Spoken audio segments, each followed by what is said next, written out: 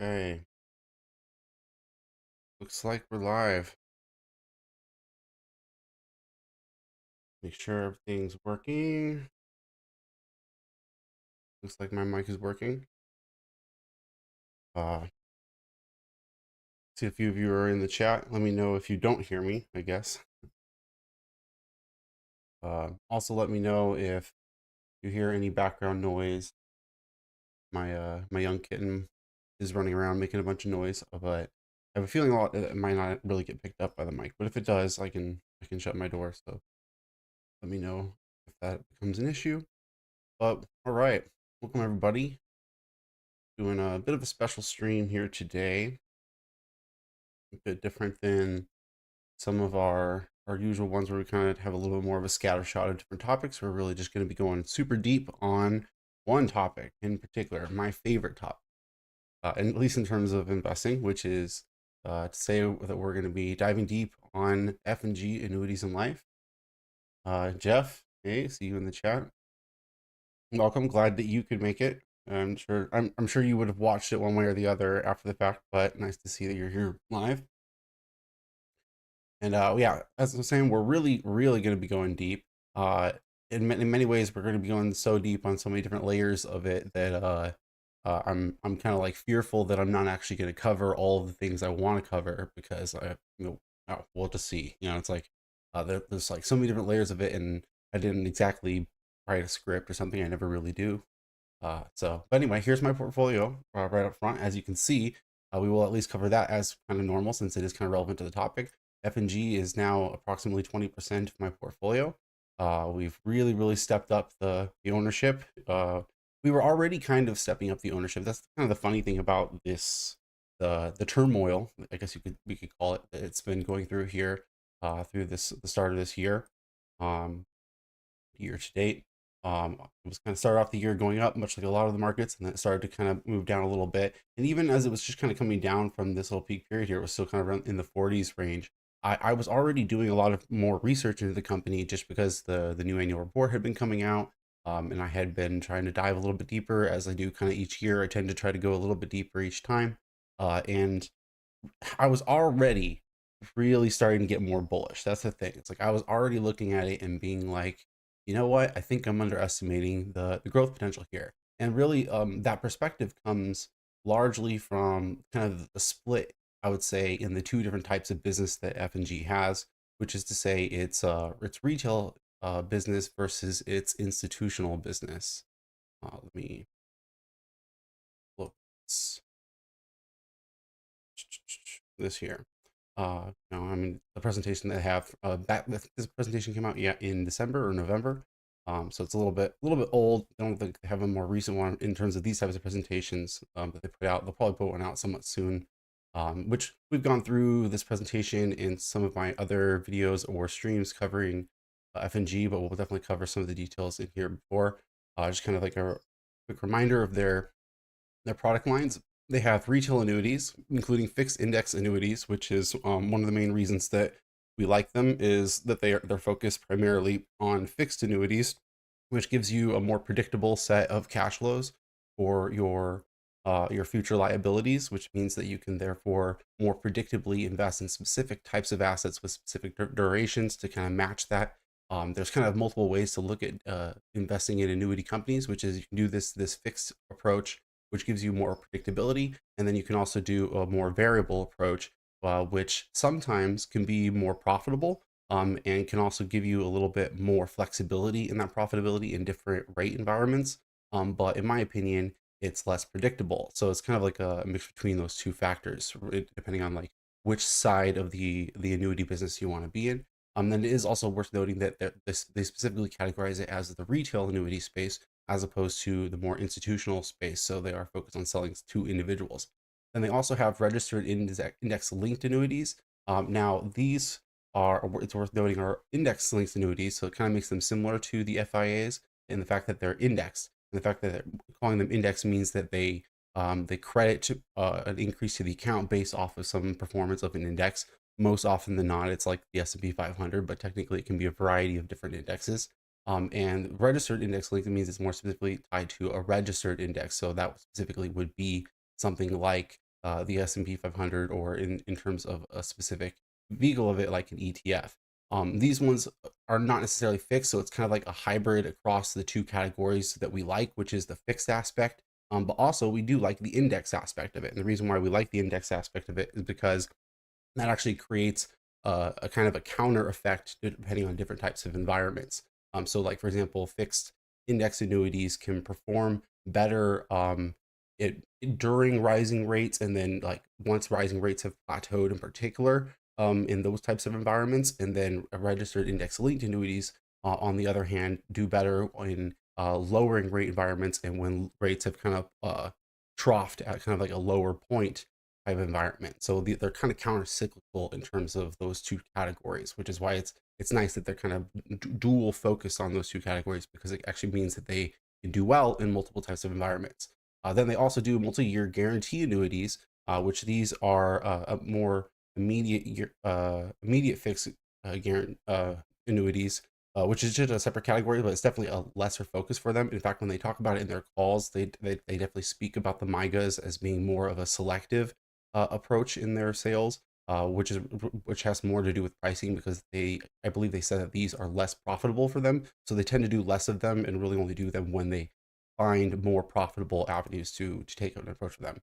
But then beyond that, beyond the retail space, they have pension risk transfers, and then I'm going to skip over the life insurance for a moment, and the funding agreements. And then those two in particular are their institutional products. So like these ones, which they've been branching into more since 2020 and 2021, which has also partially been on the back of their acquisition by FNF, which we're talking about the product line, so we kind of breeze past that aspect of it, which, I mean, actually they have their little background piece right here, but we'll get into that in a little bit. I know we've talked about it in the past and before, but FNF purchased them.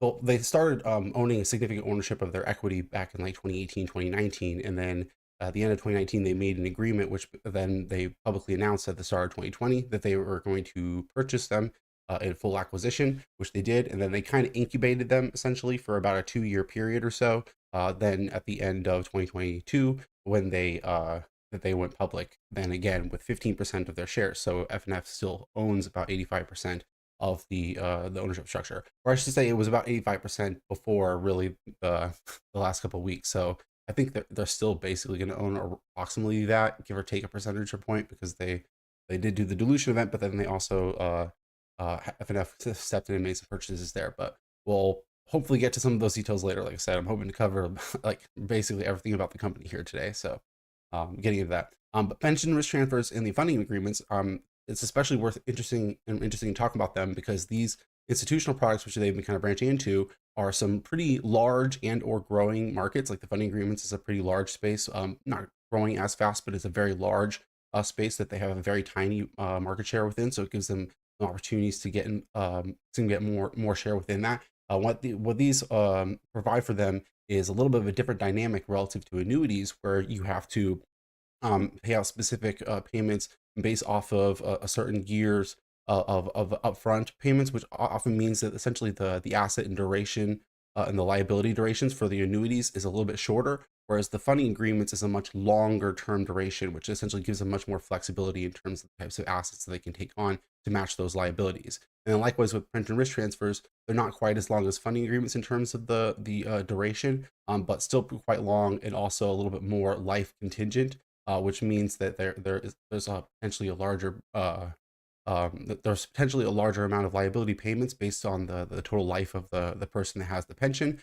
but they don't necessarily have to pay them off up front, because the person may not have already retired yet. It could be a pension that's further out in the future. So that kind of pushes the duration on the liability out further. And then also within pension risk transfers, they also do what's called buyouts, where they can also buy out of those liabilities as well, which gives them a little bit more flexibility in terms of what they can do with that relative to the contract of an annuity. So those institutional products, and then it's also worth noting that I'll show you the numbers here at some point here down the road, but the pension risk transfer space is fast growing, very, very fast growing. And also it's within a space that could grow to a tremendous size. Again, I'll show you what I mean in chart form later, but it's a up and coming industry that's growing very, very fast. And so like in my previous videos and discussions and streams where I've discussed F&G, I honestly had focused a lot more on the annuity aspect of their business, and a lot of that, the annuity business, how it's tied to the demographics, which we'll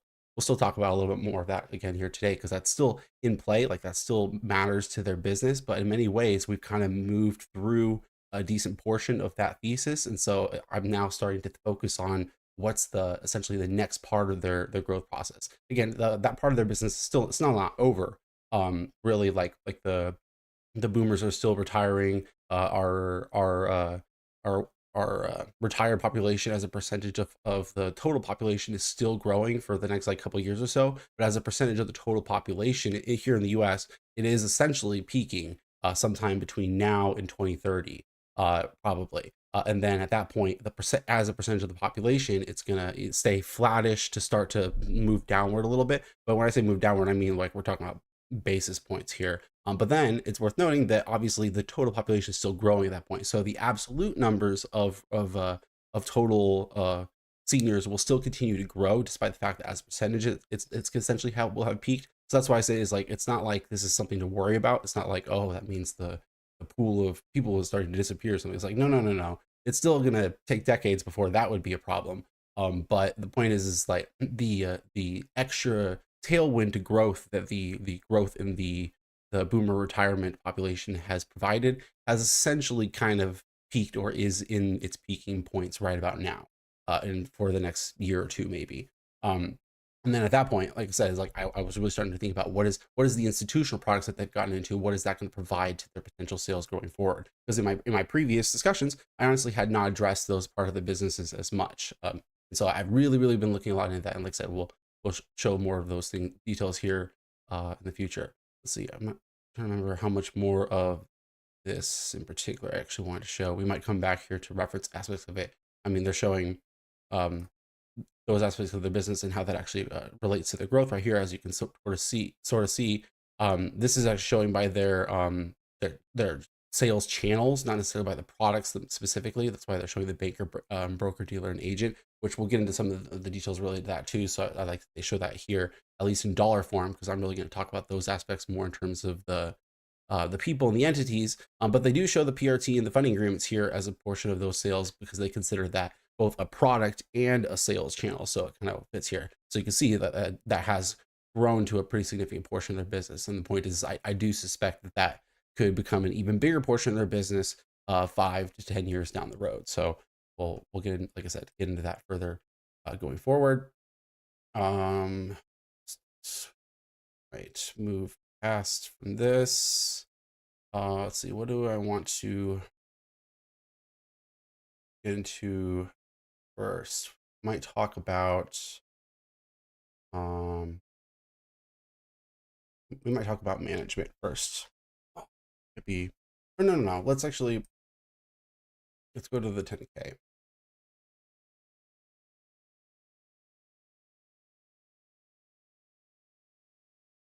Jack asked how much of the revenue is life insurance, because that would be my least favorite business. Not a huge portion of their business, but and I did kind of accidentally not come back to that after talking about the institutional parts. So I guess I will talk about that as well. Because I mean, I'm not a big fan of life insurance too, but the life insurance is pretty broad itself. So it definitely comes out of the type of life insurance that they're in, and I'm a bigger fan of the type of life insurance that they're in than other categories. So that definitely matters. Like they're specifically in index universal life. Universal life itself is kind of like a subcategory relative to term life or whole life. And when most people think of life insurance, they're thinking of term life or whole life, because those are really kind of the most common categories. Whereas they do an index universal life. The indexing aspect of it, I think, provides the ability for them to essentially buoy their own profitability against the risks of the potential lifespan of the person that they're insuring. But like I said, you might want to look into some of the subcategories of that, like universal versus term and life. Where was the? I was already looking at it. 1% though, you see, of their gross sales, which this gross sales number is worth noting is not revenues, because of how the insurance premium sales translates into revenues is a little bit complicated. And I was going to get into that further later, because like in essentially like half their revenues comes down to insurance premiums and fees of various kinds, and then the other half of their revenue is investment income off of their float. And then, but what these sales represent is essentially kind of the gross amount that becomes the discounted liabilities on their balance sheet plus whatever premiums that they've collected. And like I said, there's a discounting factor there, so it's a little bit complicated, but it's a non-GAAP measure that they use their actual sales number. But it still kind of gives you a sense of like what percentage of their business is representative of what. So 1% of their business. Yeah, it's mostly annuities and pension risk transfers and funding agreements, which pension risk transfers themselves and funding agreements themselves essentially still are kind of annuities at the end of the day. So, but yeah, no. But the reason why they do it, because then you might say, well, why do they even do that? Is because, well, in many ways, the way Indexed Universal Life works is fairly similar to the way the indexed fixed annuities work too. So it's like in many ways, it kind of just is like a horizontal relative to their specialty already. So, but yeah, it's not a huge portion of business. Okay, so come over to the okay.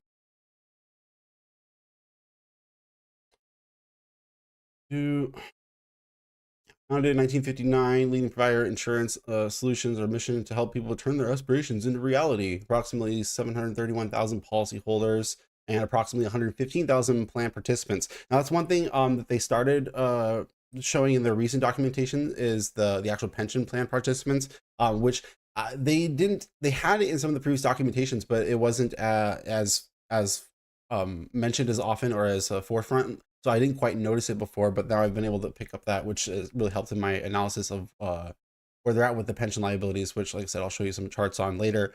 Here, you'll see that they describe their different products that they have, which we kind of already went through a decent amount of that. And then they describe the history here. Yeah, June 2020 was acquired by Fidelity National Financial. We benefited from financial strength ratings upgrades since the acquisition, which, yeah, they definitely make a big deal about the ratings upgrades, and I'll kind of show you the history with that as well a little bit later. S&P and Fitch upgraded to A1 in June 2020. Moody's upgrades, AM Best upgrades. Huge deal for insurance companies, these upgrades. And you'll find that there also is a larger spread of ratings, which, let's see, actually find that quick. I have like a table in here, but I don't want to have to like, yeah, here. So yeah, so, and you'll see this with like a lot of insurance companies and annuity companies, if you look at them, that they have like their main corporate issuer ratings, like most companies have, but then they'll also have their subsidiary ratings and their operating insurance company ratings as well. And usually what you see is like upgradings within those operating and subsidiary ones, and it kind of like cascades its way upward through. So you'll see like here we got a bunch of A minuses, A3s, and then we got triple B's kind of up in here. So like the progress is like begun on this kind of like base level, and it like slowly starts to filter up for the insurance companies. So this is like some definite potential catalyst that could happen in the future. I mean, it's been kind of an ongoing catalyst thing, but it's definitely something to kind of keep your fingers crossed for. If you are investing in it, is like, you know, at any given day we could get another rating upgrade potentially. Like for example, the F&G Life Holdings issuer rating could get an upgrade, or maybe the Bermuda Holdings subsidiary could get an upgrading. So like that's definitely a big thing to pay attention to. Was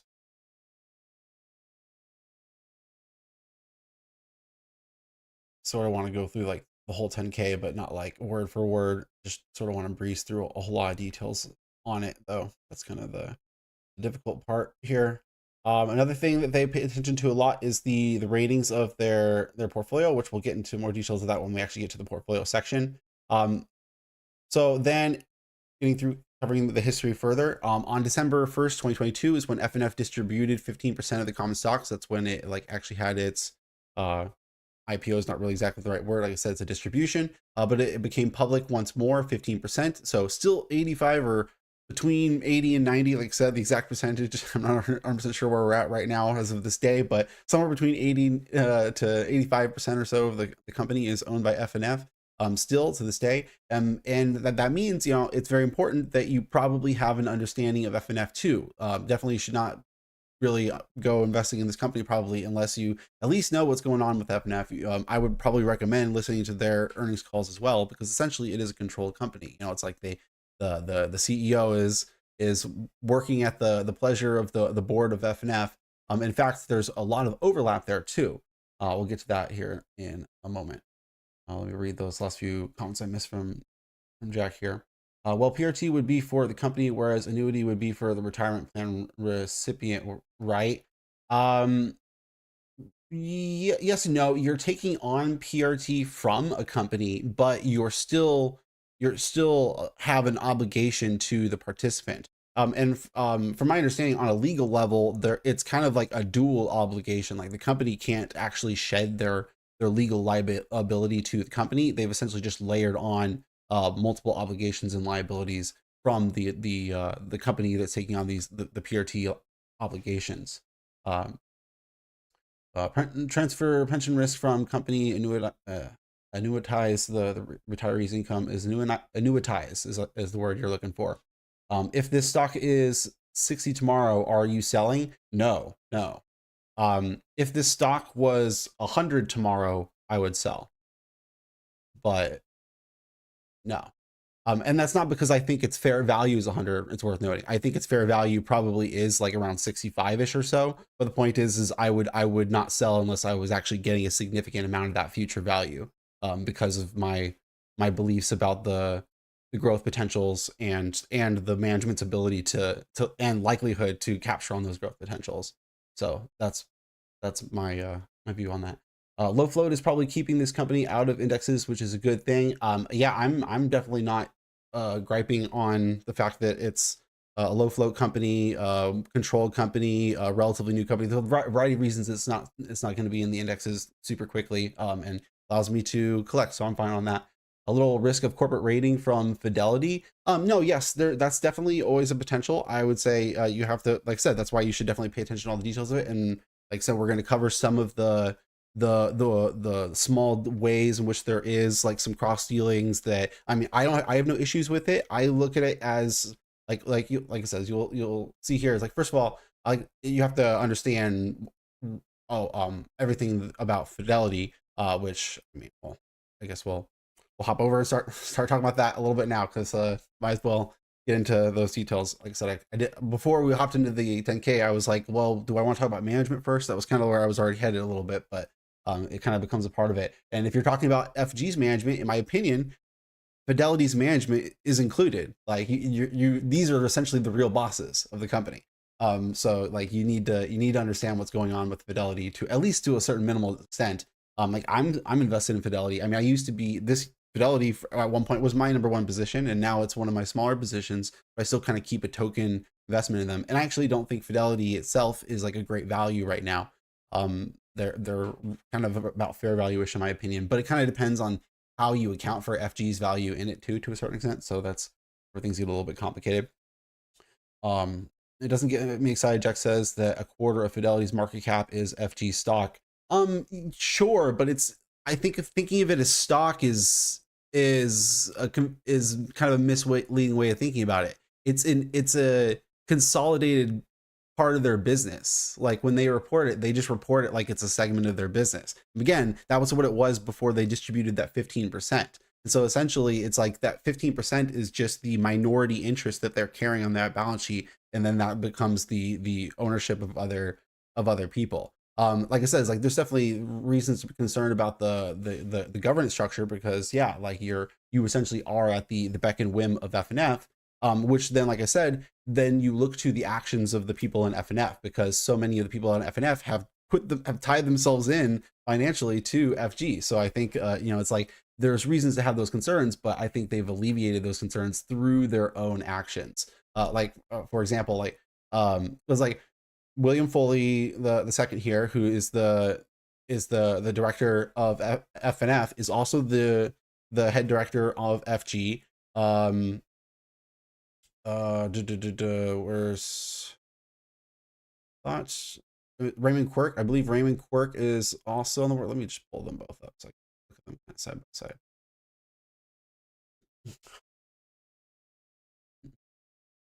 Bill Foley, Mr. Willie. After you have all that non-controlling interest thing, income statement gets weird when you're substantially owned by another company. Thinking about, do you want to be on? Yeah, no, like I said, like it definitely is a somewhat strange scenario, which is why.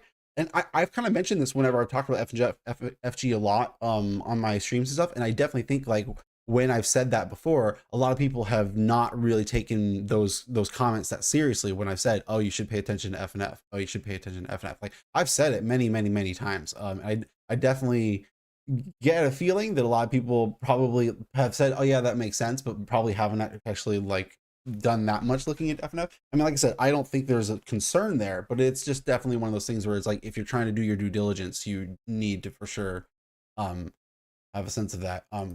Corporate governance, board of directors. Yeah, Raymond Quirk. Okay, I was like, which one is the lawyer one? I was like questioning in my head if I remember the names correctly. All across the board. Yeah, so Raymond Quirk is also on the board, and he's the corporate lawyer, I believe. Oh, wait, no, he's not the corporate lawyer. Raymond Quirk was the previous CEO of FNF. He's not the current CEO now. Um, but he was the previous CEO, and he's also on the board of FG. And then Michael Nolan is the current CEO of FNF, and he's on the board of FG. And then Will Foley is there. Christopher Blunt is the CEO of FG. And he was by the way, he was the previous CEO of FG prior to being acquired by FNF as well. So they didn't just like put their own CEO in.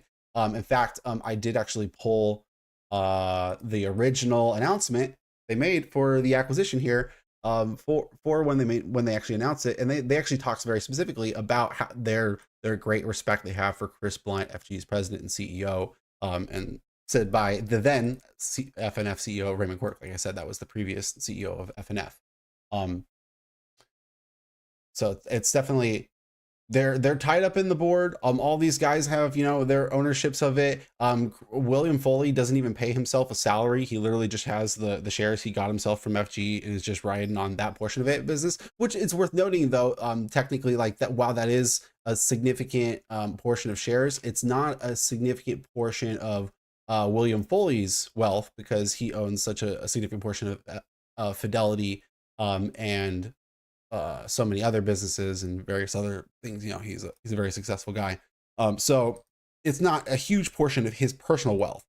For Will Foley, the head of the board himself specifically, it is basically all of the CEO's wealth. It's worth noting. That basically is true.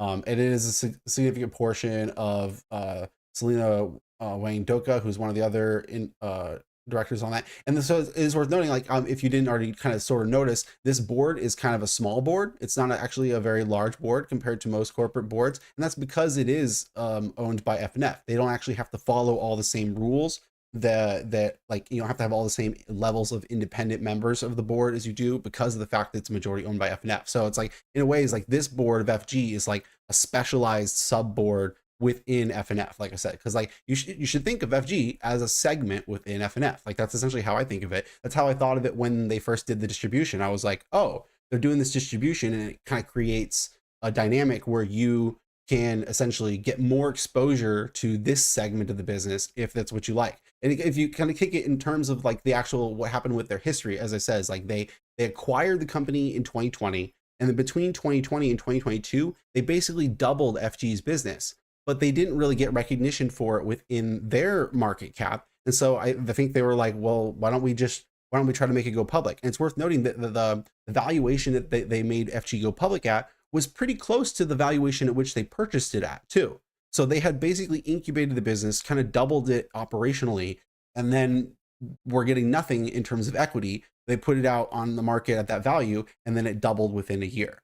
So you see, it's like, there, you could argue about some of the ways they went about, like, some of the structurings and all that, but like FNF is essentially just trying to capture on the business in their own way, which, like I said, you kind of have to be careful about it from a perspective if you're only a shareholder of FG. But in a sense, the way they've acted towards the business and the way they've kind of tried to grow it and tried to maximize the value of it gives me pretty good confidence going forward. Let me hit some of these questions or these comments I missed going through it. What do you think would happen if FNF dumped the entire position on the market instead of minority? Well, they couldn't really do it very immediately because of the fact that it's consolidated within their business. It would definitely be something that they would have to, they would actually have to do filings to get down to certain levels. So it would definitely be something that would have to happen in stages.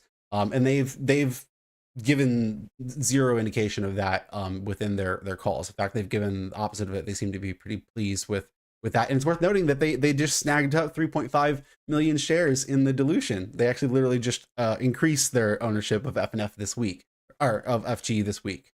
So that's definitely not even happening anyway. But they could theoretically trim. They could definitely do some trimmings, and that could make a substantial headwind in a very short term kind of sense. But to do like a significant offloading of the company would require regulatory filings and things like that. So it would be pretty complicated. And then you talked about it from the volume perspective there in those next few comments. So I mean, there's that aspect too, which that would be extraordinarily limiting because of its flow. But no, they would probably have to do a placement for those sales in some way. Let's go to love a no salary CEO. No salary head of the board, not no salary CEO. For Mr. Foley is that's what is we were referring when I said that. So anyway, let's see, continue further. I did pull up in the I have like so many things I want to go through today. So many things pulled up. Like I said, I definitely feel like I'm probably not really going to get through everything I want to cover here today, but I'm sort of trying to like zigzag across all the topics I want to hit. Which people's questions might take me to the right things kind of over time.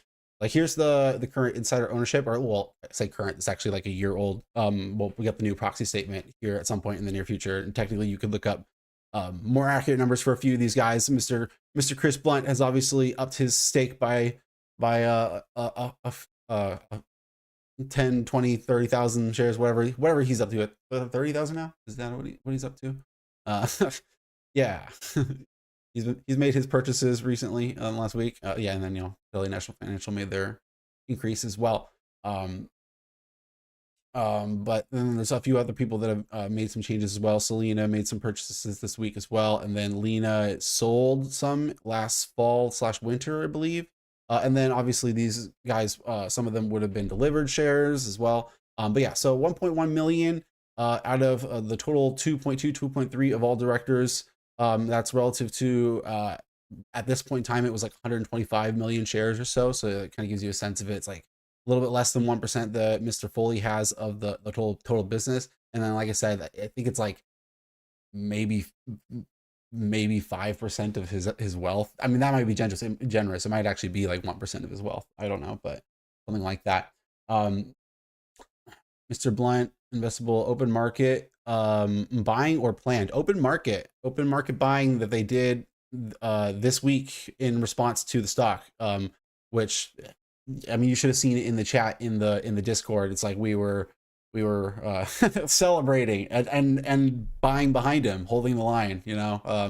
He's the general and we're the troops. So we're out there trying to throw as many dollars as we can at the trade right now. Basically, going in with Mr. Blunt. And of course, CEOs can bluff. That's technically always the thing that CEOs can do, but I don't think so. And that's the thing. That's one of the details we were going to get into is Mr. Blunt's purchases in the past. He's been pretty good with it before. We can go click on him in particular, and it's like, wow, you like to see all green, don't you? Yeah, no. As I was saying before, Fidelity literally just bought 3.5 million shares themselves. That was a private placement. They got that from the underwriters. They basically had agreed beforehand in the dilution to purchase up to 3.5 million share, or I thought it was 3.5, but maybe it was 4.5. However many millions of shares at the same price as the underwriters. So there's kind of two ways to think about that. Is in my mind, if they got that price at the price that the underwriter, it implies to me that maybe there wasn't a crazy amount of demand because when the underwriters want to sell it at the not the underwriter price, but at their price that they're underwriting, because I mean like the price that the underwriters themselves get. Like the underwriters got it at like 33.50, but they were selling it at 35.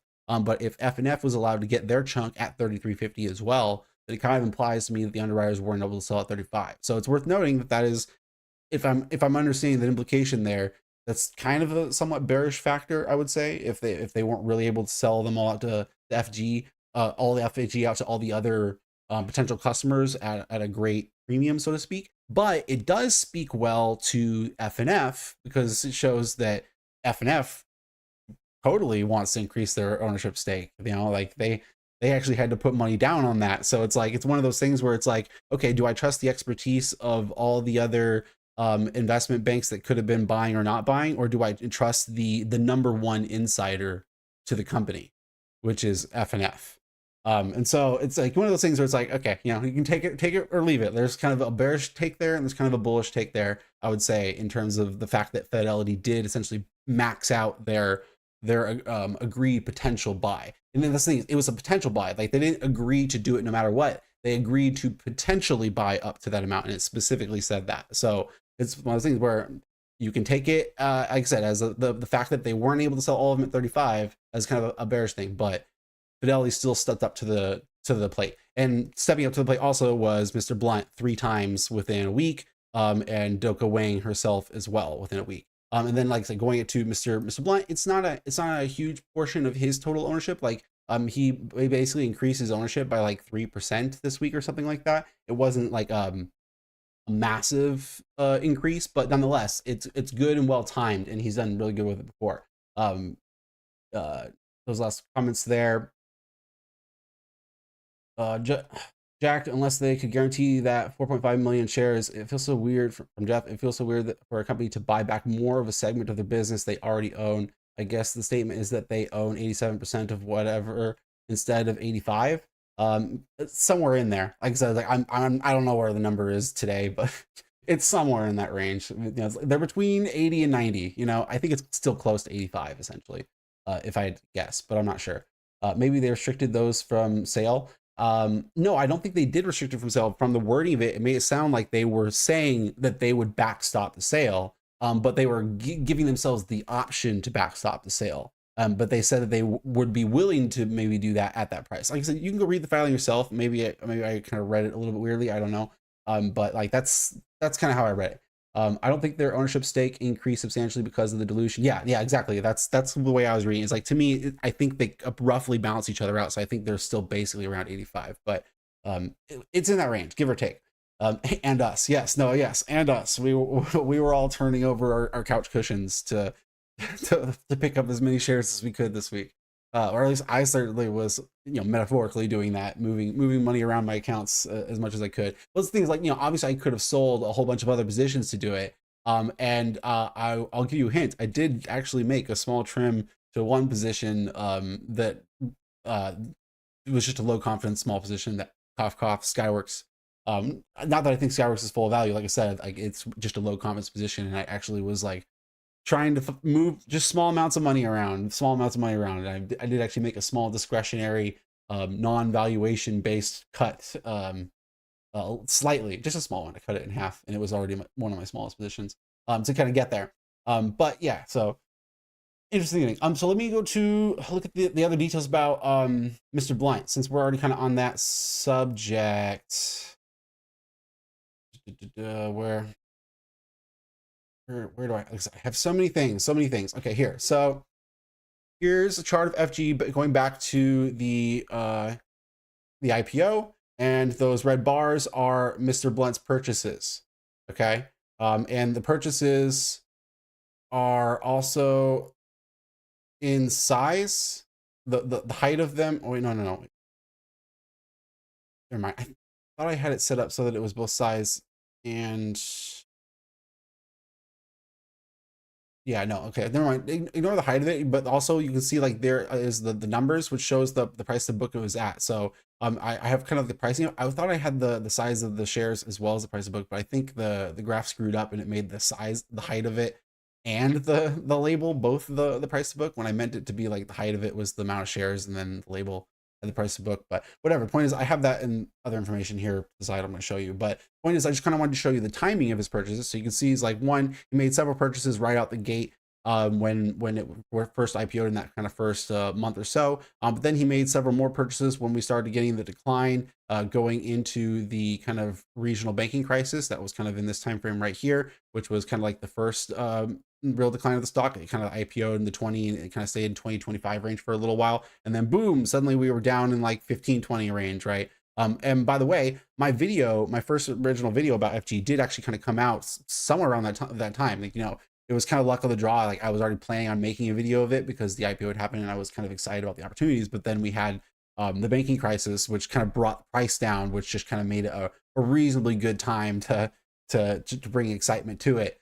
Definitely. And I was doubling down on it, but I mean, I know other people that bought their first shares down there too. So that's good for them. But then also we kind of caught some up here. He bought a little bit on this kind of dip here, but it definitely wasn't like, you know, we didn't have a huge negative sentiment kind of situation going on here. And then he bought none through this whole period right here. Now I only have like that first purchase right here. Obviously we technically had some more in the week here. So you can see like kind of, I made this when I made it and I didn't update it since then. But then like, as I was kind of talking about, coming over here to this little side page, I did kind of actually track the specific purchases. Here I had the share count. So like I said, I thought I had done it, the column right on that chart, but I guess it was a little screwed up. And then his actual total ownership at each of those points in time. So I looked and I was like, okay, what was his typical purchase like what was the increase in his ownership that he made on this? And then, like I said before, FG is substantially all of Chris Blunt's net worth. Like I have kind of looked into that. I mean, there's not like super specific records out there, but by all indications,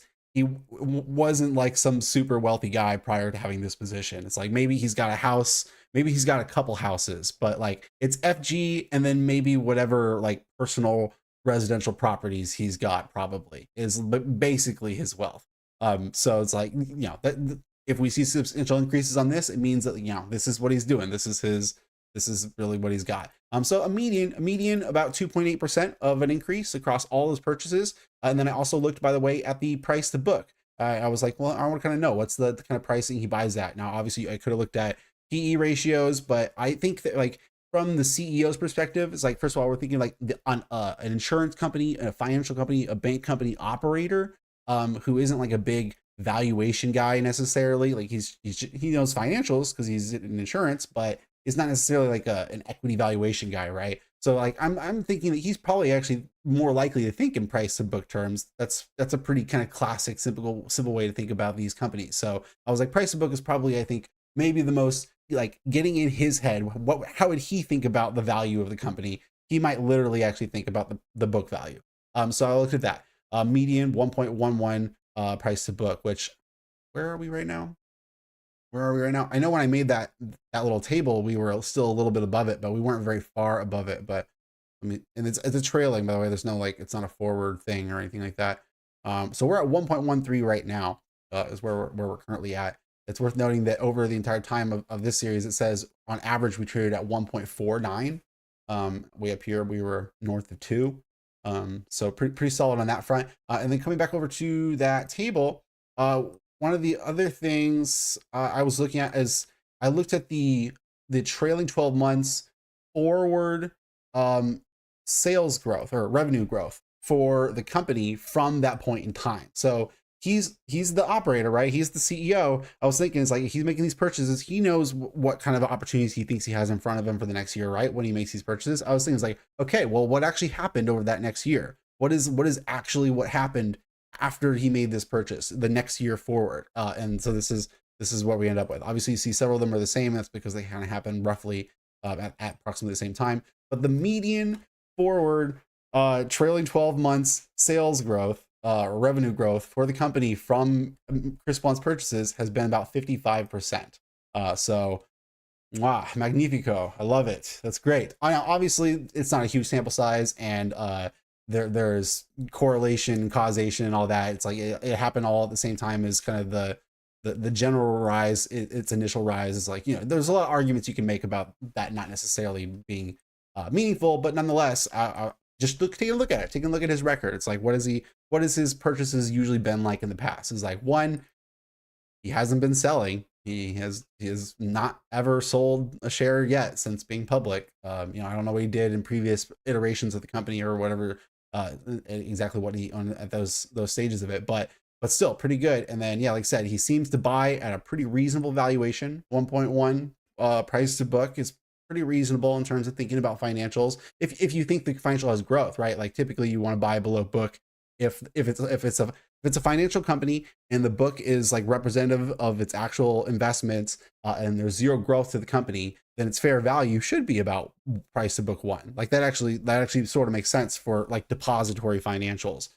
So the point is like if you're kind of like building in a growth factor there and return on equity kind of factor in there, then what kind of premium you put on that kind of makes sense. So 1.1 price to book, 55% forward sales growth, a median increase of 2 to 3% on his holdings at each point in time. Not too shabby. By the way, it's worth noting.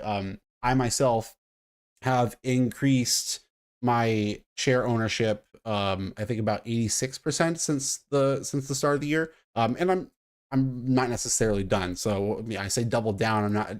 It's kind of how do you count it? Dollar value, share value, like give or take. I'm approximately there or getting there, and will continue to be there over the next like month or two. So unless it goes to 100 tomorrow, as Jack said.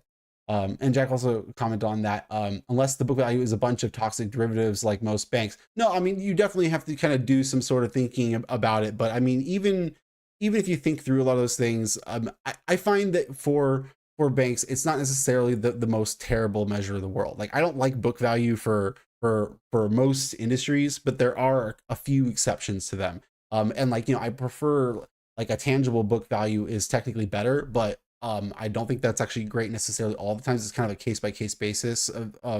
Sometimes there's recent history for the company that actually makes it make sense to include those non-tangible aspects. Depending on the company, like I said, it's kind of a case by case basis a little bit. No, I mean, you should always kind of look into the book value a little bit, but I don't think for depository financials, I don't think it's a terrible measure. Whereas at least for most industries, it is a terrible measure. I definitely think it's a better measure for natural resource companies than for financials, because that's kind of the other industry where I would say price to book starts to be pretty reasonably good. And then obviously, like I said, there's plenty of industrials that it can be reasonably solid with as well.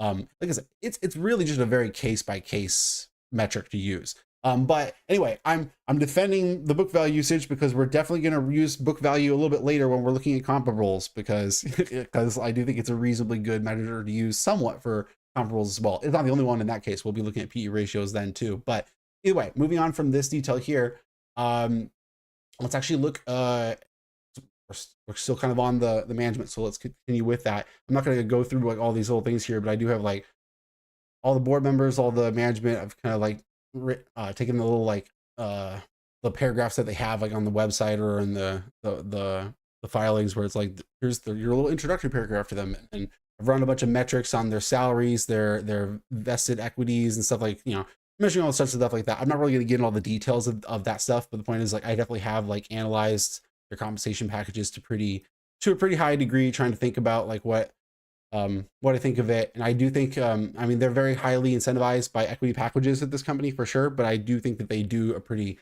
solid job of it. For that matter, to pop back to the actual proxy statement, and we'll go look at those metrics while I'm kind of commenting that before I continue.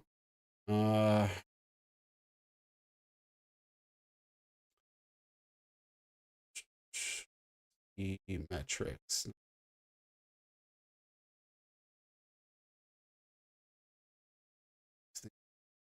Dense, and they put the things in different orders for different companies. I think this is where I want to be. Yeah.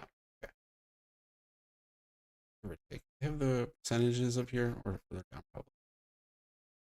Okay, so yeah, they have their base salary, short-term incentives, which is often cash, but can be cash and equity. Sometimes it's only equity depending on the company a little bit. Long-term incentives, usually stock vesting metrics.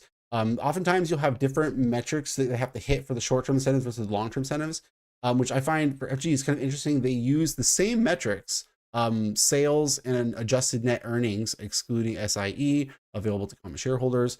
I wish they told you specifically the numbers that you actually had to hit for each of these given years, but they're just telling you what the metric is.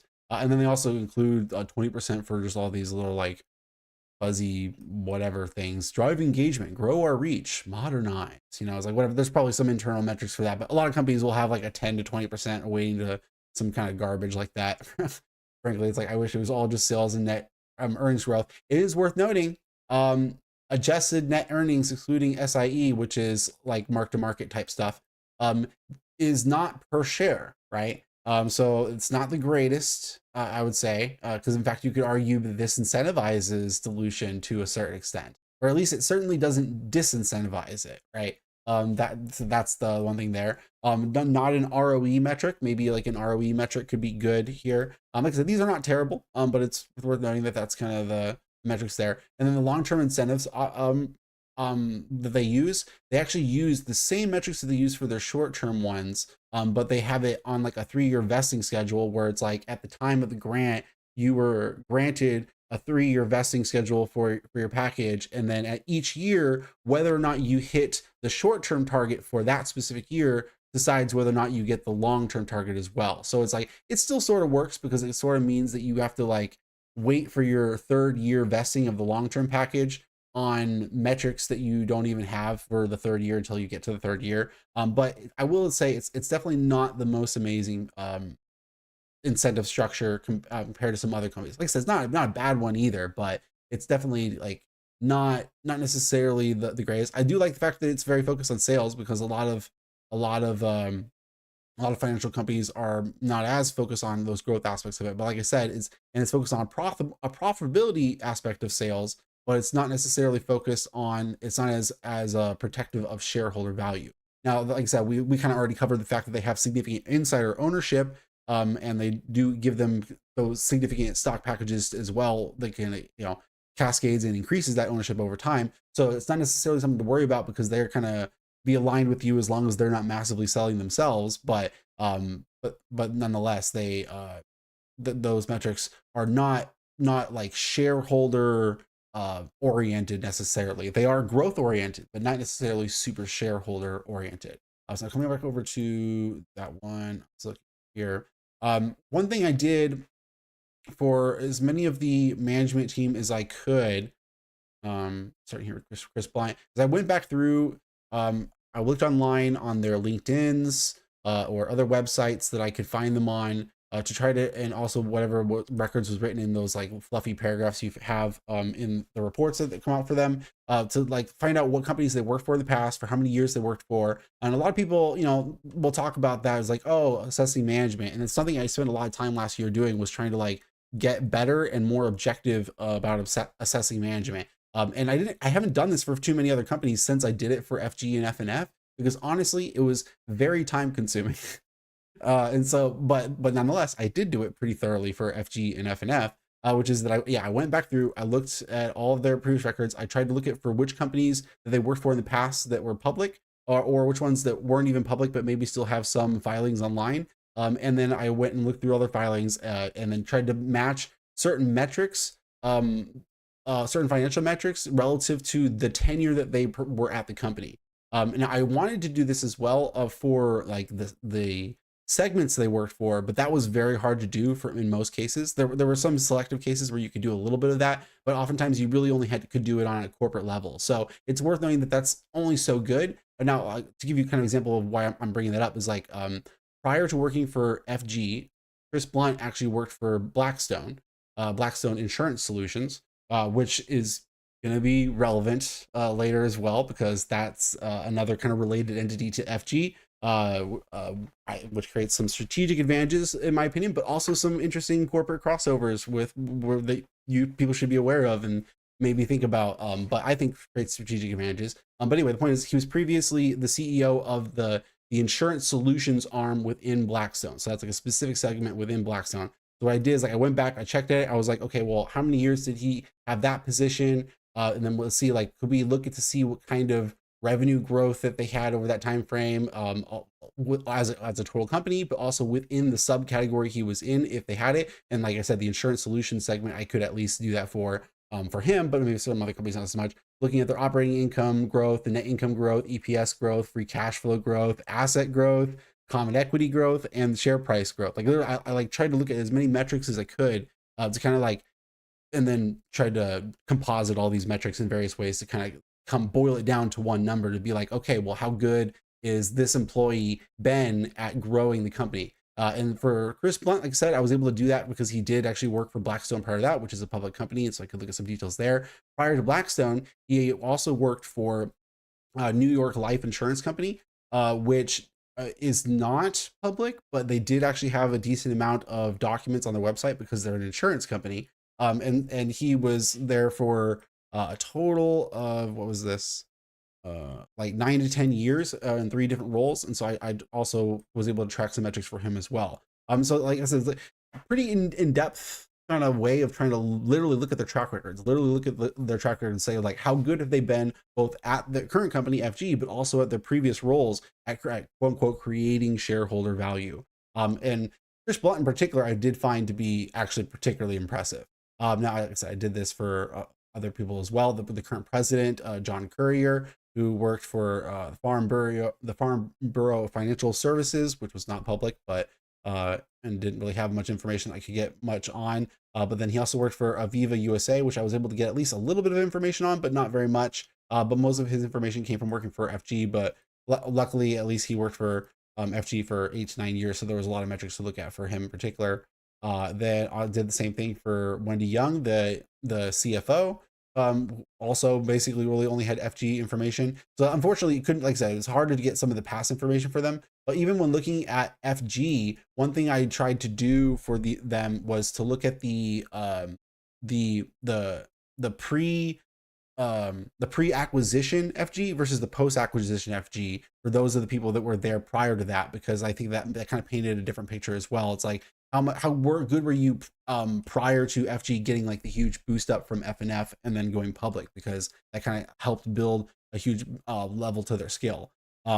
Which for all of the above, they generally did pretty good in that previous iteration, though they did generally have better performance once they were acquired by FNF, which just makes sense. Like their business kind of largely exploded as well. Their CIO, Lena Punjabi, I also looked at. Now, in her case, she did have a little bit more metrics to look at prior to FG. She worked for Mercer as a senior principal, but also a senior associate. So there was a lot of metrics to look at for her. And she's actually I've also tried to look for as many interviews as I could for some of the other non-CEO members as well. And I have seen some interviews with Lena as well as Wendy Young. I don't think I've seen any metrics with anybody else, just those two plus the CEO. But Lena Punjabi is honestly the one I've been generally most impressed by.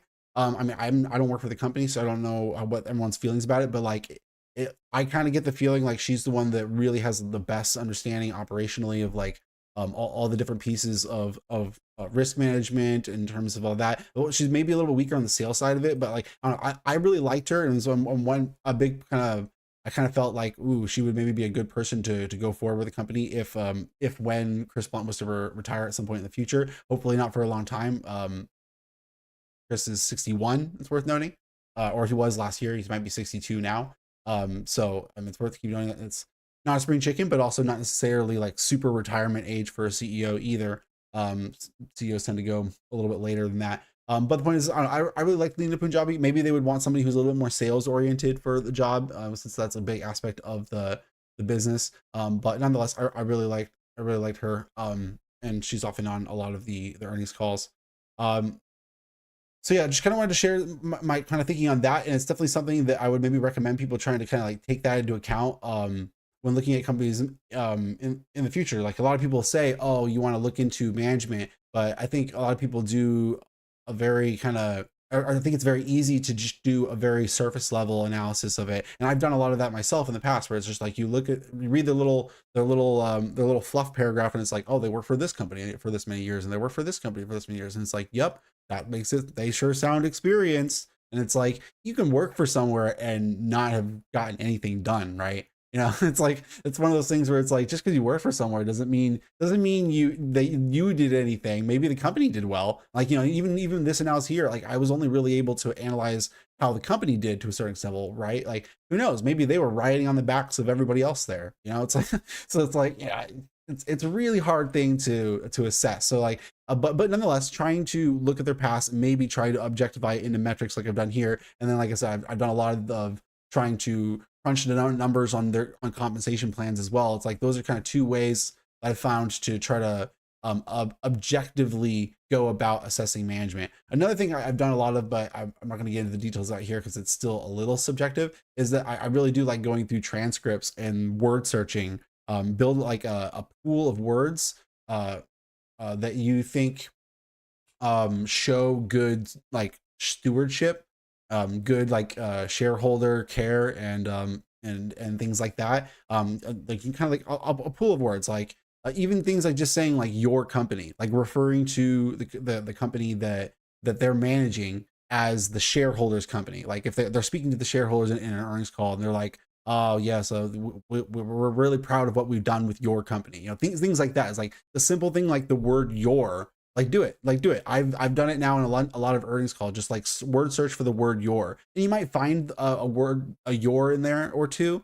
that aren't used in that context, but you'll almost never find it in that context. And obviously like I like that specific example is kind of more of like a Buffettism. Like that's something that you would see Buffett do, right? Is like referring to as like, oh, your capital, your company, you know, things like that. But there's a lot of different ways you can go about it. Like that's just like one specific word, but you could build like like I said, a pool, a little bank of different words that you think are a good sign that the company is caring for your capital or is thinking about you first. But just things I've been thinking about a lot over the last year is like how to like actually do an objective way of assessing management, which is I think actually kind of difficult to do.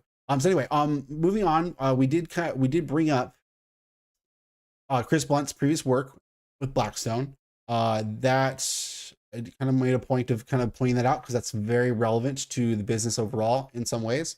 Because FG has a very big agreement deal with Blackstone, so it's kind of like a core aspect of their business operation. And I think that really comes as of the fact that Chris Blunt comes from Blackstone, so he has relationships there, and that business, that agreement with Blackstone is with their insurance solutions business. So it's like he's come and managed FG, and then now has created a gigantic investment management relationship with FG and Blackstone together. And I think it's what kind of we're talking about. So let's actually go try to find that section of the 10K.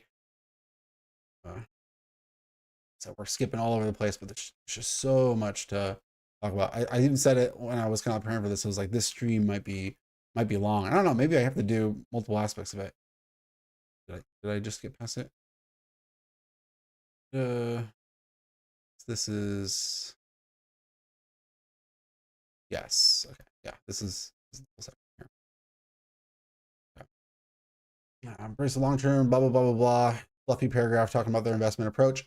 FGL Insurance and certain other subsidiaries of FG are party to investment management agreements with Blackstone ISGI Advisors LLC, which is a specific fund within the insurance solution business wing. And then that insurance solutions wing, basically they provide like different services and support to different insurance companies within that wing of Blackstone, but then that wing itself does intersegment sales to their asset management group. So it's technically it's like a combined agreement with multiple segments with Blackstone. But that's part of just how Blackstone operates their own business. That's not really relevant to the FG aspect of it. But the point is I point out Chris Blunt's previous working with them, because I do think that, like, in a sense, the FG's creation of their current iteration of FG that's come to be over the last 5 years has been like a kind of partnership between Foley's kind of investment and financial engineering approach, combined with Mike Nolan from FNF, as well as Chris Blunt from FG and Blackstone. It's like I think a lot of them were kind of like all came together to think about like, oh, how can we tap into these markets, especially the institutional markets that they're very focused on, because like Blackstone is a big originator of a lot of those assets for those institutional markets, which means they need somebody who needs to take on those liabilities and therefore has a demand for those assets. So it kind of creates like a virtuous circle within this industry because Blackstone basically needs people to partnership, and FG needed a Blackstone to partnership as well. So it's like a kind of a dual sided relationship that where both these companies are like, how can we take advantage of these industry opportunities in like the most efficient way for each of us? And they've kind of settled on this relationship here. Fuhat, my boy, good to see you. High mode, just buy PE. How is that? How has that not been always been your opinion? I mean, we are talking about Blackstone right now, and it's worth noting that if you go take a look at Blackstone, they do appear to be on sale. And I'm talking about them in relation to their partnership with FG. So it's very important to kind of think about them. And I haven't really looked into this too much. I think it might just have to do with the redemptions. There was like, I know there was a significant amount of redemptions last year, and then there's a big crunch on liquidity here at the start of this year, and everyone's kind of very concerned about that. So maybe it's just has to do with that stuff. I don't know. But definitely a big come down in the stock price I've noticed. But in general, I haven't looked at Blackstone super closely in the last year, because the thing is, like, in relation to this investment management relationship they have with FG, I did look into their financials somewhat decently last year, and I didn't really see any big red flags. But I haven't looked like I said, through most of the last 12 months or so. So it's like, I don't know. I assume nothing changed that dramatically for their business. So it's like, I'm assuming this is probably more sentiment and macro related than like actually anything in their business. But I do kind of plan to look into that a little bit in the near future. But unfortunately, I don't have anything necessarily to report on what's going on there today at this moment in time. Fuhat, he's got a stock for me, Clearwater Analytics. I sold the vast majority of my PE now is KKR, Aris. But seriously, you should look at Clearwater Analytics. Maybe I will. Maybe I will. We're talking annuities and institutional insurance products today, but maybe I'll take a look at it. I don't know the company, but based on the name, it sounds like maybe it could be up my alley in some ways. But we'll see. Like, maybe at some point. But anyway, so reading through some of the details here. Pursuant to which BIS, which is Blackstone Insurance Solutions, is appointed as investment manager of substantially all assets in general and separate accounts of those energy, the FG accounts, effective 2024, yada, yada, yada, increasing fee, blah, blah, blah, blah, blah, blah, blah. MVB Management, MVB Management is an entity that is 50% owned by Bill Carr LLC, an affiliate of William Foley, the executive chairman and director of FG. Bill Carr receives a participation fee from BIS, Blackstone Insurance Solutions, in connection with assets of FG and its subsidiaries that are managed by BIS, Blackstone Insurance Solutions. Also receives services from MVB Management, which is 50% owned by Bill Carr, an affiliate ownership of William Foley, to the investment management agreements with BIS. BIS pays MVB Management a fee of approximately 7.5% of certain fees paid to BIS. There comes the management kickback, as I was talking about. It's like Mr. Foley is not taking a salary from FG, but he is taking a 7.5% fee on certain fees paid from FG to the BIS, which is in relation to substantially all their assets. Now, that's not a 7.5% fee on the assets. That's 7.5% cut of the fee of the assets, which we'll get into the specifics of the fee of the asset, but it's like 40 basis points or something like that, give or take, per year on their portion of the assets that's managed. I wouldn't call it sus. It's right here in the documentation, but it is a kickback. It's because, like, they're doing something. They are there's a reason why this management exists. And like I said, I'm going to make the argument here later that the fact they have this investment management agreement with Blackstone, like as I was saying before, I do think it's a pretty solid scratching of each other's backs, to be honest. So it's like, this is just the structure by which everyone's getting their cuts, but I'm explaining it. I'm explaining the cuts. It's like, it's worth understanding that how this works, because understanding what's going on here is important. I don't like when there's deals with chair members, private companies. Oh no, that's fair. But like I said, like, I don't know how much you know about William Foley, but I mean, he has arranged all sorts of entities with all sorts of businesses and done like all sorts of stuff with this. And some people don't like him. It's worth noting. I will say it's like I don't have a negative opinion of the guy, but there are plenty of people out there that do think that he's can be a little skeevy and stuff. But I look at it as like, hey, he's certainly gotten his cut on all the deals he's done. Like he certainly makes sure he gets paid. But I do think he's excellent at value creation. So it's one of those things where it's like, hey, I know what I'm paying him. This is what I'm paying him. You know, so it's like at least I've read the fine print and I know what I'm paying him. And like I said, it's a 7.5% cut of approximately 40 basis points on their whole portfolio. That's what he's getting. Which I mean, I can't do the math off the top of my head, but that's what is that, like 3 basis points essentially. So he's sort of getting like 3 basis points on the portfolio ish or something like that. Yeah. Fuhat, have you looked at Ryan or AJG? We talked about it a little bit. Me and Jack were actually talking about AJG somewhat recently. And then I've looked at Ryan a little bit in the past. So I mean, I've looked at them in passing, but I haven't really looked at them in super close detail. Here they talk about some of just the changes in the agreements that's happened over the years, because this agreement has been going on for several years at this point and will continue to go on for several years. Like the current iteration is set to expire, was it 2029? Am I remembering that correctly? Or is it 2033? I thought, let me see if make sure I'm reading the paragraph correctly. Blah, blah, blah, blah, blah.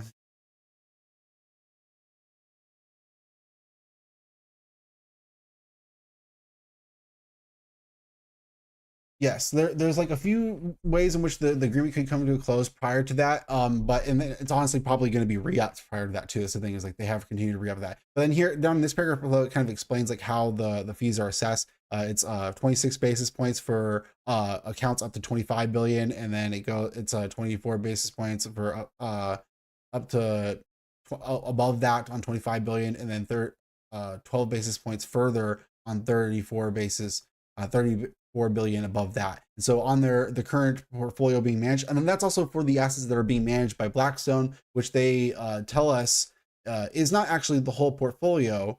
Let's go over to this sheet. I haven't even gotten into this thing yet. We're already an hour into this and I haven't even like gotten into any of this yet. That's crazy. That's crazy. So much to go through. There's so much to go through.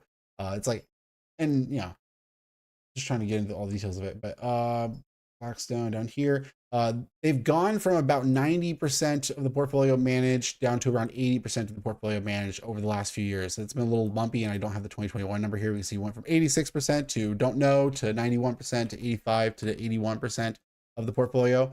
And then 18, 14, 13% managed by other investment partners, and then about 1% managed internally by FG themselves. So like that's what they've done over the course of the years here in terms of that. They do tell that in the filings. Like I said, unfortunately not every year give that information, and then they do tell us the fees that they pay to BAS right here. So that's how I can then figure out like what is the netted amount that they actually paid, and then we can compare that to the fees that Mr. Foley would be collecting on top of that.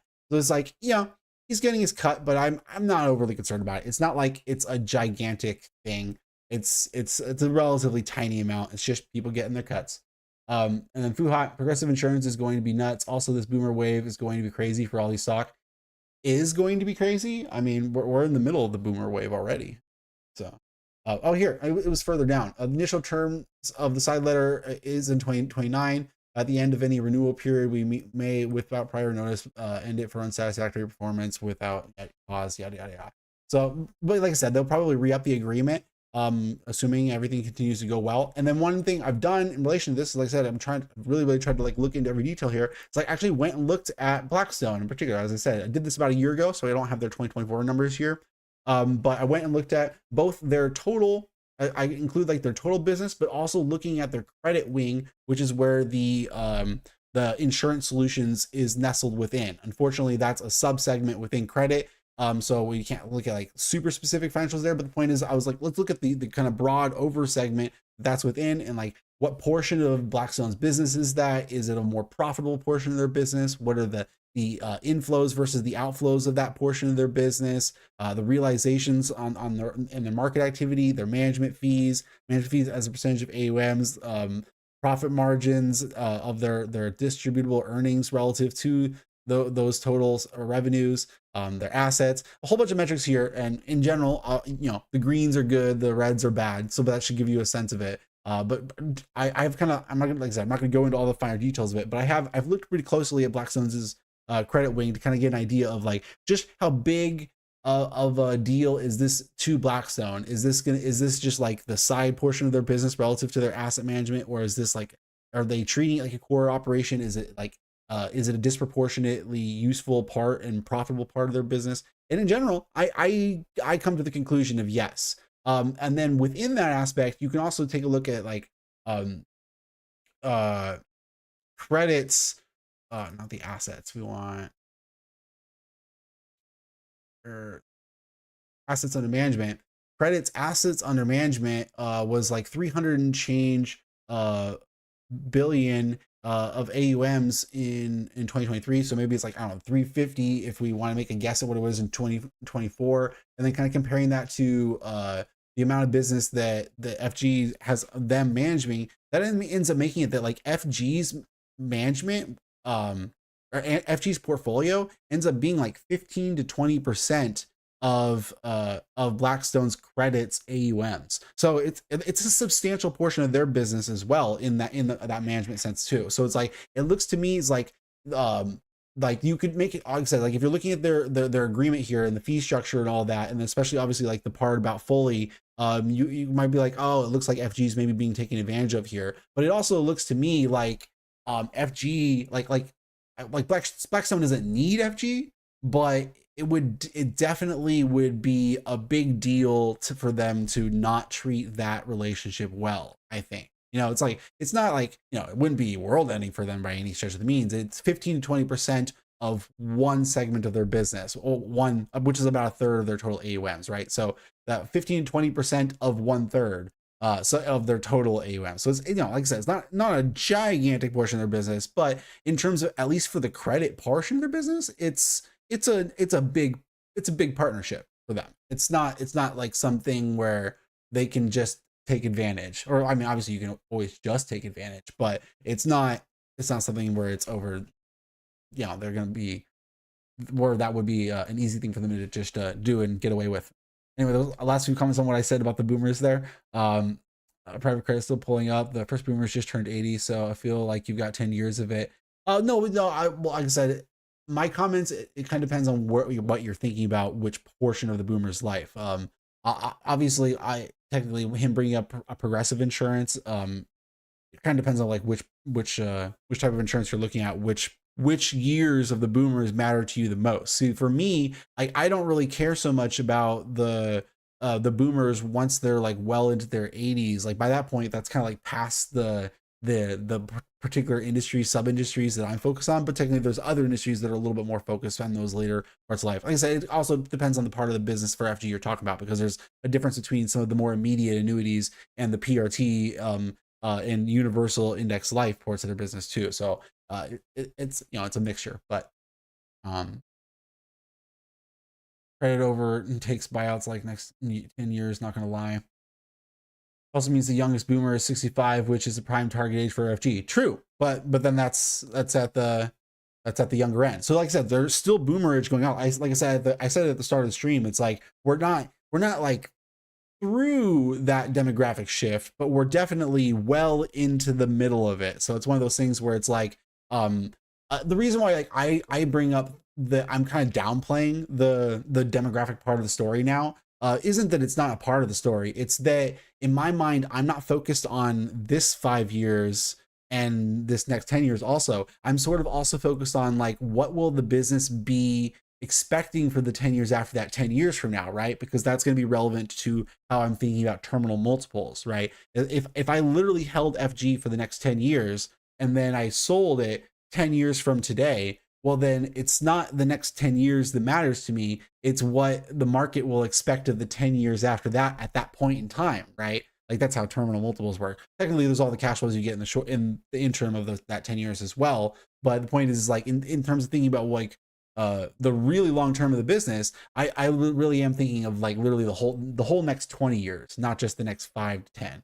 And so that's why I'm kind of like in some ways over downplaying the demographics trends, because like I said, we are still in the midst of it. It's like, yeah, boomers are still there, are boomers that have not retired yet, and there are boomers that will still be prime targets for FG for the next 5 to 10 years or so, pretty well. It's just one of those things where it's like my mind is just kind of now shifted much more towards those institutional products, because the PRT market isn't super dependent necessarily on the boomer wave. There's already just the pre-existing pension assets, which if I ever get to that other page, I was as I was talking about this one here, where I was like, oh man, just haven't even gotten into this. Like if I ever get around to that stuff here, I'll show you like the numbers on that. But it's like there's just a huge amount of capital out there that isn't even necessarily reliant on the boomer part of the story either. And that's the part of the business that they're kind of slowly trying to rev up into more over time. It is, like I said, I kind of already showed it a little bit earlier. It's currently not one of the bigger portions of their business. So like looking here, pension risk transfers and funding agreements together, if you kind of count them together, that's 22% of their business here in 2024. It was none of their business in 2020. And then it was 23% of their business in 23. So there was like really no shift between 23 and 24, but a big jump up over the course of that 4 to 5 year period for that like that. And even if it's not an aggressive choice on their end, I think even just like I said, the industry dynamics will push that over the next decade, because I think demand is just going to grow on that end. But we'll hopefully get there. Let's try to actually just go into some of that now. Let's try to move over to that subject, I guess, now. So I have this big page here where it's really just like a page for everything. Where we have like 300 lines on this. So much going on here, but this is really just like a ton of industry and company specific data of like all sorts and variety, and really just on one timeline. That's why it's all kind of on one page, is that really I was trying to build one big timeline of stuff here. But let's go through kind of the charts, because that's the pretty and visually oriented way to kind of show everything. That'll maybe make it easier to kind of show a lot of things going on. So there's the annuity market. Let's move my head over here.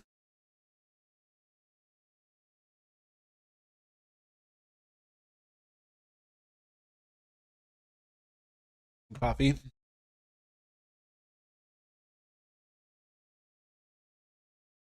I might be underestimating how long people are going to live for. That's possible, but like I said, it's not like I am expecting. And for the record, technically, I'm not making big assumptions about this. I'm relying on other people's assumptions about this. Technically, what I'm talking about is I'm literally looking at the expected population based off of the Census Bureau's projections, which have been reasonably accurate historically, for the record. Like their margins of error have been relatively small on these types of things historically. So it's like there are experts making these predictions for these things. So it's like when I'm saying these things, like I didn't just make it up, right? I went and looked it up. I went and checked into these things.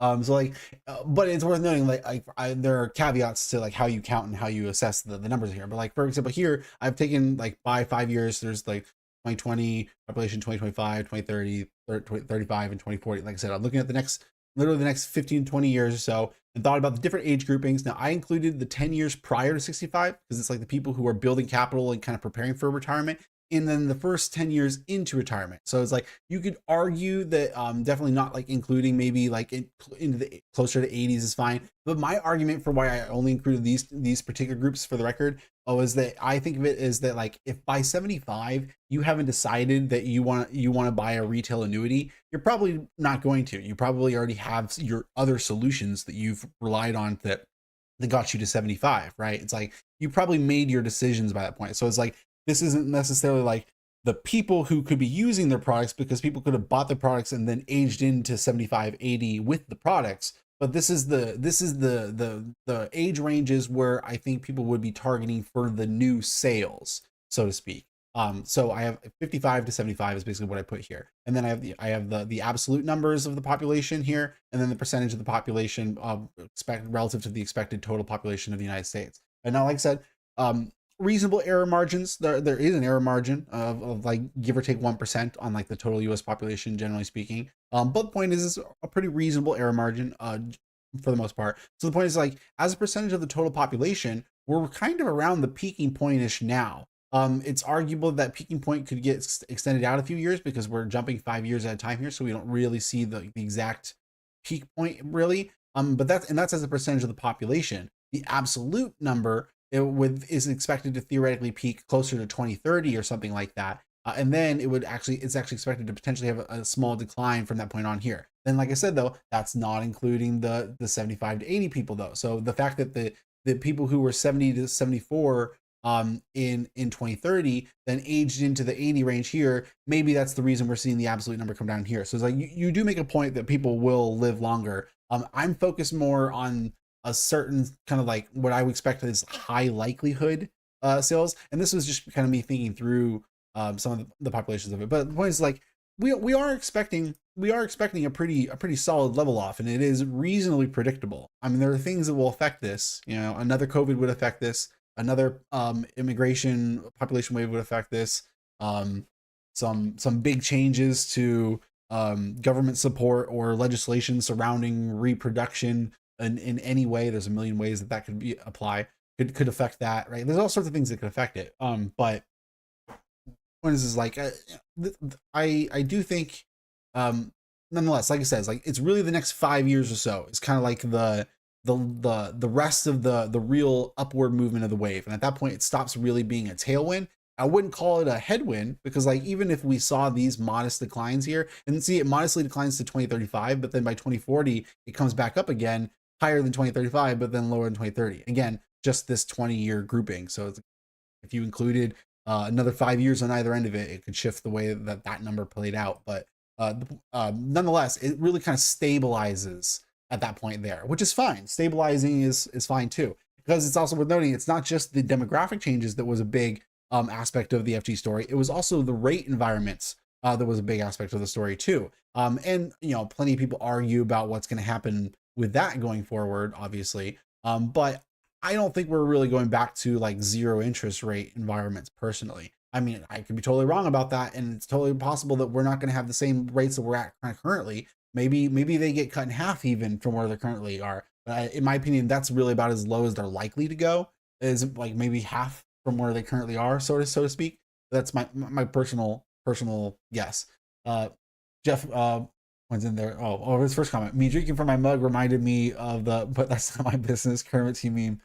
10 out of 10. Yeah, don't forget to yell about liking and subscribing. That's right. Anybody who's out there that has not liked the stream, please like the stream, whether you're watching live or on the replay. Should have done that at several points by this point already. And I see a few people did already like it, and it'd be great if some more of you guys did. Subscribe if you're not subscribed already. Hit the notification bell. Do all those things. Link in the description for joining the free Discord. Be patient before you get through the restriction gate on that. But nonetheless, please join our little community there. And yeah, welcome. So anyway, let's get into some of the charts. I had pulled up the annuity market chart, but then I went and looked at some other things. So here's the total annuity market over the last 10 years. So broken down by the different subcategories. A lot of different little subcategories. We don't really need to get into all the details of it, but the point is I'm really just trying to show the trend here. You can see it was actually relatively flattish till about 2021, and then we started to see upward movement from there. Now, obviously, we had rates start to go up, but rates didn't start to go up until 2022. And I would point out that we kind of already were seeing a little bit of upward movement.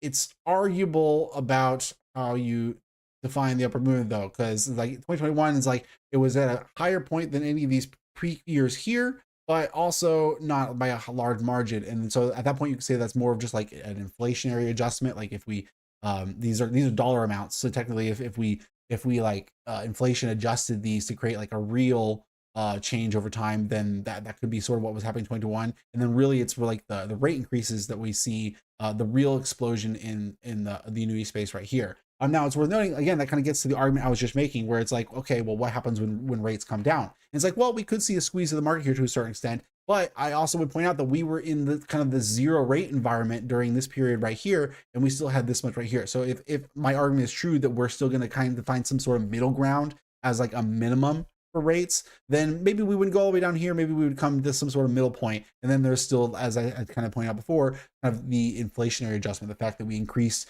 global money supply by like 40% in a 3-year period is still just a factor like that eventually kind of filters into basically every aspect of the economy slowly but surely.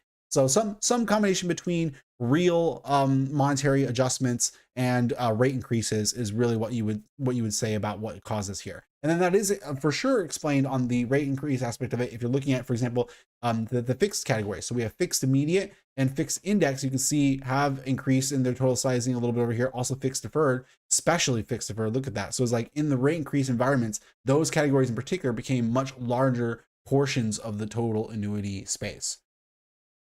Fuhat, Midas, I think Trump is going to be buck wild. I mean, he's already been pretty buck wild. Have you seen these last couple months?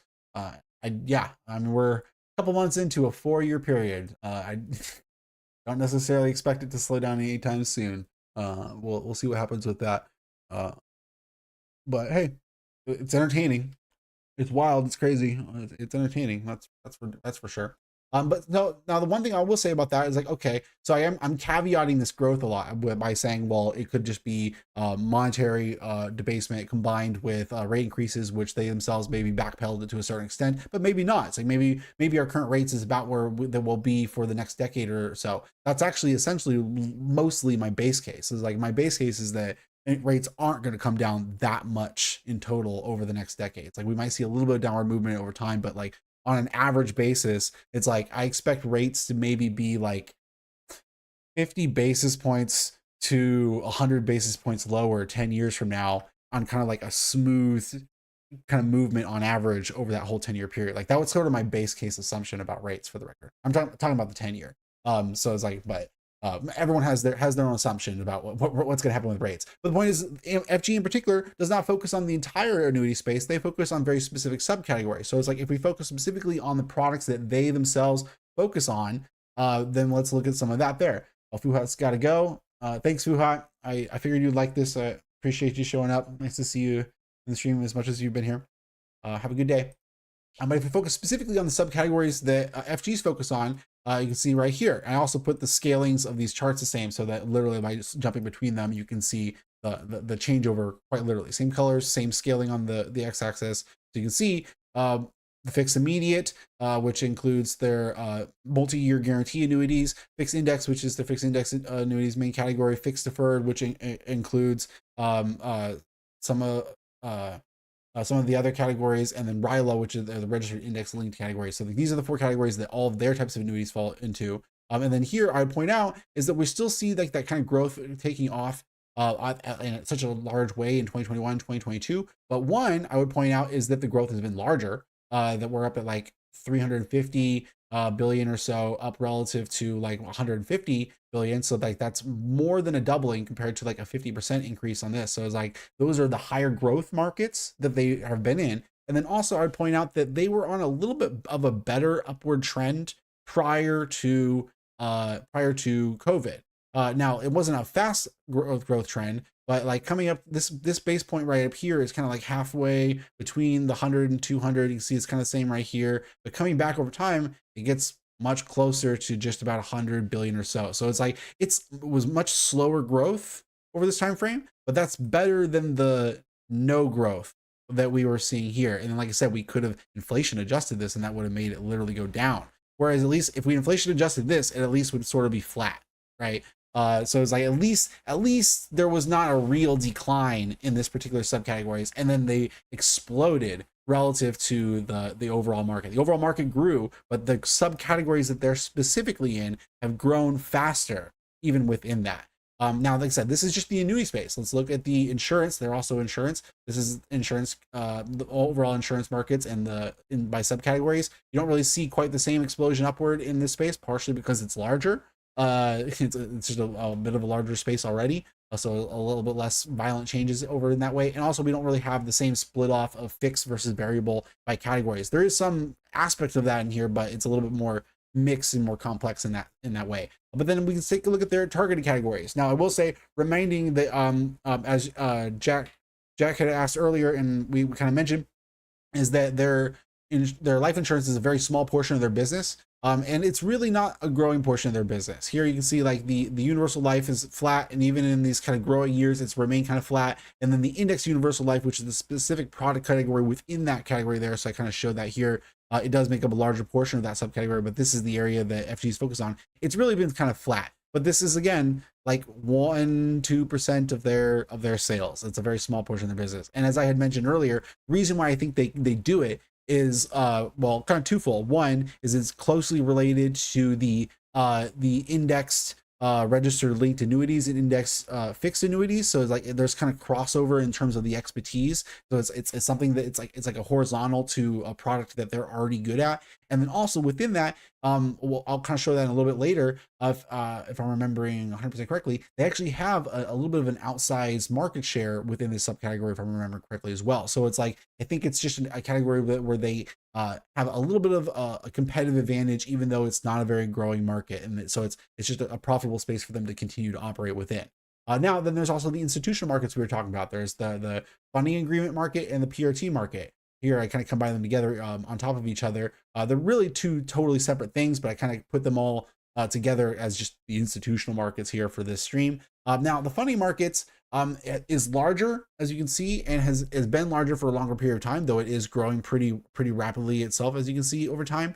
Now, this is used for a lot of different things. This is a lot of asset-backed securities markets where basically just people are trying to find funding sources for capital for a variety of securitized assets, of private credit. This is basically a lot of like what private credit is doing. This is one of those markets in particular. And FG has been in this market, but they definitely do it very opportunistically. They talk about it this way, and you can kind of see it in the numbers where it's like they had a decent boon of some funding agreement deals back in like 2018, 2019, 2020, and they didn't have as much in 21, 22, and they had a little bit more in 24, where it's like they're bigger, lumpier deals. They kind of come along just when they come along, and they do definitely do a lot less of them. But like I said, a little bit on the larger scale of deals, like the relative to taking on some more annuities, hopping into a funding agreement deal, it makes a big deal, is a much larger sales win in terms of whenever those deals do happen. And then for the PRT market, it's kind of similar in the sense that it can be larger deals, but not necessarily. There's a lot of small companies that need to offload their pension transfers as well. And technically the size of deals that FG has largely done for PRTs, they've done some larger ones, but a lot of theirs deals end up being pretty small as well. Like just to give you a sense of the scale, like when they make a deal with a company to take on their pension liabilities, it's on average so far has been like around 400 million or so of liabilities that they're taking on for a company. Now here's the total PRT market worth noting. In 2024, the PRT market was about $58 billion.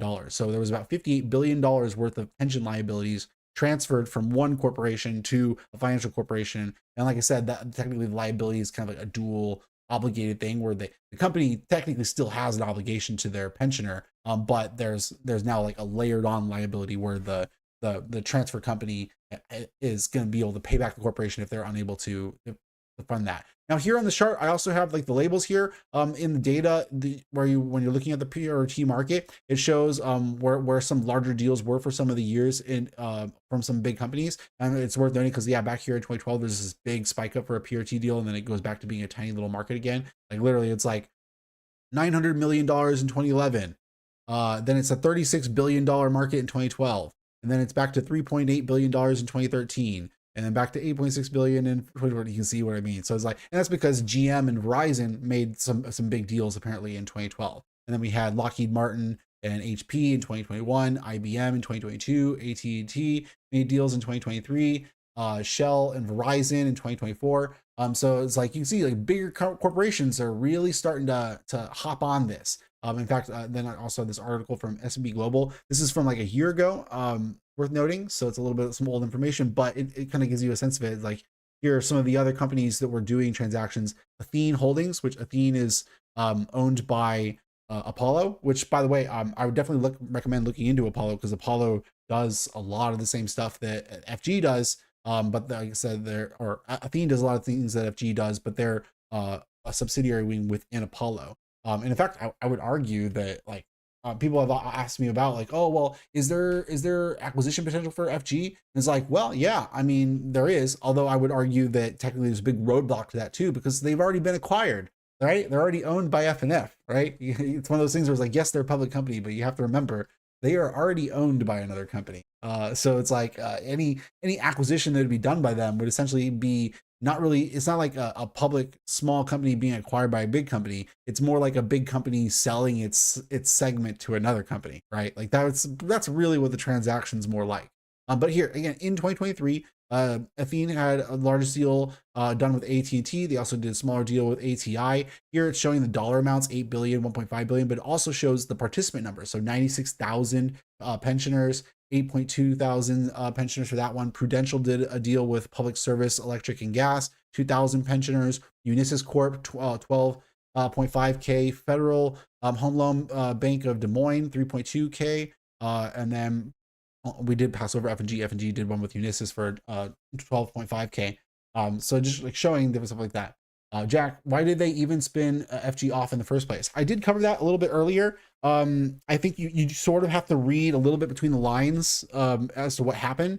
Is because they acquired FG in 2020, and then they spun off 15% of FG at the end of 2022, beginning of 2023. And the valuation at which they did both of those transactions were pretty close to the same. Like they didn't, the valuation didn't change that much in the interim, but they had like doubled the revenue and increased the return on assets by like 50 basis points, which increased the ROE by like over 5 percentage points. So that they like operationally increased the company by a lot. So the way I look at it is that they had acquired the company, they had incubated it a lot, but they weren't seeing the value creation the way they had desired to do so. So they thought, well, if we distribute a chunk of the sales, by doing so, one, we're able to raise capital for the company, which allows them to then expand their business. But two, also brings more attention to the company, which then therefore is a value creation act. And I would say, I mean, it's worked out pretty well in that sense. So like that's why I think they did what they did, because it's definitely strange if you kind of look at it that way, where it's like they acquire a company in 1 year, then 2 years later they sell 15% of that same company for roughly the same valuation. But it's like, well, yeah, the valuation has also doubled since then now too. So I think that's sort of what the logic is. How did Fidelity only acquire FG in 2020 if it's literally named after Fidelity? It's not literally named after Fidelity. That's there are many companies with the name Fidelity in it. I think it's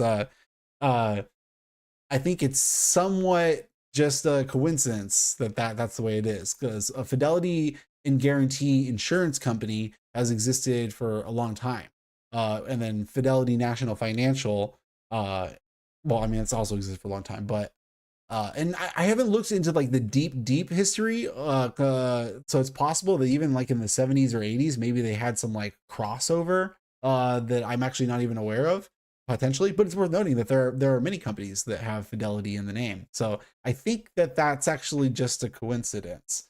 But and technically they were working together prior to 2020. I mentioned that a little bit earlier too. Is like Fidelity had become a major shareholder of them in like 2018 and 2019, and then just pulled the trigger in early 2020 to acquire them.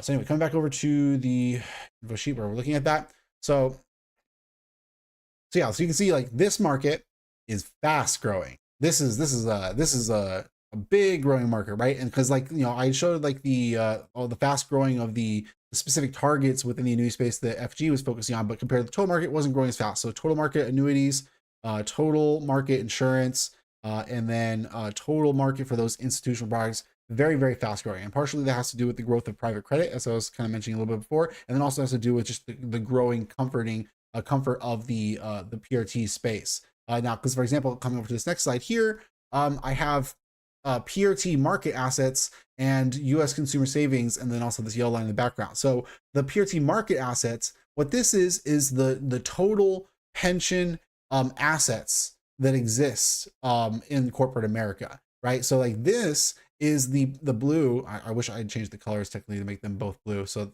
my fault for not being consistent on that front. But the blue on this chart over here is the is the portion of those assets that got transferred at any given year. And then this red portion is the total amount of assets that isn't transferred at the end of that year. And then the yellow line is that percentage. So you can see we've gone to from close to 0%, or maybe about like 50 basis points on average for like this kind of period back here or so. And that's like including the outlier year, really. And then kind of around north of 1% to 1.5% or so of per assets for the last few years or so. So you can see it's like there's this nice consistent upward trend. And I pointed that we've had some high years here in the high interest rate years. So a lot of people say, well, does higher interest rates have something to do with that? We were already seeing a nice upward trend prior to that, I would say. So this is, I would say, is like shows that there's a nice solid trend in place where corporations really are thinking, it might be nice to kind of backstop my liability on this with another corporation. Then I also included the U.S. consumer savings because in all of FG's publications, they always refer to the consumer savings as like another potential for like where more capital could flood into these markets. And not just that could be where it floods into the annuity market, right? Like, or the insurance market. It's like maybe people looking at their savings and saying, oh, well, I prefer to own more of those assets. And in my previous video, in my previous streams where I talked about FG, I focused more on that aspect of it. Like I was looking at savings and like other assets that that the kind of middle America might have access to that they could turn into annuities. And I don't really take that approach now. Like as you can see now I'm more focused on like what are the actual market sizes for each of these individual markets.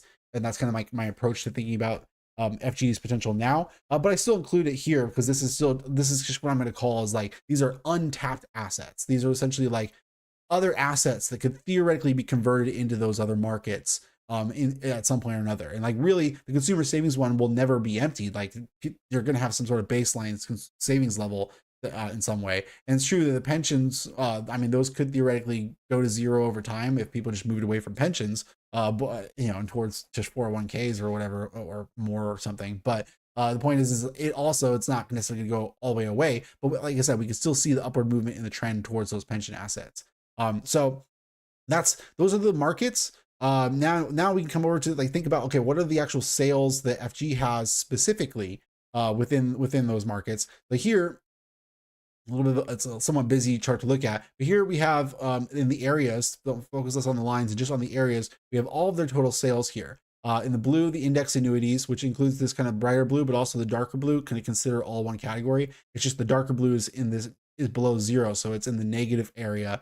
And that's because it's showing the sales attributable to flow reinsurance. Now that's not specific to the index annuity, so it's overlapping the annuity area, but really it's just about the total sales. The way the sales work is that they win sales from these markets that we've been talking about.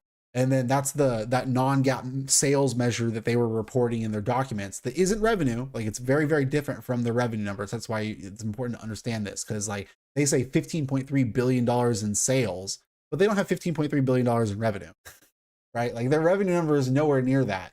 So it's like, that's why I say that it's like, it's a very, very non-GAAP measure. With most companies, revenue and sales is basically synonyms, right? Like they're basically just synonyms of each other. But with FG, no. With FG, they're very, very different concepts. So that's why it's like we're kind of trying to be very, very particular with the wording we use for that. But for the sales here, how the sales work is that they win the sales from those markets, and then those sales are converted into either a discounted amount of liabilities on their balance sheet or upfront premiums in revenues for them specifically. And then those discounted liabilities combined with their equity capital gets turned into assets, and then the assets earns them interest income as well. And then the combined amount of the insurance premiums that they collect, along with other fees and insurance and surrender charges and things like that, along with also the investment income that they get,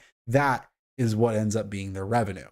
So it's like you sort of have to like understand, like, yeah, it's like how does the sales relate to the revenue? It's like you sort of have to understand like how the balance sheet works to that extent as well. But nonetheless, sales, as I mentioned earlier, is still a useful concept to think about. One, because it helps us think about how that balance sheet can grow, but it also helps us understand the distribution of their business. So here's like the distribution of their business. You can see it's mostly fixed index annuities, the blue area, as well as fixed rate annuities. And you can see that that's even just gotten nice and bigger over time, partially with the increasing interest rates in 22, 23, and then staying level in 24. But then we also have the PRT business, the pension risk transfer business, which has gotten bigger and bigger. The funding agreements, which was bigger in the past and it's gotten a little bit smaller in the short term. And that's kind of what I was saying earlier about the fact that it's a little bit lumpy. Like they clearly had a big deal show up in 2021, and then they haven't had as big of deals in 22 or 23 relative to the PRT deals, right? But institutional as a whole has come up to a nice larger chunk here. And then the index universal life is tiny, almost invisible, as I said before. It's a very, very small portion of their business. And then the lines, what the lines are on the other axis is what market share that each of those portions of their business have in each of those subcategories. Oh, and then I kind of skipped over it. Technically, the sales attributable to flow and reinsurance, that's the other area I have to describe. Well, like I said, is like that. What that is the portion of the total area, the gross sales.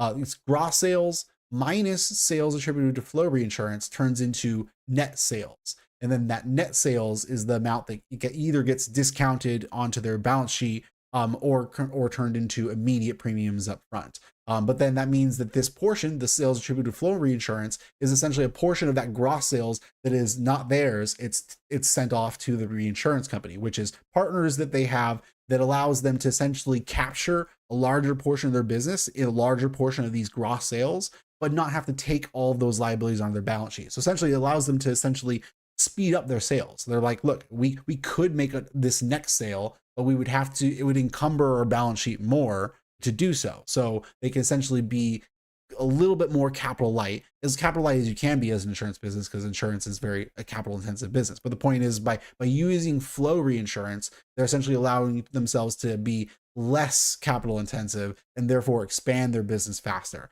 That's what's going on here. And that creates a bunch of other assets and liabilities related to that flow reinsurance, because if depending on what happens, if they pay out more than they're expecting, or if the contracts get broken in certain ways, then some of that reinsurance gets sent back to them, both in an asset and liability way. And it's kind of the balance between those two things that decides what kind of happens both with their profitability and with their balance sheet. But like I said, we'll get into some details of that later. But the point is, it's kind of, like I said, important to understand how the sales translates into revenues, but also because we want to look at the gross number in terms of thinking about what their market share is. So then, like I said, these lines here in the backdrop are the market share. The blue line, you see, fixed index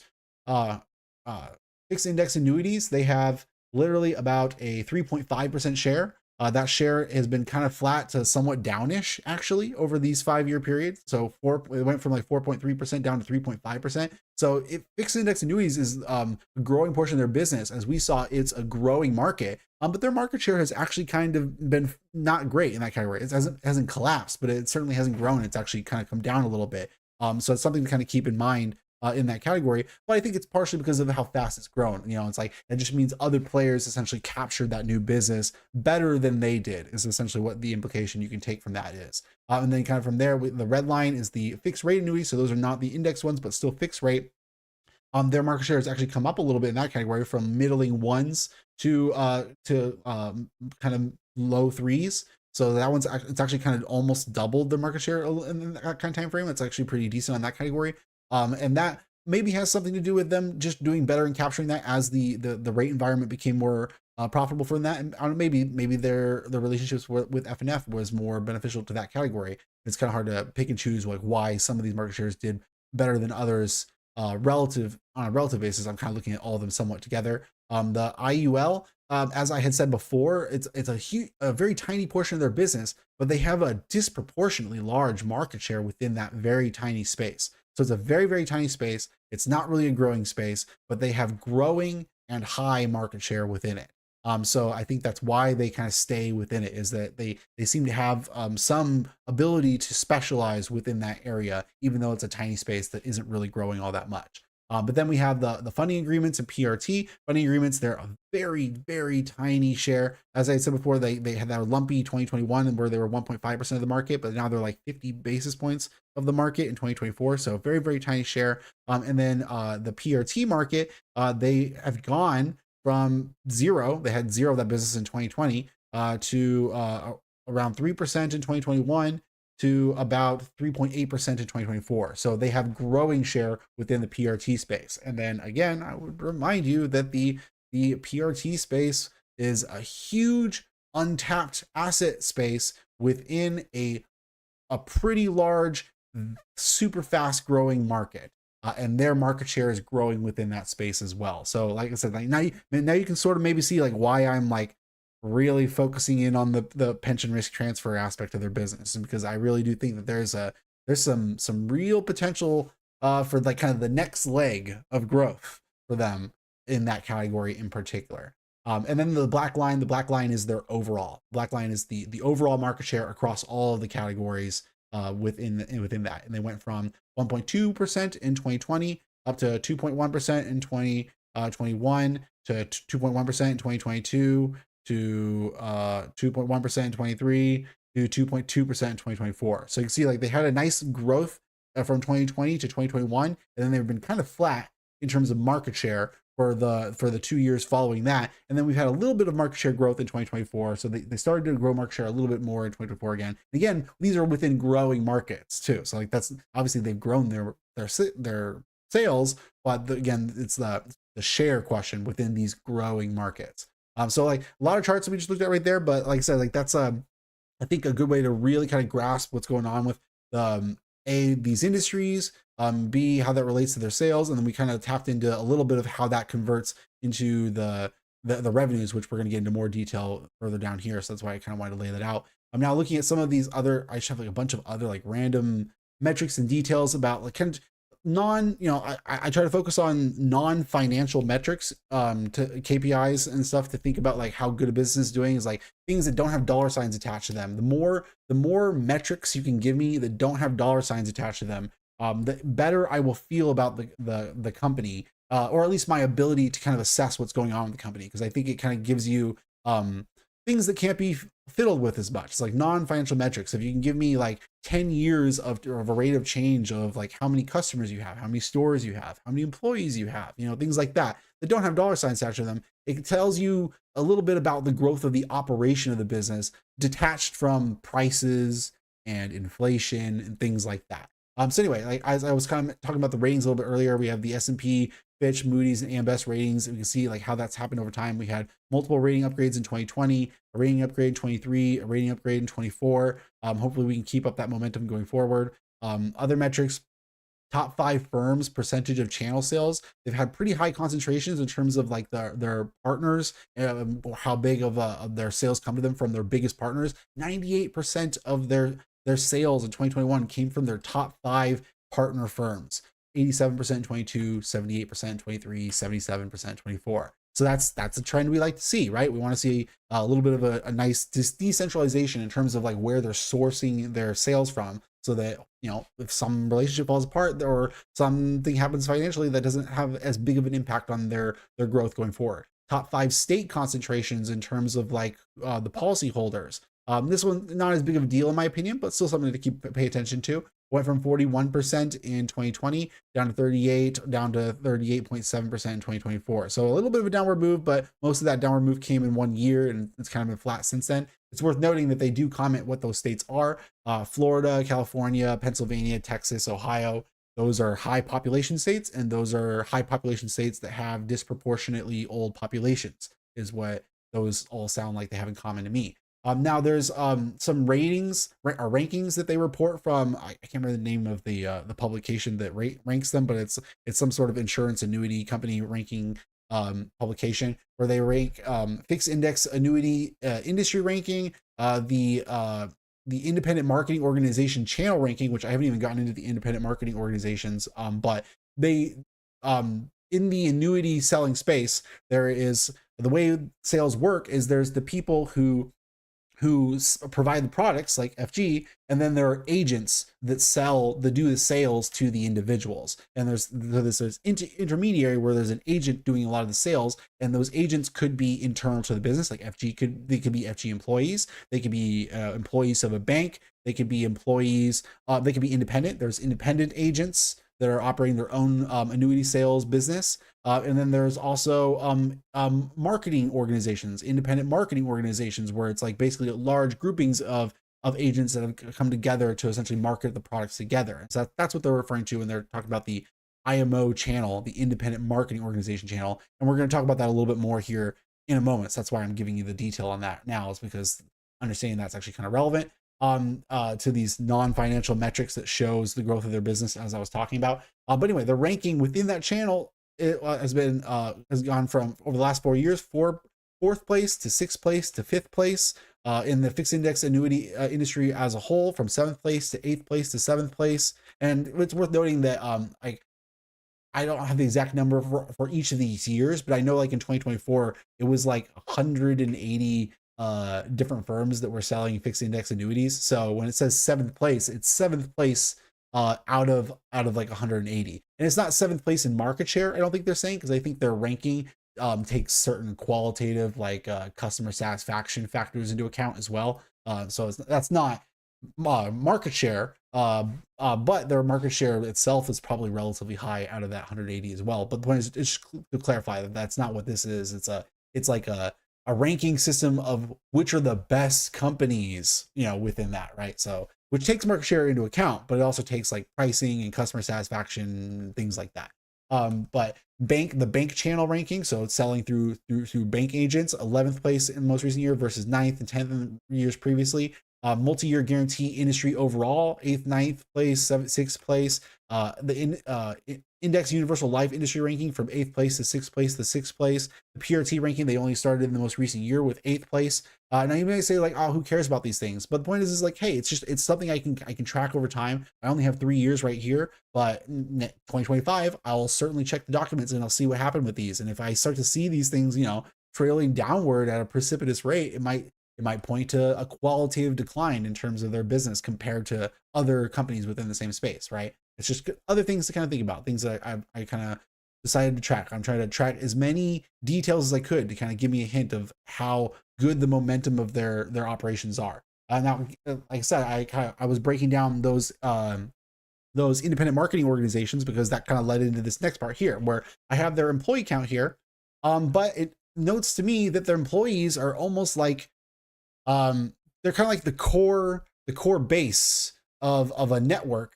And it's really that network is really the expansion of that network, seems to me, is what drives the growth of their business. And what I mean by that is, as I was just talking about, there's the independent agents that they work with. And luckily, they actually report estimates of those numbers. They also report the leading bank brokers that they work with. So large banks that they operate with, that give the information on that. They also report the RILA specific bank brokers. So the banks that sell the RILA product, which they only started selling this most recent year. So I only have 1 year for that. But then they also, for the lead banks, they say how many financial advisors that actually work with them. So that's kind of comparable to the independent agents. I have like, there's independent agents, there's lead bank financial advisors, then there's those marketing organizations that they were talking about. But then the marketing organizations themselves tell me how many agents that work for them. So I have independent agents, IMO agents, lead bank financial advisors, and all of those are just like extra appendages onto each employee, that the core employees that FG has themselves. Then beyond that, there's also the distribution.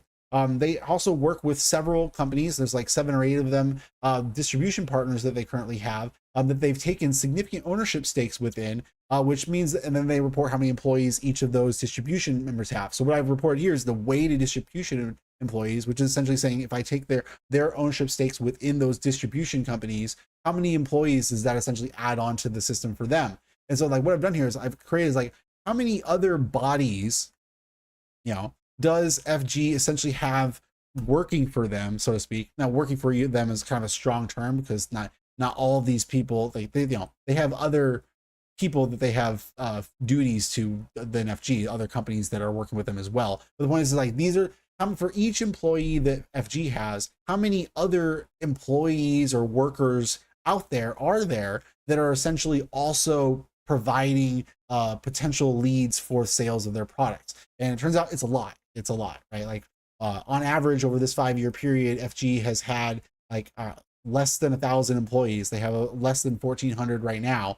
But as of right now, they have a little bit less than 300,000 of those people within that network. Like I said, that network of other people that are shilling out their products, so to speak. And that ends up being over 200 people for each FG employee. So you can kind of see is like there's like it's like an operational leverage to the human capital that FG has here. And I just found it interesting because like you read through all FG's filings, it's like they give you all these numbers and it's like, you know, these aren't these aren't, like I said, these aren't dollar signs, these aren't sales figures, these aren't like how many products they sold. These are really just like thinking about like what is the potential that they, how many people out there are there talking about FG products that FG isn't necessarily paying, you know, things like that. And it's like this is kind of gives you a sense of that. And I did actually put uh some charts together for that to kind of show the growth of that, because I think, like I said, the growth of this is it gives a sense of like the momentum of FG's business. The blue line here is FG's actual employees right here. Then the red line is the marketing organizations that work with them, which it looks pretty flat right here, but it is technically growing. Like from here, it goes from 200 by 2022, it's 271. By 2024, it's 300. So it's consistent upward trend. It's just the slowest trend here, so it looks kind of flat way down here. Then there's the weighted distribution employees. You can see that that's growing faster than their actual employee count. The lead bank lead bank brokers is growing slowly but still growing. And then reinsurance agreements. That's how many companies that have those reinsurance agreements they have. As I was talking about when we were looking at their sales, is like they essentially are shuffling off like close to a third of all of their sales. They're essentially pushing off to another financial institution to say, okay, well, we made the sale, but we need you to actually hold the liabilities for that, and when they make an agreement with them. But there's so many reinsurers that they make agreements with too, so I consider that sort of like a growth of their network as well. I didn't include it in the people per employee thing because it's just an agreement, but the growth of those agreements also speaks to the potential growth of their business over time. And then, like I said, these are the employees as well as the organizations they work with. But then there's those people, like I said, if the actual total network of reach per employee, this is that total pool growing to, like I said, between 200 and 300,000 total people that are out there potentially recommending FG products essentially per relative to the 1,300 to 1,400 total FG employees. And here's that number per employee, as I was saying before. It's 208 in 2024. And I will say it would be nicer if I saw this line moving upward. It'd be great if I could see this moving upward over time as well, because it means that reach per employee would also be expanding over time. But at least it's not really going down. Like we do see a downward move from here to here, but then from here on up, it's kind of just upward movement. So it's mostly flat. But like it would be nice if we could see this moving upward. Hopefully in 2025, we definitely see it move upward. But the point is, at least it's staying flat, because as long as all these things continue to move up and then this line stays flat, then that at least means that your business is still growing pretty solidly in those terms. So like I said, very non-financial metrics. How relevant you want to think of it or not is up to you. But like I said, just other ways to kind of think about what's going on in the growth of the business. I've compared and contrasted, like I said, different ratios between those metrics at various different levels. Then I've also like come down in here, looking at their balance sheet, different metrics of that. I have on the actual valuation template as well. But here I'm comparing specifically the way they list the investments on their balance sheet relative to what they report as the assets under management, relative to what they report as the average assets under management. Because those are kind of like all different metrics that they will report in different ways. And those are kind of can relate to each other in different ways. But the point is like getting a sense of like how they compare to each other. The reason why I'm doing this is I'm trying to like be able to predict more accurately what their investment income is going to be in the future. And so by doing this in an accurate way, you can kind of more precisely come to terms with what their yield on their average assets under management is, which is pretty consistent over like the 4-year period that I have like this kind of fine-tuned estimate for. It really is pretty close to 5% across the board. Like it's a little bit higher in 2021 and a little bit lower in 2022, but on average it's about 5%, and it's pretty consistent with that. It's also pretty highly correlated with the spread between the average 10-year yield and the average 2-year yield. So the average spread between that, the yield spread. And that does make sense given the specifically the types of products they have. And that kind of speaks to what I was talking about earlier between the different types of products they have, where they do have some products that do well in higher yield environments, and they have other products that do well, not necessarily during low yield environments, but during environments where yields are moving downward at a somewhat consistent pace. So it creates a somewhat counter-cyclical approach to their products, even though when people hear that they sell fixed rate annuities, a lot of people will just assume, oh, that means they do good in a high rate environment. It's like, well, that's sort of true, but it's a little bit more complex of a dynamic where different parts of their business improve or just or get worse depending on different aspects of what's happening with rates over time. Now, other metrics that they have, I didn't make a chart for this, but what portion of their bond portfolio is investment grade or NAICS rating 1 or 2. It's gone from 91% to 92% to 94% to 95% to 96% over the last 5 years. So there's literally an upward trend in terms of the credit quality of their investment portfolio. The liability duration has moved downward from 6.6 years to 7.2 years in 2021 to 5.1, 4.7 to 5.8. And then likewise, their asset duration has also come downward 6.8 to 6.4 to 4.9 to 5.2 to 4.9. And what I would point out here is that most of the years and on average, they have a lower asset duration than liability duration. Now, this is very important to understand for their type of business they have. Their business is about taking on massive amounts of liabilities in order to generate income on them and then pay them off over time. And therefore, when the liabilities come due, they need to have the liquidity in order to pay them down, which means you need assets to essentially mature before the liabilities. And so you want to have a positive difference between the assets and the liabilities duration, specifically the liability duration to be longer. Now, that's what you want for a liquidity sense and for a solvency sense.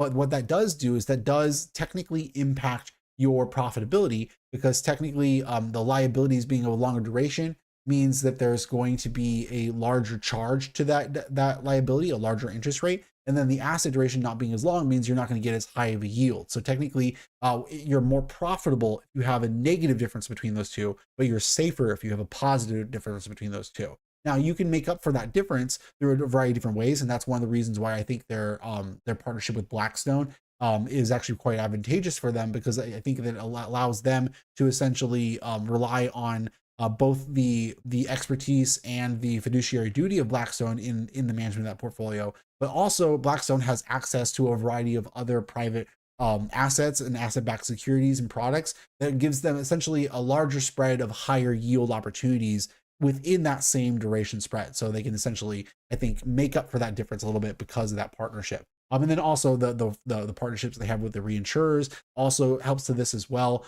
because then that means that they require a smaller amount of equity in order to have a much larger amount of assets, which means they can increase their return on equity even at a lower spread. So that's just one other way. Like I said, the reason why I'm showing this is to show that the fact that they have a lower duration to their assets to their liabilities puts them in a safer position relative to like Silicon Valley Bank. Like that's exactly the issue Silicon Valley Bank had, is that they had a bunch of assets that had longer duration than their liabilities. And so they ran into a liquidity problem. FG is set up literally the opposite way, where the average dollar of their asset is set to mature up almost 1 year before the average dollar of their liability, giving them essentially almost a year's worth of wiggle room, so to speak. Now, there's also the US RBC ratio, which is the risk-based capital ratio. This is a capital ratio that insurance companies all tend to report. You tend to be in like distress if you're like below 300, or not really distress, but you're in a worrying level if you're below 300, and you're in distress if you're like sub 200 or close to 100. But typically, healthy insurance companies are thought to have like north of 400. Here you can see they are north of 400. It has been lower in the most year or two, but I think that partially has to do with the higher redemptions that we've seen in the last year, as well as the stress from the higher rates, which we'll get to the redemptions here shortly. Because that's one thing to keep in mind, is that the nature of their business, like I said, the liability and asset management essentially means that like they're taking on new liabilities every year, which is the inflows to their business, and those inflows are taken on as those liabilities, and that's essentially like cash flow coming in the door. But then they also have liabilities going out the door, which is essentially the maturity of the annuities over time as well. And so it's really kind of the balance between those inflows decides how much new business is coming in for them. And you can see this on their balance sheet. If you go over to take a look at their cash flow statement, you'll see that in the financing category, they'll have annuity receipts and annuity payments, and they're huge amounts. Like in 2023, we had 10 billion coming in the door, and then 8 billion going out the door. So that's like a net 2 billion coming in the door, and that's just essentially like deposits coming in the door. But you see, like that's a huge amount, 10 billion, 8 billion. That's like close to essentially their sales amount. So it's like almost 100% of their sales as cash flows, inflows and outflows in any given year. So you can see is like if there's a big shift in terms of like redemptions versus surrenders, or just way less demand for new annuities, that can create a huge imbalance in terms of like what types of cash flows go out the door. Which is one of the reasons people tend to price these stocks cheaply, is because there's a lot of tenuous things going on under the hood. If you're just looking at like GAAP earnings and a PE ratio for a financial company, it might be easy to look at it and be like, well, what's the problem? They have steady sales and a 10% profit margin, and they're selling at a PE of 10. That just seems good and cheap to me. And it's like, well, there's a lot of things going on under the hood there. But anyway, like I said, it's like I think that their setup is pretty well managed. Like I said, north of 400% for their risk-based capital ratio. In terms of dealing with redemptions, one of the things that they do with that is that they protect a huge portion of their portfolio with surrender charges. Specifically, the fixed rate portion of their portfolio, which is the majority of their portfolio, is surrender charge, and like north of 90% of that portfolio has the surrender charge, which has gone from 90% to 91% to 93% over time. So over time, they're slowly introducing these protections more and more. And then they also have 72%, up to 78%, up to 81% of all of these liabilities have an MVA feature. What MVA means is market value adjustment. Now, what that means is that the liabilities go up and down depending on what happens in the rate environment, which has a negative aspect for them in a high rate environment, as we've seen recently, which is one of the reasons that they've had their book value get compressed by accumulated other comprehensive losses as the mark to market on their bond portfolio has compressed for them. But it has no real effect on their cash flows. It just has an effect on the perceived solvency from a book value perspective. But what it does do is it improves the crediting features for the portion of the portfolio where they don't have that surrender charge. So essentially, the index portions of the portfolio, the portions of the portfolio where they have to credit more value to their policyholders as the S&P 500 goes up over time, they are using options to essentially balance that out for their own portfolio. Like they are investing in significant amounts of call options to make it so that if the market goes up over time, and if they have to credit their policyholders' portfolio, they themselves are getting significant call option payouts that essentially balance that out for them over time.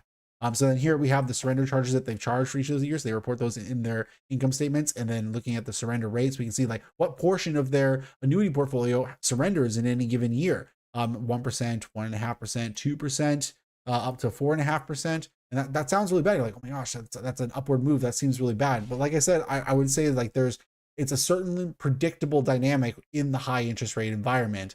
And the high level we saw in 2024, the 4.5%, is disproportionately high relative to what we would expect from the higher rate environment. So I think what it shows me is that I think the fact that we didn't get the declines in interest rates in 2024 that people were expecting almost incentivized more people to give up annuities under that environment for one reason or another. But because of the fact that they kind of stabilized from 2024 into 2025, if we also did not see a decline in interest rates from 24 to 25, we wouldn't see the same effect. Like that effect has kind of already washed itself through. In fact, if anything, I would expect the surrender rate to go down from 4.6% down to a more middling level between where it was in 2023 to 24 and 24. Technically, the regression that I put together for this, but it only has 4 data points, implies it would be more like 2, almost 3%. So I'm actually expecting surrender rates based off of that. Like I said, a somewhat tenuous guess, but my guess is that for 2025, we would see higher surrender rates than 2023, but lower surrender rates than 2024. And then if sales does as well as people expect, well, then there's no problem for the business. Moving on further from that, then we're talking about, like, we've talked a lot about these policyholders and the pension participants. We want to see the growth in that as well. Those are the individuals to which, like, these are the actual customers. Like these are, or at least for the policyholders, it's technically customers. For the pension participants, technically it's the companies that those pensioners belong to that are the customers. But these are the people to whom they owe the liabilities to. And what is the growth of that over time? Now, I did also make a chart for that, but that was kind of like the last one I was waiting to get to. Here are the policyholders. Going back to 2018, here's the growth of the policyholders up over time, and here's where they entered the institutional business. So that's where you can see like the pensioners, which makes up a much smaller portion of their business. But as I would point out, that I said before, you can see here it's like, I don't know what that is. That's like more than it's like maybe a seventh. I don't know. It's like more than a fifth or more than a tenth, but less than a fifth of the total amount here. But it makes up like 20% or like 15 to 20% of the total sales. So it's like it's a little bit of a disproportionately large portion of their sales relative to the amount of actual people that they have those liabilities with. And you can see it's like we're north of 750,000, but less than a million in total. You can see a huge spike up in 2019, 2020, which comes off the back of the acquisition with FNF. But then in here, further growth of their business into the institutional, as well as because of the interest rate growth. And we had a little bit of a like kind of a leveling off period between 2020 and 2021. And then this line over here on the right, the lines for each of them, what that shows is the amount of those contractor holder liabilities for each of them. So it's essentially saying like how much liabilities per person was brought in the door for each of these subcategories. And here for the annuity liabilities, you can see 60,000 per. It's actually gotten a little bit lower per person. So in a sense, like they're going after less dollar amount per person, but increasing the amount of people. And then that's also mixed off a little bit because now I know like in the past when I've talked about FG, where I've shown a similar metric for this, but what I have shown instead previously in the past was I showed assets under management per policyholder or total investments per policyholder, but I've flipped that. Instead of I'm focusing on the asset, I'm now focusing on the liability. So that's why I'll point that out, is because people who may have seen me show those metrics before in the past will note that previously we saw those lines going up because the AUM was growing per policyholder, which is true, and that's something that's good. But the point is, I'm trying to show like, okay, well, how much is owed to the person, not how much are we earning because of that person. That's kind of the difference between the asset and the liability.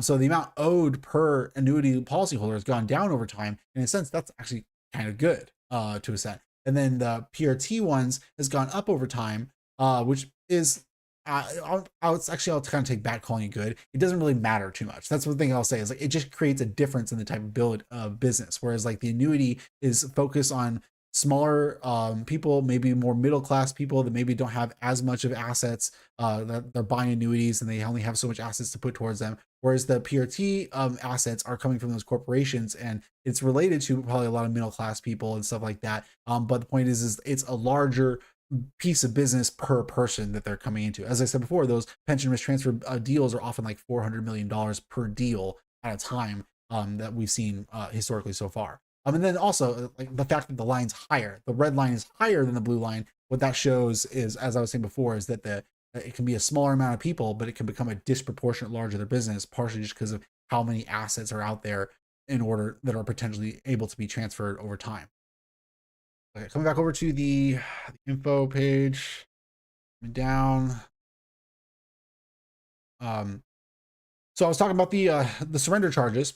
I talked about the surrenders, with the percentage of surrenders we were having, but I didn't talk about like what type of charge they have. I said like these are the surrender charges they had, but like what do they charge for that? Now, when 93% of their fixed rate portfolio has a surrender charge on it, that means out of every 100 people that they have a fixed rate policy for, 93 of them will be charged a surrender rate if they choose to withdraw their funds. Now, if they choose to that, it's on average across the portfolio about a 7% charge that they charge them in that case, which means so if you assume that each of those people had $100 in account value, then therefore FG would be keeping $7 of that account value back to them. And what that does is it creates essentially a buffer where you can lose a certain percentage of your portfolio per year before it actually affects your net income, because your income from surrender charges will just go up in that year, right? So like that's what we're seeing here, where it's like I'm saying 4.6% of the account surrendered in 2024. It's like, okay, well that's fine because we had a 7% surrender charge, right? So it was like we were more than buoyed by the surrender charge in that particular case. And then there's other things that buoy that too, where it's like even if you necessarily go beyond 7%, that's not like crisis zone necessarily or anything like that, but still.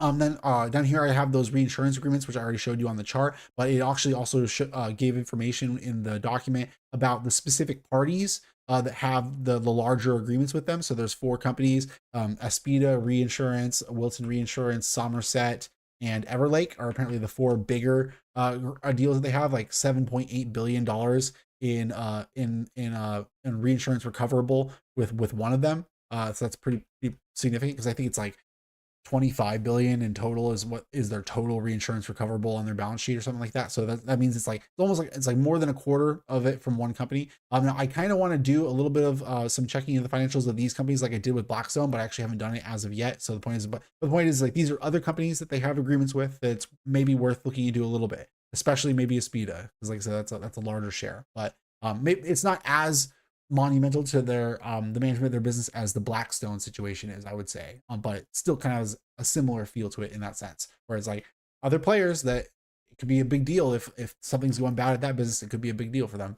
Then here we are looking at the portion of the investment portfolio managed by Blackstone. We already kind of covered this a little bit. Here I have that average fee take. I see it was 41 basis points in 2022, 44 basis points in 23, 42 basis points in 2024. So about 42 basis points on average for those 3 years. It's not a huge sample size, but it is what it is.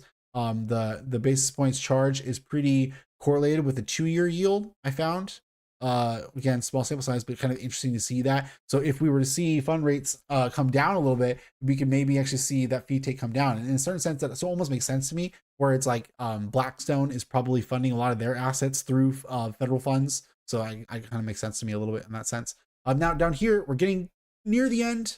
We're in the last section, or the second to last section of this long page of stuff we've been going through. But these two sections are a bit longer. But once we get through them, we'll be through them. We can move on to some of the last few things or whatever. We're 2.5 hours already. Yeah. So I was saying, like, I wasn't wrong when I said before that this was going to be a long stream.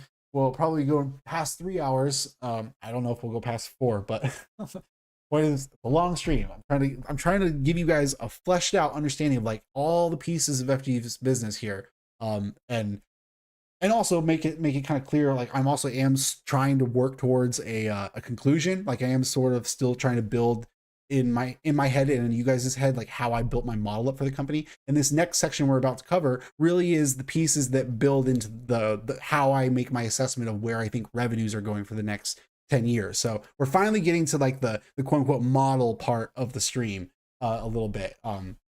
Just I really wanted to layer in all those details about like showing you those non-financial metrics of showing you that their business is expanding. Like basically the last hour has been me saying in like a dozen different ways that their business is expanding, right? So yeah, definitely really just trying to layer in all the details, but it's probably been very chaotic and not necessarily well organized, but it is what it is. Jeff, this is the most elite content on YouTube, Midas. Thank you for going through this. I appreciate it, and I definitely assume that like you, Fuha, a few of those other gang that has been along the ride with me on FG, I knew would really appreciate a lot of this, because a lot of you guys have some real cards banking on this, so you would probably really appreciate knowing the finer details. But yeah, I don't know how many other people are necessarily gonna be like, let me look at this 3 to 4 hour stream on this niche insurance company that I've never even heard of or whatever. Anyway, so this next section, like I said, it's a little bit of a big section, but there's a lot going on in it. But it's gonna, like I said, it's gonna feed into kind of everything. What we have here, okay, this first right here at the top, this kind of the piece that we're looking at right here has the different categories of the products. We have index annuities, fixed rate annuities, single premium, and immediate annuities, and that's like all the annuity categories. And then they have their life insurance, the index and universal life, but they also technically have their other life category in here, which is why I have like these colors right here, is to point out that technically there's their other life insurance. Like they used to do some whole life and they don't really do anymore, but technically it's still on their balance sheet to a certain extent, so we have to pay attention to it. And then the funding agreements and the PRT. So those are the non-annuity parts of the business. And then there's this total camp down here at the bottom. And so like I'm pointing out the layout of this, like the way it's kind of those categories are layered into each other like that, because we have several boxes where we're going to be looking at basically that similar structure where it's index annuities, fixed rate annuities, single premium immediate annuities, which combines into total annuities, and then IUL, funding agreements, and PRT, which all together combines into a total category. And you're gonna see like there's like several boxes here where we're kind of doing that same thing. And that's like our next section. And then that's gonna eventually end in our actual revenues, the actual revenues that like they report on their actual income statement right here. And that's our next section. So I'm going to go into the finer detail of it, but the point is I want to point out that layout so you kind of understand, like, as I'm going through the steps, like how these different categories relate to each other. So the first category here is total direct contract liabilities.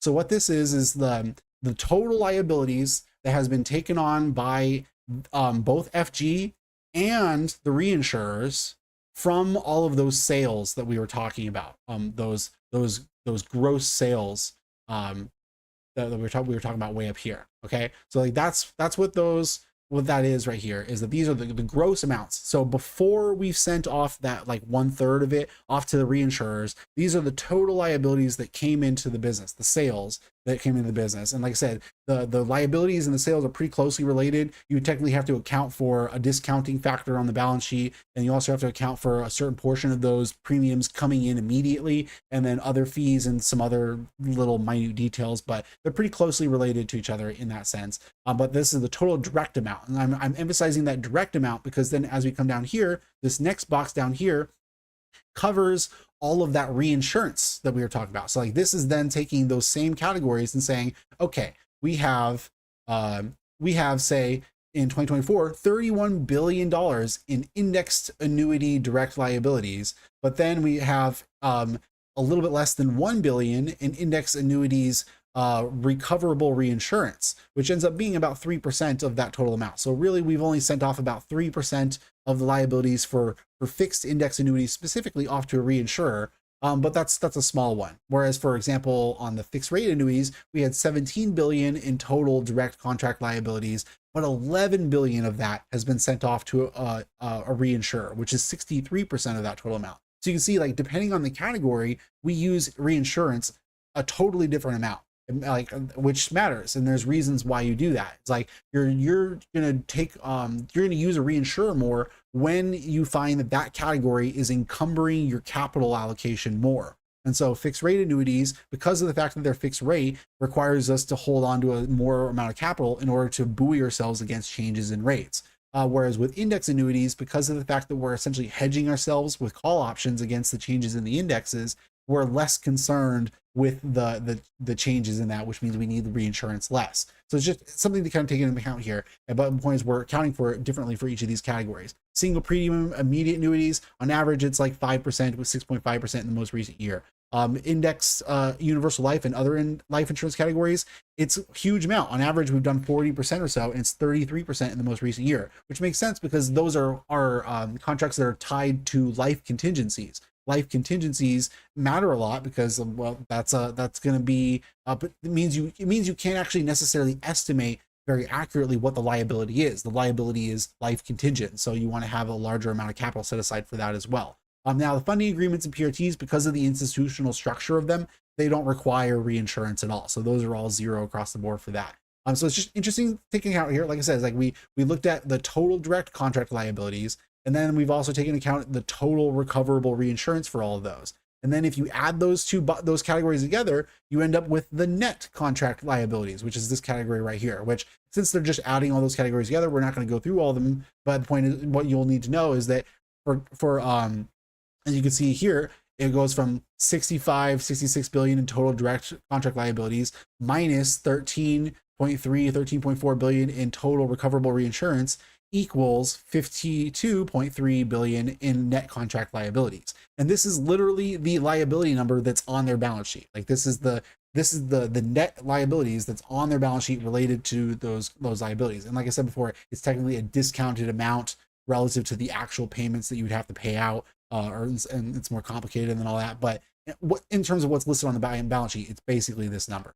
Then coming down here, we have one more box to go and say, okay, well then, how does that relate further? Here is the actual sales. Like here's those actual sales of those products here. And you can see how they sort of end up relating to each other is related to the change of these numbers over time. This is the total amounts on the balance sheet, but then how did it change? It would change by about it changed by about 5 billion in 2024, it changed by almost 6 billion in 2023, it changed by almost 5 billion in 2022, changed by almost 7 billion in 2021.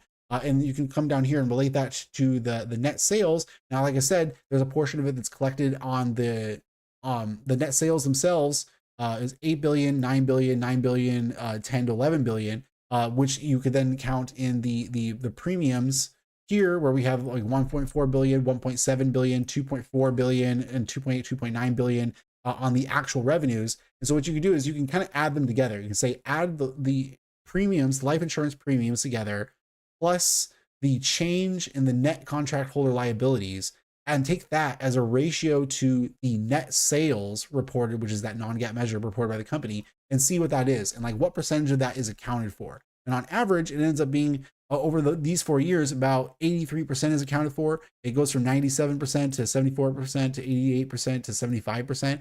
Now, like I said, what's missing there is essentially that discounting factor. So essentially, like what it is they're kind of discounting it back by approximately 17 to 20% or so, which if you kind of think about it, like that actually ends up being approximately like close to a risk-free rate or something close to a risk-free rate, or approximately the amount of years of their liabilities, which we saw was like 6 to 7 years was their weighted liability duration or something like that. So the point is like that's essentially like how that discounting factor gets played into it. Is like the sales gets turned into immediate premiums in the revenues, plus the remainder amount of it then it gets discounted back at a certain interest rate and turned into a net liability on their balance sheet.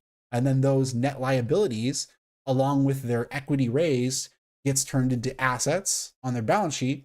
And then those assets on the balance sheet generates their average yield on their average assets under management, and then that is turned into the interest income, which is basically the other half of the revenue. So now you can kind of see like we've sort of explained like where the two main halves of their revenue comes from, which is approximately half each. They are roughly evenly split on that. Now, technically, they do have two other categories of revenues here. We have the owned distribution revenues, and then we have recognized gains and losses. Recognized gains and losses, I kind of just net out to zero. Technically, they could have some accretive gains or actually have some actual losses from that, but I mean, it's supposed to be basically zero, assuming they're not having to sell for available for sale securities.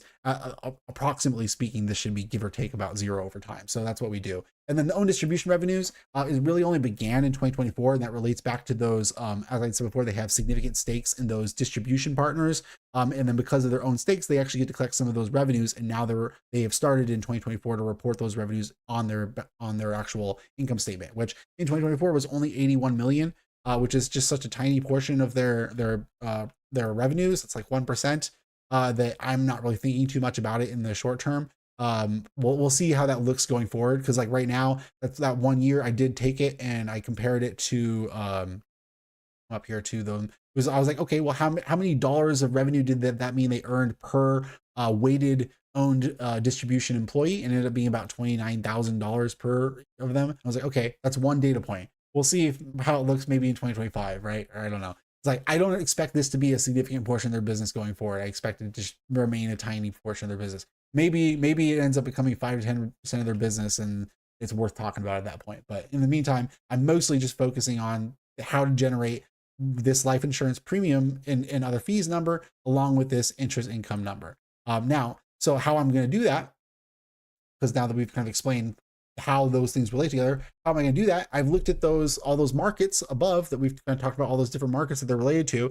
And then as I kind of already showed you before on the sales thing, I showed you their market shares specifically within those products.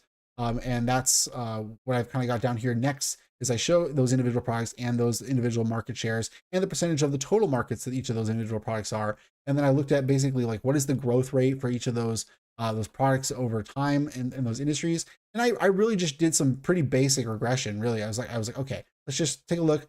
What is the growth rates been like? Let's come down to like an actual one where there's an example for it. We'll do it for over here for the annuity one.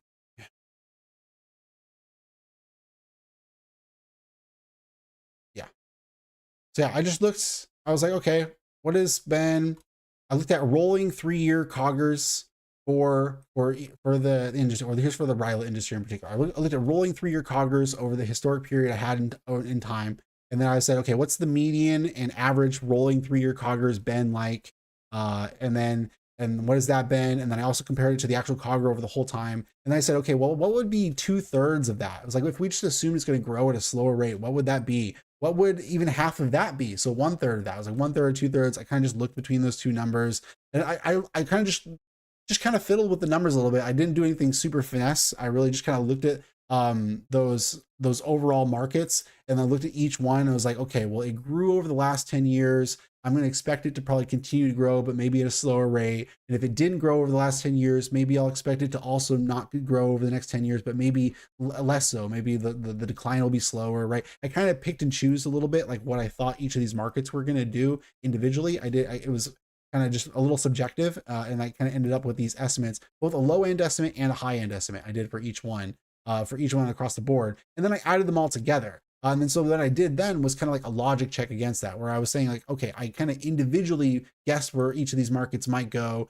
what I think is conservative basis. And then I kind of checked my logic against it by saying, okay, well, what happens if I do that? If I do that, like if I assume, for example, that RILA grows at 10% per year for the next 10 years, but I assume that fixed annuities grow at 5% per year for the next 10 years, well, then what's going to happen to the share of RILA relative to fixed annuities in the total pool of all annuities, right? And so I kind of looked, I was like, well, what percentage of the pies did each of them get? And am I comfortable with the shifts in the percentages of the pies, right? So that's kind of like how I logic checked myself a bit to say is like, okay, well, we expect all these markets to grow, but we also expect them to kind of stay a decent percentage size relative to each other. And I mean, you can totally argue and quibble about the way I went about it. It's definitely like very it's very subjective. Like I said, like what I did down here is I looked at kind of like my logic check down here is I looked at basically all of the categories of products that FG actually is going after and their market share within those products, which as we saw before was at like 2.4% at the end of the most recent year. And then I said, okay, well, over the last like 10 years, that those product categories have actually grown at like 12% compounded. What am I assuming with those individual market growths, and what am I assuming over the next 10 years? And my bullish case is assuming that it grows at like 3.6%, and my bearish case assumes that it is basically flat. That's compared to 12 to 13% compounded growth for the last 10 to 11 years for that same category. So it's like you see, it's like I think that's pretty conservative. I'm probably being too conservative, honestly, there. Then I said, okay, well, that's just on the product categories. What if I do the same thing across like the broader categories of just like annuities as a whole, universal life as a whole, plus those institutional markets as well? And I was like, okay, well, what does it look like within that? And then also, what is those sub industries like as a total of the overall markets of life insurance and annuities and pension assets? And overall, those were about 15% currently, and our share currently was about 2.2%. And I'm assuming in the future that those shares grow to, on average, maybe about 20%. So we're saying that they're going to go from 15% of the market to 20% of the market when they had already been going from like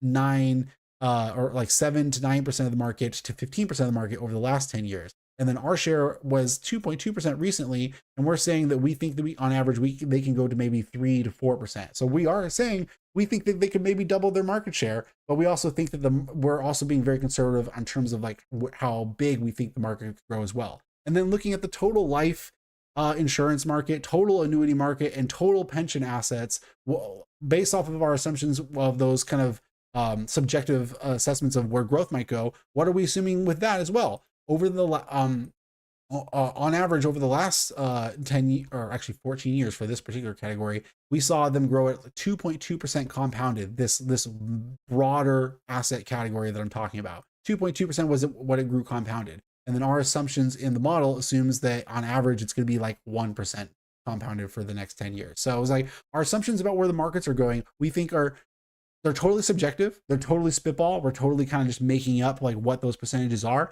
But if we put all of them together and say, well, how logically do all the pieces actually fit together? We think that the pieces fit together pretty logically well. And we actually think that the total growth is probably pretty conservative.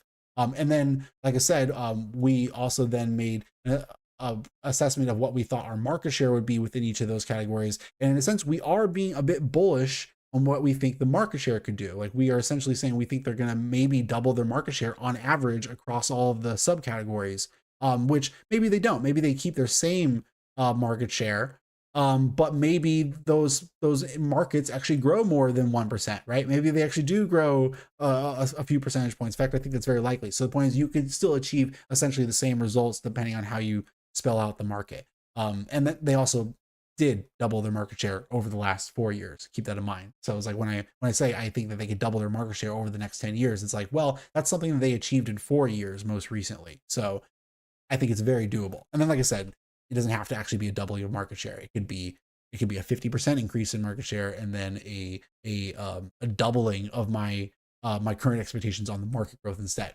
So anyway, coming back down to the where we were looking at those sales, because now that I've explained those changes in the markets over time, we get to say, okay, if that's what you think is going to happen in the market share, what does that translate into for those numbers?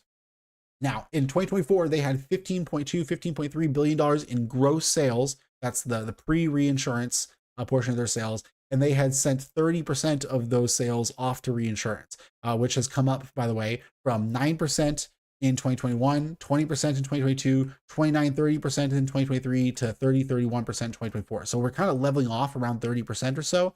But we were increasingly using reinsurance, which goes to show with what I was saying before, that the companies that they have those reinsurance agreements with has increased over time as well. And that allows them to accelerate the growth of their business.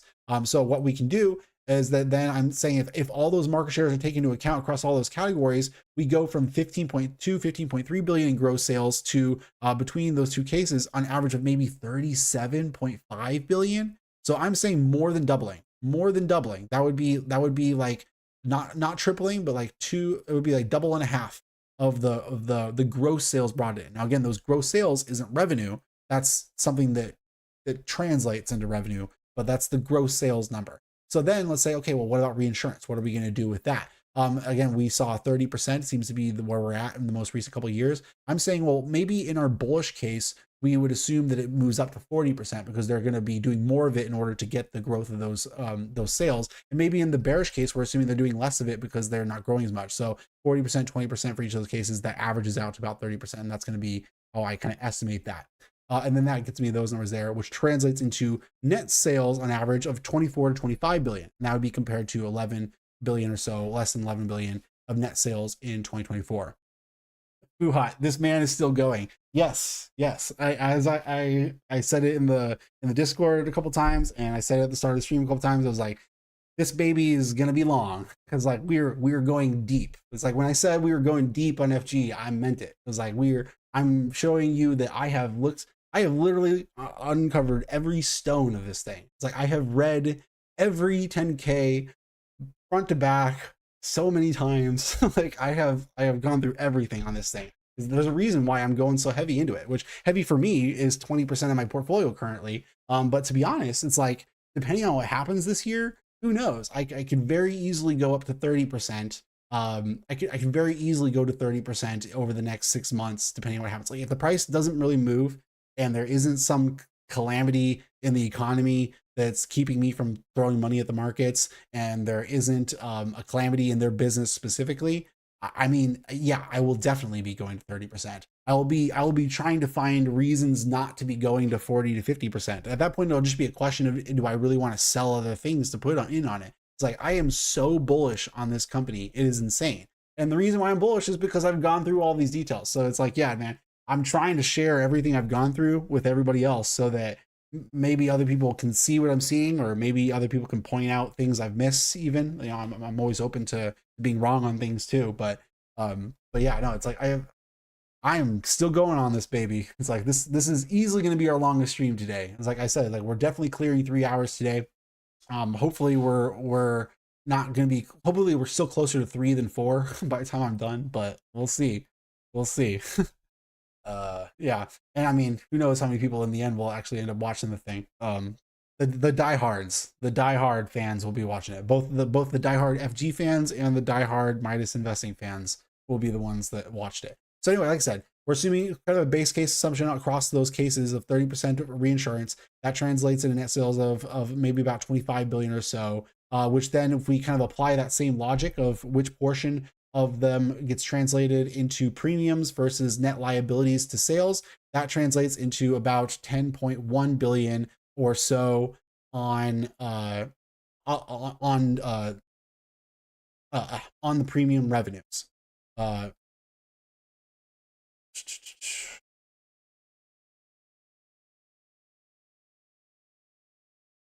Sorry, I got lost for a second. Let me double remind myself. I was like, wait a minute, that's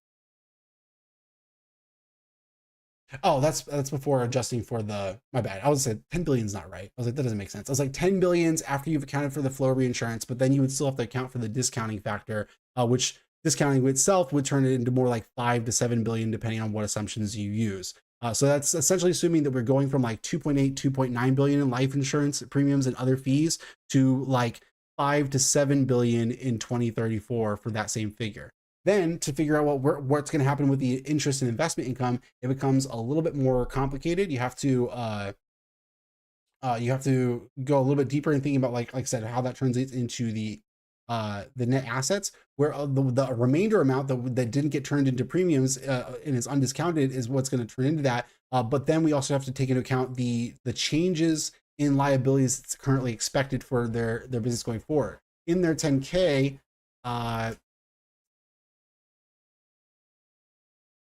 see if I can find it quickly. They have a list by year of their expected commitments and liabilities, which includes their annuity liabilities, but also their debts and other things.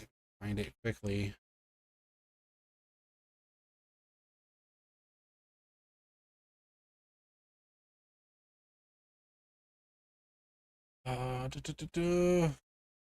There it is. Here, their obligations. So here they show like the expected payments both for their notes payable, their operating leases, as well as their annuity products, pension risk products, funding agreements, and then the interest on their payables as well. They show it for the next 5 years, and then they also show it thereafter, which basically just doesn't tell you how many years it's for. But you can make if you use the asset and liability durations that we've already covered, along with the information here, you can actually make an assessment of essentially like what is the weighted average duration of the thereafter, and it turns out being about 5 years. So really this is like the first 5 years, and then this is just like the sum of the 5 years thereafter, meaning that the total of this is split across a 10-year period approximately on average. So you can see is like there's expected $8 to $9 billion of outflows in 2025, just already on the books. At the end of 2024, they knew that in 2025 there's going to be $8 to $9 billion of outflows. They just know, and that gets back to like what I was saying before on in the cash flow statement. It's like they know that they have these massive outflows that they have to balance out with a bunch of inflows, as well as premiums, as well as interest incomes, and then try to earn a profit on the balancing spread between all of those things. But here, coming back over to the info page, here I have all those liabilities up here at the top, and then down here I did a whole bunch of other things which we'll get into in a minute. But what I was doing is essentially trying to take an estimate. I was like, what are all these liabilities? What is the expected decreases and outflows in their assets under management? And then we have to take those outflows of the assets under management into account when we're trying to assess what is the assets under management going to be in 2034 after we've accumulated all these sales. And my assessment is that it's essentially going to be an extra 14 billion, about 17 to 18 billion in added inflows on average per year for this, which then if you say for each year times 10, then divided by 2, and then adjusting for the liabilities that's then on that separate page, so then subtract out all of those outflows, what we end up finding is that it ends up being approximately a $7 to $8 billion increase in the assets under management over that entire time frame, which ends up being like a 10% increase in assets under management. Now that's actually ended up being a lot lower than I was sort of expecting. It's worth noting, especially considering like the growth of their assets under management in recent years. So I definitely think some of the assumptions I made are potentially way too conservative in here, but I'm actually kind of okay with that because the end results I got for the insurance premium side ended up being actually more bullish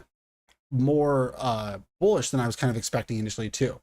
Oh, Jeff says, have to pause, we'll be back, hoping you're still alive. Thanks for this, Midas. Yeah, thanks, Jeff. Thanks for being here. Maybe I'll be gone by the time you're back, hard to say, who knows. But either way, I'm sure you'll listen, and I appreciate having you along. This one was definitely made with you in mind, for sure. Yeah, so the point is like between the balancing act of the interest income, my assumptions end up being a little bit more conservative than I was expected, and the insurance premium side of it ends up being a little bit more bullish than I expected. I kind of end up being okay with the balancing between the two. So like it ends up what I end up seeing, if you take all these factors into account, I end up going from about 5.7 billion in net revenue in 2024 to potentially around 11 billion in net revenue in 2034.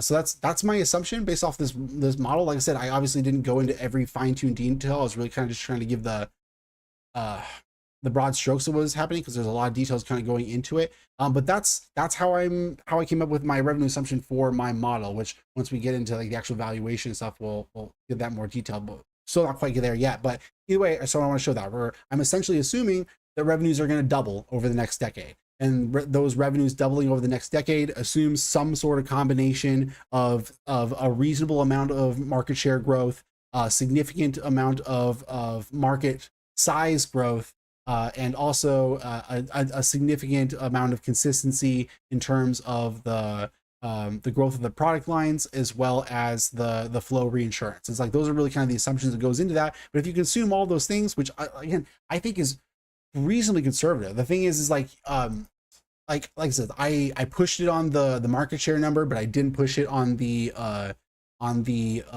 market growth number, and I didn't push it on the reinsurance number necessarily when I could theoretically have, and I didn't push it necessarily on some of the growth categories. I have explored some kind of like more bullish cases and more bearish cases across this, and the point is like a doubling. It sounds like a lot in some cases, but like I think you could easily create a tripling scenario too. It's like you could easily come up with scenarios where revenue is going to triple over a 10-year period as well. You could also easily assume that revenues aren't going to grow as well. So it's like it's somewhere in between there. It's somewhere in between the assumption of zero revenue growth and tripling of revenue growth. And my kind of like middle assumption is about a double. Is essentially kind of where I end up with on that. So that's pretty much all of it on that. Let me think. Just so all over the place. So I'm definitely missing some pieces that I wanted to cover, but like now we're kind of far enough along that I'm kind of trying to keep the story rolling in the direction we're kind of already headed at this point. Do I want to just cover the rest of the valuation aspects now? I guess I probably will. Because I'm definitely losing my win as well. So there's that. It's hard to talk this much and this quickly and this constantly without somebody else talking in between, without getting too tired. Oh, Jeff's back. Okay, so he just had a quick pause. I thought maybe it was going to be a bit longer. Okay. So I will say just for brevity, since you're back so quickly, I was kind of putting all the pieces together and saying that the end result of where I'm at with the insurance premiums and the interest income is that my kind of just like weighted base case assumption is about a doubling in revenue over the next 10 years. I think it's not, you can make quite bullish, but not unreasonable assumptions that makes it so that the revenue could triple over a 10-year period. And you could also just as easily assume that the revenue goes nowhere over a 10-year period. But I do, my kind of like base case assumption, putting all the pieces together, is that their revenue is going to double between now and 2034. So that's where the kind of the model ends up and what's going to go into the valuation. But before we actually do move over to the valuation template, that last other section I wanted to cover, because like I said, we kind of covered the model section, but there was the last section I wanted to cover is the comparables. I did want to talk a bit about other companies doing the same thing. Let's actually talk a little bit about the comp group. Most people do ask me about comp group. Too bad that Fuhat already dipped out, or maybe he came back. I know he came back, but I'm not sure if he left again. So maybe Fuhat's listening in. But he asked about Jackson. Other people have asked about Jackson. Some people have asked me about Lincoln, Prudential. We've talked about American Equity Investments in the past. So everyone's like, what about the other annuity companies? It's like, okay, so you like FG. What's so great about FG? Other than obviously we've talked about how good the management is at various points today. So like obviously I think I give my assessment of why I like FG in terms of the management, in terms of the strategic partnerships they have with Blackstone and the reinsurers and all those other things. But okay, but how does FG stack up against other players within the space, kind of more broadly? So I have looked pretty broadly at that. I actually tried to look at their competitors in a pretty fine tuned way, where I looked at their specific product lines like index annuities, fixed annuities, universal life, and PRT and funding agreements kind of all together. And I was asking different LLMs to tell me what their competitors were. I was trying to look up the sales levels in recent quarters to figure out what the major competitors are in each of these spaces. And so like, here's the major players that I found across each of these categories, whether they're public or not, like just who are the major players in each of those categories. And so then I kind of tried to combine them all together. I was like, okay, well, which ones are public, and then which ones are common across all the different categories, right? Like you'll know, I noticed that uh, which ones were the ones? How did I note it? Hold on. Okay, maybe I didn't note that down. I thought I had noted a specific way which ones were the more common between it. Okay, but the point is like here they are together. Here's all the specifically the annuity companies and their market caps. I included their market caps because people also do talk about the potentials for acquisition. Though, like I said, the acquisition story you have to talk about Fidelity National Financial if you're going to talk about the acquisition story, because they would really be selling of it from one company to another. But it's worth noting like these are the other major insurance and annuity sellers specifically. We have Alliance, MetLife, Prudential, Corebridge, Jackson, Lincoln Financial, FG themselves, and then Apollo and Brookfield both do things in the space, even though they are private equity firms, that they have pretty significant insurance, annuity, or institutional market products themselves. And then I included Blackstone here as well because obviously Blackstone's involved in all of this, even though they're kind of on the other end of the table, so to speak, but it's still kind of relevant to them. Um, Jeff, the only one I think is close to FG and it's a distant second would be AEL, and they got scooped up. Yeah, good old AEL got scooped up, and they were definitely much more closely aligned. Because like yeah, it's like I include all these here because they're similar in their product categories. They have overlapping. They're competitors. Like all of these companies are definitely competitors, but they're not necessarily selling the same products, right? It's like they're competing for the same customers and a lot of the same dollars. So that's where it's like it becomes useful to think of them as a comp group. But they aren't necessarily all super competitors. They're all competitors. They're all like partial competitors with each other in certain ways, which is why I have like the different columns, because this kind of shows like in what ways they more specifically compete across the different categories. But anyway, within that comp group, then I was like, okay, well, let's take a look at the public ones and like let's actually go look at their metrics. Let's actually try to look at them on an actual comparable basis. Let's do some relative valuation kind of work. So before we get into the proper valuation, let's take a look at some relative stuff. So I looked at a bunch of different metrics here. I have growth expected. So this is analysts expected sales growth.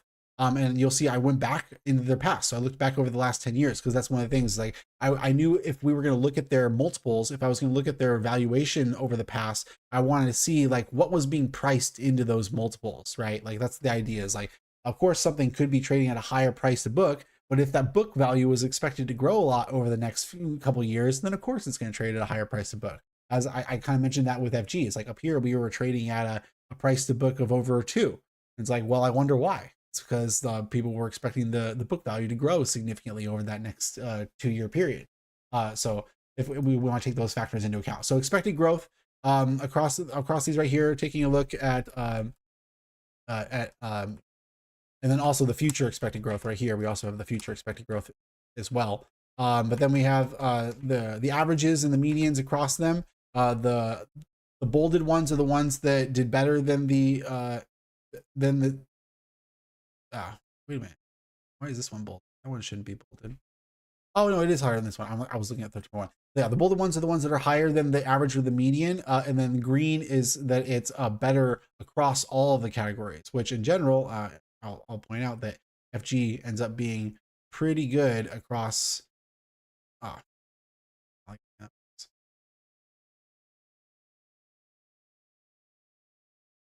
Pretty good across kind of all the categories. title. Easy to understand. But expected growth for the last 10 years, kind of an average or median expected growth, 13.1%, 4%. For FG, it's 65% or 60%. For net margins, it's been like 11% or 9%. For FG, 13.5%, 14%.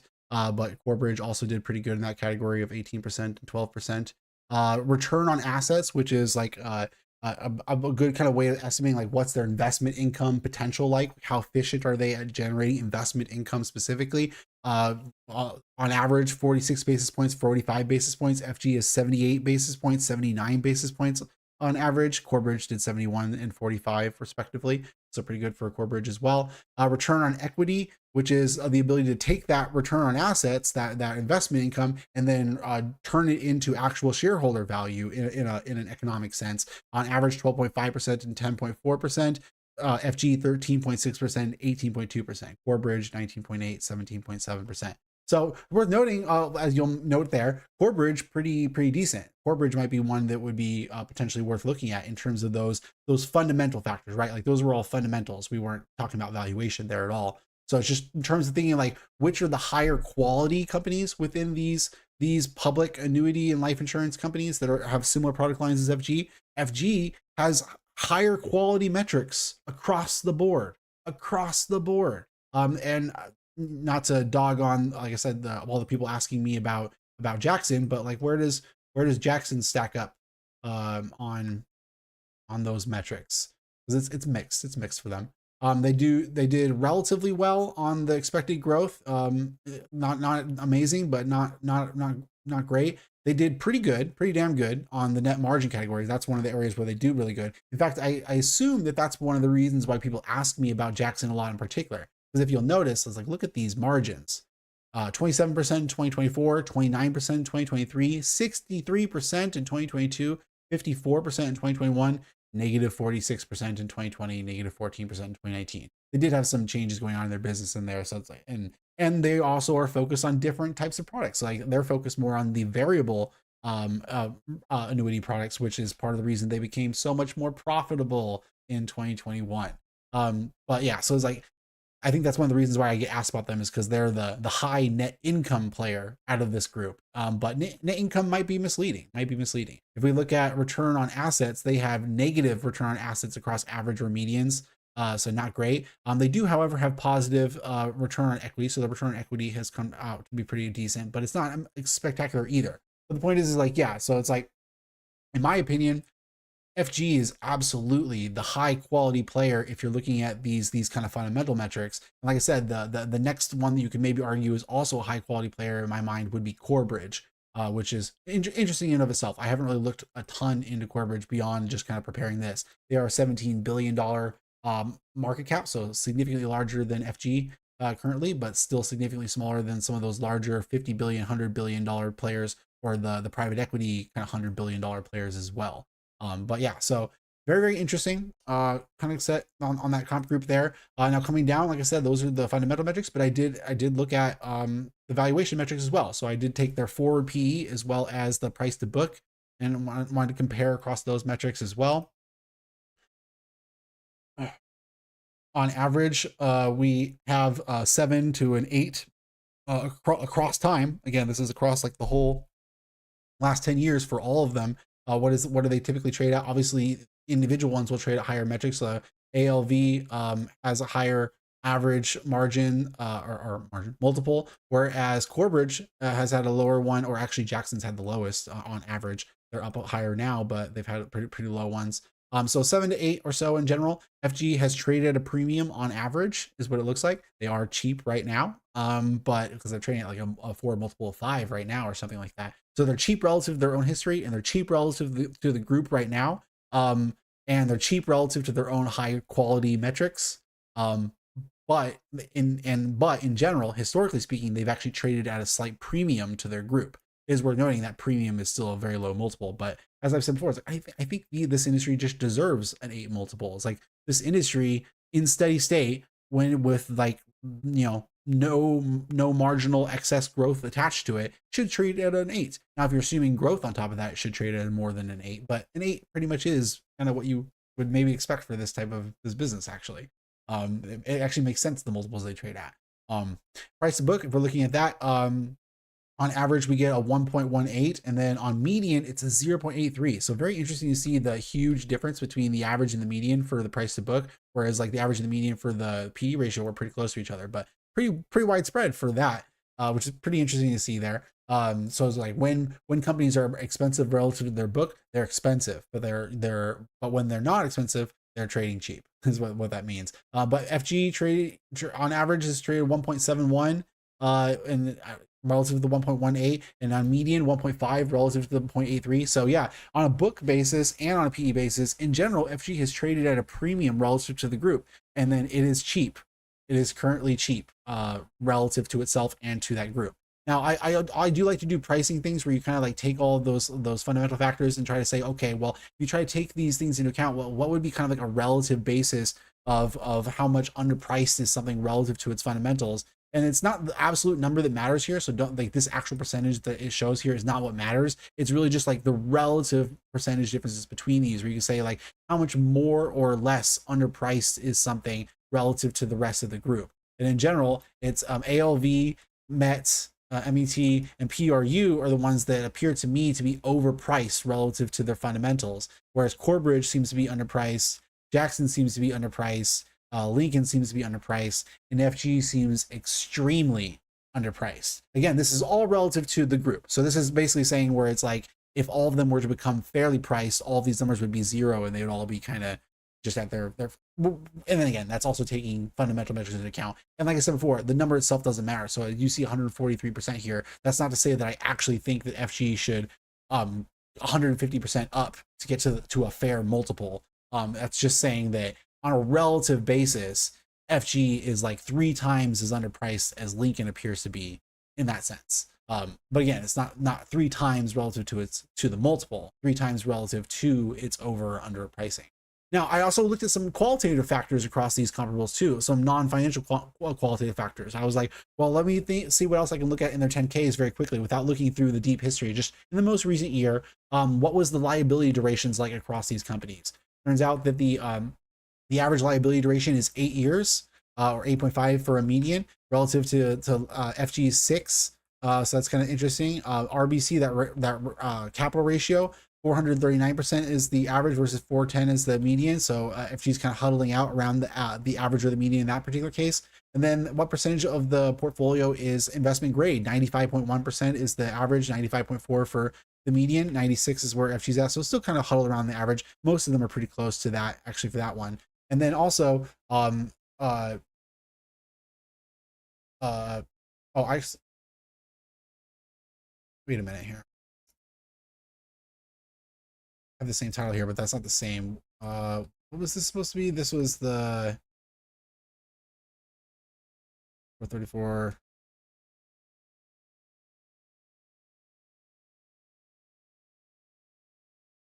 Geez, man, I did not label this, and I actually don't even remember what this was. So I guess just completely disregard that. I might have been trying another metric out and then got distracted and never completed that. But either way, the point is comparing kind of like the qualitative aspect of their bond portfolio, as well as the kind of the qualitative aspect of their equity stack, as well as kind of a qualitative aspect of their liabilities. So I'm kind of like inspecting on a very basic level the balance sheets of these comparables. And like FG, honestly, like that didn't really reveal too much for me. I think is what I found out. Like, to be honest, is like FG looks good in some regards, but other companies look good in some regards. And like what companies looked good or bad down here, honestly, didn't really hold much relation to what looked good or bad up here. I was kind of hoping to actually find some correlation there. So admittedly, that didn't really reveal a whole lot for me, but it was still kind of interesting to do. And I am at least happy I did like the like I said, the comparable thing, because people were asking me about Jackson, and I think I've found reasons to believe where it's like, yeah, I think Jackson looks potentially cheap, but I think FG just looks like a clear winner on a financial, fundamental, and qualitative basis. It just seems like it's the better choice out of the group. For a variety of other reasons in that sense. Okay, so now we do want to move over to the actual valuation model. But fuck, I think there was at least I know. I was like, there's at least one other thing I was forgetting over here that I wanted to cover. We did come over this page, and I was showing you guys those contract holder liabilities. Now, one other thing I did where I was like really trying to think about, because like I said, I'm really trying to think. It was like, what am I missing? You know, it's like that's always the thing you want to ask yourself with investing. It's always a good way to approach it is to invert it, as Charlie Munger says, is not say what could go right, but ask yourself what could go wrong. Don't say how much money could I make here, but instead ask how much money could I lose here, right? Like that's always invert, always invert.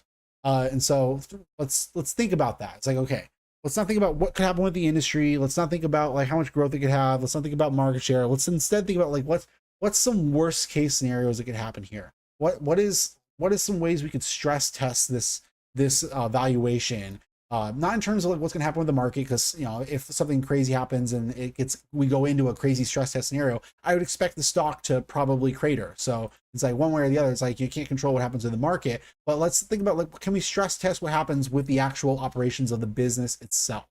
And so what I've done here, and I'm not going to go through all the finer details here, but here essentially I created like an alternative valuation of sorts where I'm essentially trying to play out the economics of the business in a few different ways, based off of these liability commitments up here. So like what I did is I said, okay, what happens if they basically fail to grow their business? What if their annuity business basically slowly disappears over the next 10 years, so that by 10 years from now they basically have zero new growth in the annuities, and then all of it is evaporated, and all that's left is what's left on their books, and the current liability durations match up to the current asset durations, and then they just have to play it out, right? Like what happens if they basically just have to, if all of their annuity business evaporates over the next 10 years, and then they have whatever few years remain after that where they play out the rest of their liabilities, and then they close up shop, and then they liquidate the portfolio and send it out to the shareholders as the net amount. And then all you got was that liquidated portfolio at the end of the 10 to 15 year period, plus whatever dividends you got in the interim. Like what would it look like under that kind of scenario? And so I did that. I actually like played that out. I was like, well, let's see what would happen here. Let's try to take everything into account. Some I had to make obviously assumptions about what happens with margins and expenses and things like that. But we're just basically saying it's like what happens if they're forced. So the idea is like what happens if they fail to continue to sell, but they're still forced to pay out their liabilities. What happens? And what I find is that under those circumstances, if, like I said, all operations are done appropriately and they liquidate the portfolio 10 years from now and it pays out to the shareholders and you pay your taxes on it, then it would end up being an IRR of about 7.6% is what I end up getting to on the current share price. It's worth noting. So like, which is interesting. It's like, it's almost like a baseline economic minimum value of 7.6% if you assume, like I said, at least the business that they've currently captured. Not that the current level of business they have will continue into the future, but that the current business that they already have will at least stay in the door, and then they basically don't really get much new business in the future. 7.6% compounded for a company that is gone 15 years from now. And I was like, okay, that's actually not bad. Obviously, 7.6% is not good. You can maybe get better returns, maybe even with a market ETF, depending on what you think is going to happen with the economy, obviously, over the next 10 years. Goldman Sachs and JP Morgan would argue lower return expectations than that over the next 10 years. But whatever. The point is, you know, whatever assumptions you want to make about that, 7.6%, that's not bad for kind of an implied economic return within that. But that's not the worst case scenario, right? Like obviously, like I said, that assumes that these liabilities play out over the next 10 years as it's contractually set up to. But that doesn't have to happen that way. As we've shown before, there's a regular amount of surrenders each year, and some of those surrenders are ahead of schedule, which is where those the surrender charges come into play. So what happens if they end up having a huge amount of people trying to stampede towards the door, and a huge amount of withdrawals occurs, and people suddenly just are like scared to own fixed rate or index annuities or annuities in general? Like what happens under that circumstance? So what I did is I did that. I was like, okay, let's take a look at their current portfolio. Let's take a look at which portions of their portfolio is more liquid assets, which means that they could sell those assets without it impacting the value of those assets, and then also combine that with the amount of cash they already have on their balance sheet. Combine that with the amount of reinsurance recoverable that would be recovered under those withdrawal scenarios. Combine that with the decrease in the liabilities of the future based off the fact that the withdrawal is happening now, and then combine that with the surrender charges that you would expect. And I was like, okay, what type of surrenders could you have in 1 year before um, before it starts to like actually affect the profitability of the company. Now, keep in mind that like we had already talked about those surrenders a little bit above. Um, and we said that in 2024, we saw a 4.6% surrender rate. So in 2024, we saw a 4.6% surrender rate. And I'm saying what surrender rate would it be before profitability specifically would be impacted? And like I said, taking all those factors into account, I end up with about 11.75%.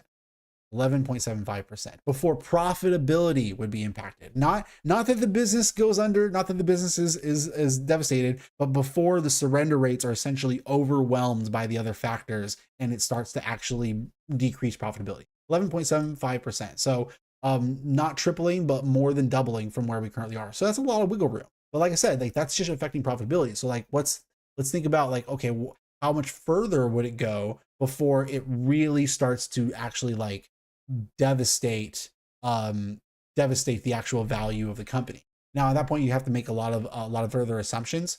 So like for example, one assumption I have to kind of implicitly make here is if you say, okay, like right now the stock is currently like $35, $36 or whatever, the market has an implied expected return based off that, right? So like if you assume that the today's price right now is fair value, and you assume that you're buying it today right now at fair value, right? That cost of equity is your implied rate of return that you have essentially stomached for the purchase, which for stocks is usually anywhere between like 5 to 15% or something like that. So like maybe it's 10%, maybe it's 15%, right? Like something like that. So I'm going to make multiple scenarios where we say, okay, well let's not make an assumption about what the market wants an implied rate of return for FG to be. Let's say it's 10%, 15%. It could be something like that. It could be less than that, but let's just make multiple scenarios based on 10% and 15%. So like I say, okay, with that 7.6% economic return we saw there, actually I'm sort of getting ahead of myself, way off on that. With, like I said, with the 11.75% return, that's how big surrenders would have to be before profitability gets hit. But then if you take the net effect of assets and liability changes that would occur over the next round of surrenders above 11.75%, how many more surrenders would it have to be before essentially the surrender effect would overwhelm the remaining amount of book value specifically? That was basically the next breaking point where I was going to say, okay, now the company becomes illiquid, or not illiquid, insolvent in a book value sense, which means technically speaking, somebody could buy up the whole company, liquidate the company, and the company would be worthless. It's not technically worthless because if you have forward earning ability, you're technically not worthless, which is why there's plenty of companies that operate out there with negative book value. So it's not technically worthless, but in a sense, it would be like saying that we've overwhelmed the book value of the company completely by the surrender. So like what level of surrenders would be required to get there? Now we're already at 11.75% before we're there. What would it have to be above that? And my estimate is it would be approximately another 8% on top of that, which means it would bring us to about almost 20% in total. So about a 20% surrender rate in 1 year would basically overwhelm the book value of the company, is my kind of estimate of like a catastrophic scenario. And again, that would be more than 4 times where we're currently at, or more than or almost 10 times where we were 2023. This part of the stream is hurting my feelings. I want to report it. Only positive things can happen for FG, says Jeff. Yes, of course, yes. But hey, we're being responsible here. We're actually, like I said, inverting the question and thinking, okay, let's not think about how much money we're gonna make. Let's think about all the ways things could go wrong. And look, I mean, I think the way you should look at this is that it ends up looking pretty good. Because the way like I said, like what I would argue is that, okay, 20%. Now, if we take that 20% surrender that destroys book value, what would we expect that to happen with the returns, the economic returns, not the market returns? Because again, market returns would be devastated. As we saw before, the stock is traded on average at like between a 1.25 and a 1.75 book value. So what do you think happens when book value goes to zero, right? It's like the market value would be devastated because markets do crazy things. But like, what would happen to the economic returns? We already saw the economic returns with basically zero future but still at least 10 to 15 years of the current business gets you still a 7.6% compounded return. But if you then take the estimated effects into account, with that 20% withdrawals, it actually potentially drops it down to 6.9% return with the 11.75%, and then if it's down to 20%, it drops it down to 3.9% return. Which, if you then say, okay, well, how much would that's where these 10 to 15% expected rate of returns come down into account, where you say, okay, if the market wants to price a 10% expected rate of return in, or a 15% expected rate of return in, but also take into account this devastation, what type of downward move would we expect in the stock? Now, for this scenario, the 7.6% expected return, we would expect somewhere between 25 to 50% decline. For this outcome with the 12% potential surrenders, we would expect between 30 to 55% downward decline. And then with the 20% surrender outcome, we would expect between 60 to 75% stock decline. Across all of those scenarios, we're seeing about a 50% decline. Again, that's just in value. So it's like, that's kind of like a way to, like I said, it's a whole lot of assumptions and a whole lot of kind of quirky napkin math that went into that. But what I'm thinking that this is like a way to think about how could the market react to really bad news. I don't think that those scenarios would actually happen. It's like you said, it's like, we're expecting only positive things for FG. But in a scenario where the market thinks that surrenders are climbing, like I said before, is like surrenders were already at 4.6% in the last year. So maybe what if next year they jumped up to 6%? And then the year after that, they jumped up to 7%, right? It's like at some point or another, the market's going to get spooked, right? So that's what I mean. Is like, what type of reactions could we expect under certain scenarios if certain things were spooking people? And so it's like, yeah, you could easily see a 50% decline in the stock value if people really did think that the inflows were starting to evaporate. It's worth noting we're already down, right, like 35% from peak values. That's like from peak values. Maybe if you want to use like some sort of average value or something, then maybe it's only like 25% or something. But we're already down pretty significantly. So I think the sentiment is in many ways already kind of pretty lopsided in our favor in that sense. But yeah, so like I said, I was thinking about ways to kind of stress test their balance sheet. I was just looking at their balance sheet, looking at all these assets and liabilities, looking at the durations between them, and trying to think about like, well, what happens if that doesn't work out that way? And so those were kind of just a few scenarios I came to mind with. Okay, final part of the stream. Final part of the stream, guys. We're actually gonna do the actual valuation template. Finally, talked for 3.5 hours about a company before we actually talked about valuation. Not counting obviously the part where we talked about like the comparables, and then we made references to multiples here or there about like some aspects, but like I said, we really wanted to go deep on the company itself before we get into just plugging some assumptions in, right? It's like get into all the little pieces, all the thoughts, and I probably missed like half a dozen things I wanted to talk about, but either way, we talked a lot, we talked enough. So let's actually get into it. Let's actually get into it and look at it. I already kind of said, giving pretty broad strokes. We don't really need to get into super fine details of a lot of things. You guys know how my templates work. But revenue, we're assuming approximately a double. I'm assuming upfront basically no sales growth. Where I'm actually assuming that we're basically downish in the short run. In the short run, I always like to assume kind of bad things. Let's assume that this year is rough and it grows a little bit later, right? That way, if bad news shows up, you're kind of already protected against it, right? So 2025 analysts, the two analysts that are making projections are assuming 5.8, 5.9 billion. They're assuming 6.3 billion for the year after that. Net income normalized, they're assuming like 700 million in net income for 2025, 800 million for 2026. And these numbers existed prior to the dilution, right? So it's worth noting that the dilution is probably happening to expand the business. The reason why they're using share dilution is because we can issue many more dollars of assets for each dollar of equity than we can for liabilities. So by diluting the equity, they've set themselves up for growth.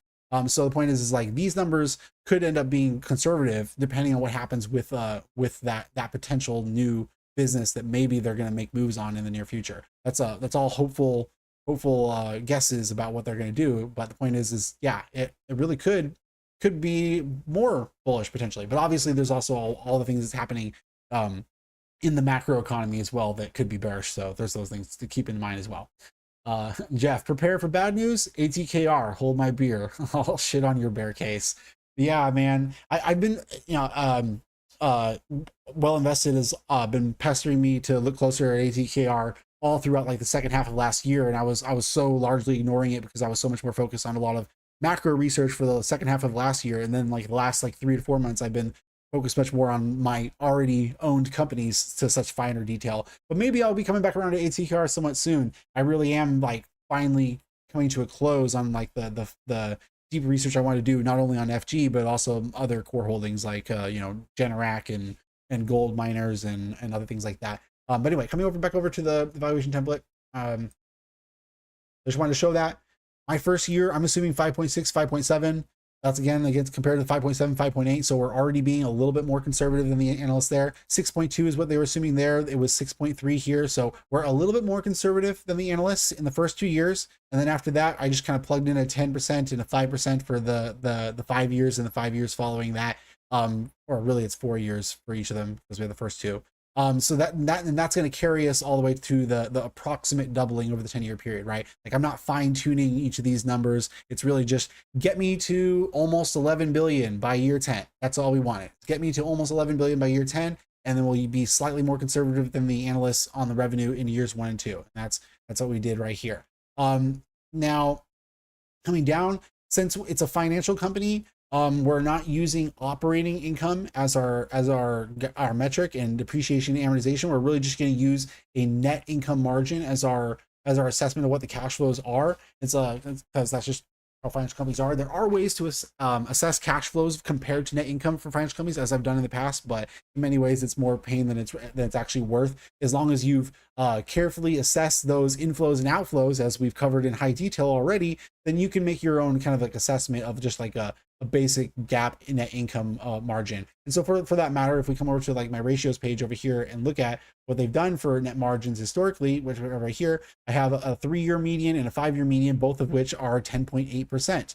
We can see that it has varied quite a bit across time. They had quite a few negative years back here, but this is also in their kind of previous iteration prior to FNF acquiring them. So really, I only focus on kind of like 2019 onward for that reason, which still has a couple negative years in there. There was a negative 13% in 2020 and a negative 1.3% in 2023. But like across all of those years in general, it's about a 12% or so. And then, like I said before, 10 to 11% for the medians on 3 to 5 year bases. So about a 10% net margin, I think, is a pretty reasonable assumption to make. That's a pretty typical net margin for insurance companies across the board, generally speaking. So it's like we really don't have to overcomplicate it, to be honest, when it comes to the net margin for this type of company in many ways. It's like I have gone through like the specific expenses and line itemed it before, and in many ways I find it to be more trouble than it's actually worth. It's like the juice isn't really worth the squeeze there, to be honest, that much. I focus much more on fine tuning those revenues than I do the costs. But I do kind of allow for some play within that. It says free cash flow here, but again, like I said, it's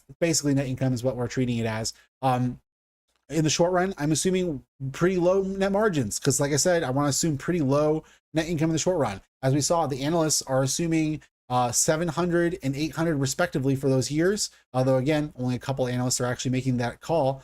So I'm assuming not quite half, but a pretty significant amount less than that. So we're assuming that maybe they have to do some sort of significant reinvestment there of some sort before that can actually be accretive to the shareholder. Maybe it has to do with the new business that they take on. I don't know.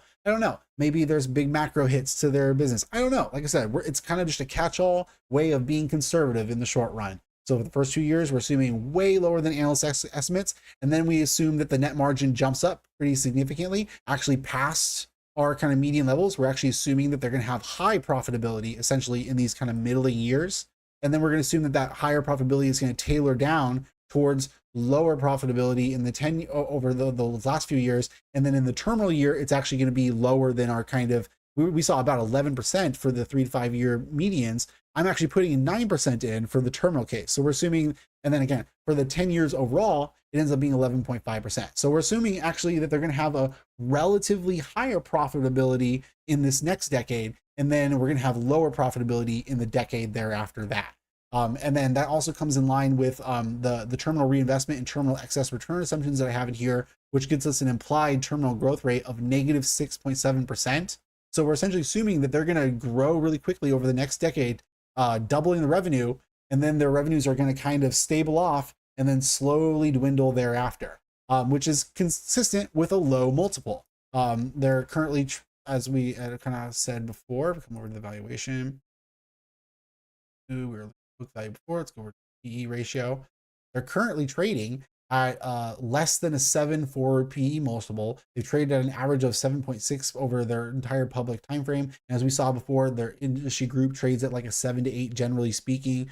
So like they're definitely cheap right now, but this valuation is, I don't really want to make assumptions about where the valuation is going, right? This is just meant to be just pure fundamentals. So like we're really just going to plug in a pretty low multiple. So I have a 6.3 terminal PE versus a 8.3 cash flow multiple. Technically, like the economic experience is kind of somewhere in between there. So it's like, it's about a 7.3 multiple is what we're assigned to them, which, you know, is pretty in line with where they've traded on average, a little bit lower than where they trade on average. Again, I showed you the kind of high qualitative aspects of the pricing relative to their peers, and they're cheaper than that right now as well. So it's like, yeah, very low terminal multiple, very, very low terminal multiple that we've applied to this assumption here. And like I said, like high profitability in the first 10 years, lower profitability in the next 10 years. You could say that over a 20-year period, it ends up being about 10% even across the whole thing.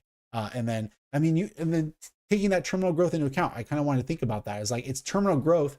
Since the margin assumptions become stabilized in terminal growth, it's just the revenue growth that changes. It means that the revenue growth and the free cash flow growth end up equaling each other out. So what we can do is we can take this terminal growth rate and apply it to the free cash flow. And the reason why I like to do that is because like I've made all these assumptions about what's going to happen here, but then I do like to compare that to like what was the actual returns in the most recent period of time. So if we look at the actual net incomes experienced by the company during that 2018, for like say the first 5 years, it was on average about 400 million in net income per year for this 5-year period. And then the last 5-year period on average has been about 450 million per year. So like, what are we assuming for our valuation essentially? For the first 5 years, we are assuming on average 776 million. So you see, like we are assuming a pretty big jump in net income for the first 5 years. We're assuming it doesn't really show up until year 3, but we are assuming a pretty big jump in net income nonetheless. Again, that jump in net income is consistent with what the analysts are assuming is happening in year 1. And we're assuming that it happens over the course of kind of like a 5-year period. But nonetheless, it is a pretty big jump in net income for that 5-year period. And then the back half 5-year period, we're assuming is 1.2 billion. So it's another big jump up in net income at that front period as well. Now, again, there's a fuzziness between the considerations of cash flow versus the net income. And so in a certain sense, the way annuities work out, I'm okay with this because it makes an assumption about the cash flows in the future a little bit as well. And then also, like I said, I'm kind of thinking about the average over the 10-year period, not just any one specific year. So it's like, it might seem uncomfortable to look at year 10 and say, oh, year 10 is $1.3 billion in net income. Doesn't that seem like too much? It's like, well, they've had one-off years of 1.2 billion in 2021, first of all. And then second of all, the average net income over the 10-year period is 977. So it's like, really, it's like, do I feel comfortable with them going from something in the range of an average of like 400 net income to something in the range of an average of 900 to 1,000 net income over a 10-year period? And it's like, well, if I'm assuming that they're going to double their revenues, and I'm assuming that it's also kind of a backup of profitability from some of the growth they've already experienced, then that actually makes sense. It's not that crazy of an assumption if you take all those things into account. I see Dan joined the chat. We've been going long enough that we can have basically all the regulars filter in at different intervals. It works out well. Guys, I broke up a 4-year relationship, but everything ended in good terms. It was a happy ending, so I'm actually quite happy with how things have ended. Good for you, man. So yeah, now I'm single and can do more risky investments, I guess. Hey, there you go. Hope you're coping well. It's a great time to fill that void with more FG. True. I don't think Dan was ever in FG. Maybe he was. Maybe I missed out on that one. But maybe if you go watch this whole stream, maybe I'll convince you of that. But anyway, so getting back to what I was saying about the terminal growth. Like I said, it's like a lot of people just slap a terminal multiple on their valuations and they don't really think about the implications of the growth and the reinvestment that are implied in multiples and things like that. But I do like to make sure those things are consistent. So I like to make sure that it's like, the implied multiple I slapped on it, that 7 to 8, is consistent with what we see in market expectations, or at least it's consistent with something I'm comfortable with. The implied growth also makes sense, is consistent, right? So the reason why I'm saying that is, so I was showing the 300 to 400 million net income for this kind of period right here, and then I'm implying a sort of 900 to 1,000 net income for this period right here. But then that terminal growth assumption also gives us an implied future kind of scenario. So over here, what I've done is I've showed, okay, year 10 again, where we have the 1.2, 1.3 billion, and then terminal year 1, terminal year 2, terminal year 3, terminal year 4, 10, on and on and on to 20, right? You see the next 20 years further. So this is year 21 through year 30 of the valuation, so to speak. And again, so terminal year of 900. So for the 10 years into the terminal period, what is the net income like? And it ends up being like 600 to 700 million. And then the 10 years after that, it ends up being like 300. So the point is, what I'm trying to show is that it can seem like the net income is huge on this 10-year period, but the valuation assumes that we're essentially returning back to where we were in 2018 through 2023 by years 21 through 30 of the valuation, if that makes sense. I'm kind of talking very abstractly about like how the valuation model works, but long way to say that this is a huge growth in net income, but I'm totally comfortable with it. That's basically what I'm trying to say at the end of the picture. That's what it ends up being painted as. So then other details to point out. I mean, there's assumptions I'm making about the expected return and the discount rate within that, but those things are usually kind of the minor details that don't matter that much, and all investors tend to quibble about those assumptions. But on average, our discount rate's about an 8%. If that matters to you, if that's something you want to know, then it's about an 8% per year discount rate that I'm using across the valuation. And then, like I said, the multiple I'm using is like a 7.5 or so for the terminal multiple 10 years from now within that assumption. It is, like I said, an equity valuation based around net income. So we're not netting out debt and cash in any sense. We've basically just turned that into zero, although the net amount was approximately zero anyway. So if you think that cash belongs to shareholders, which you could argue it does because it's not part of their investment portfolio, but I did take that cash into account when I was stress testing their liabilities. So I do think it's important for them to hold on to that cash for those reasons. So that's why I don't count it. But the point is, they do technically have an extra 2 billion in cash as well that theoretically they could just do something exciting with or whatever. But the point is, like, yeah, those are the assumptions that goes into my valuation here. And if we kind of come around to the final page of like what that paints it, what the picture gets painted as, this is where we're at. Kind of all the assumptions boiled up into kind of like an easy way to spell it is right here in this box, where it's like next year I'm assuming 5.6, 5.7 billion in sales. I'm assuming that it's going to grow at a CAGR of about 6.4% per year for the next 10 years. And then the terminal year, which by the way is technically year 11, not year 10, the terminal year ends up with about $10 billion in sales. The EBIT margin it shows here is technically more like an EBT margin because the interest has already been accounted for, but it is a pre-tax margin of 10% for the next year, 15% on average, 60% terminal year. But then again, like I said, the free cash flow margin, which is really a net income margin for this one, is really what matters. We're assuming next year 8% because we're being very conservative in the short run. We're assuming about 12% on average for the next 10 years because we are assuming that they're going to be pretty profitable during this high demand period. And then we're assuming that in the terminal years, they drop down to kind of a lower than average 9%.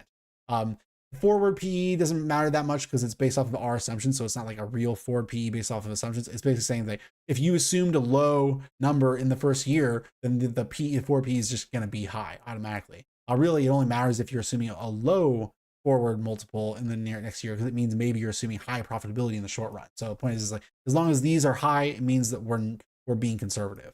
But then, yeah, the discount rate over the 10-year period ends up being 8%. And then my terminal multiple assumptions, as I kind of already spelled out here. So yeah, like this little box, I like this little box because it kind of spells out all the assumptions very simply without like all of the long detail that I went through on this page over here. It's like it's all the pieces you really need to know. It's like to understand this over here, this is what you need to know. And then also what it's worth noting, I have adjusted this valuation for the dilution. Both the 8 million shares that they initially issued, plus the extra amount that the underwriter would issue as well. Stacked on top of that, I'm kind of assuming that the underwriter just does the full amount. But what I did do is that I actually cut the number in half in terms of how I added on here. Not because that they're only going to do half, they are going to do the full dilution, but because I am convinced that that is going to be accretive to their earnings in some way. So the point is, I didn't want to hit them with the full dilution effects without giving any sort of boost to the valuation at all too. So essentially what I'm doing is like, I'm only knocking them for the dilution 50% instead of the full amount, which to me is actually still conservative, because in my opinion, the dilution and the amount it's going to grow their business is probably at worst net zero, wherein at best it might actually be accretive to value. So the point is like, and that doesn't affect the value all that much. So like I said, we could adjust that, take that factor out, and what does it do? It changes the value by like $2 per share. So it doesn't really affect it much. But the point is, I still wanted to kind of adjust for that a little bit there. So yeah, that's my valuation of FG. It's currently trading for $35 per share. I think it's worth about $65 to $66 in fair value today. That's what it's worth today. So like, I know Jax is, I don't think Jax is with us listening anymore. Maybe he's still listening, just got quiet. But if he asked me if the stock was 60 tomorrow, would I sell? Absolutely not. I wouldn't sell at 65. I did answer him when he asked it then. I said it, that I would, if the stock was $100 tomorrow, I would probably sell it. But I probably would not sell it for less than $100. And like I said, my fair value today is $65, $66, but that's because I wouldn't sell it unless I was getting some of that future value too, because I have so much effort, so much time and energy writing on this stock. So much care has been taken into my understanding of it. And I feel so comfortable with these returns. I feel so confident that I am going to receive this 15% COGR right here, that yeah, I absolutely would not give it up unless this COGR was showing me like less than 7% probably, which would probably require like a north of $100 tag to get to. I don't know exactly what it would be, but it would be something like that, something in that range. And to be clear, this 15% COGR is still probably very conservative, because it assumes that you're going to get all this value accretion over a 10-year period. And in my experience, if my valuation work is accurate, I usually get that accretion over like 2 years, not 10, right? So the point is like, I mean, to be honest, I mean, I wouldn't be shocked if this thing was north of $60 by the end of the year, to be honest. Like it wouldn't shock me. That's not my base case assumption, like I said. But the point is, it would no way would shock me if we were north of $60 by the end of the year at all. Like that's not at all even like a crazy thing. It could get there within 3 months, to be honest. Like it honestly could happen pretty quickly. Like, and to be honest, I think like the way that the sentiment has played out honestly just sets us up for that. It's like there's the sentiment, there's Mr. Blunt's purchases that he's made, his track record on those purchases. If you come back over to, as I had said before about, where was it?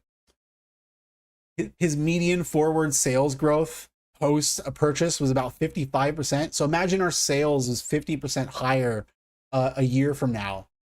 How much higher, where do you think the stock is going to be? Right. Like, so it's like, yeah, it's like, imagine if that played out again. And if it was 50% higher a year from now, that would be way ahead of schedule on this valuation, right? I'm assuming a doubling over a 10-year period. So that's a 50%er in more like a 5 to 6 year period. And so like, yeah, I'm assuming 5 to 6 year period, that could happen in 1 to 2 years, technically speaking.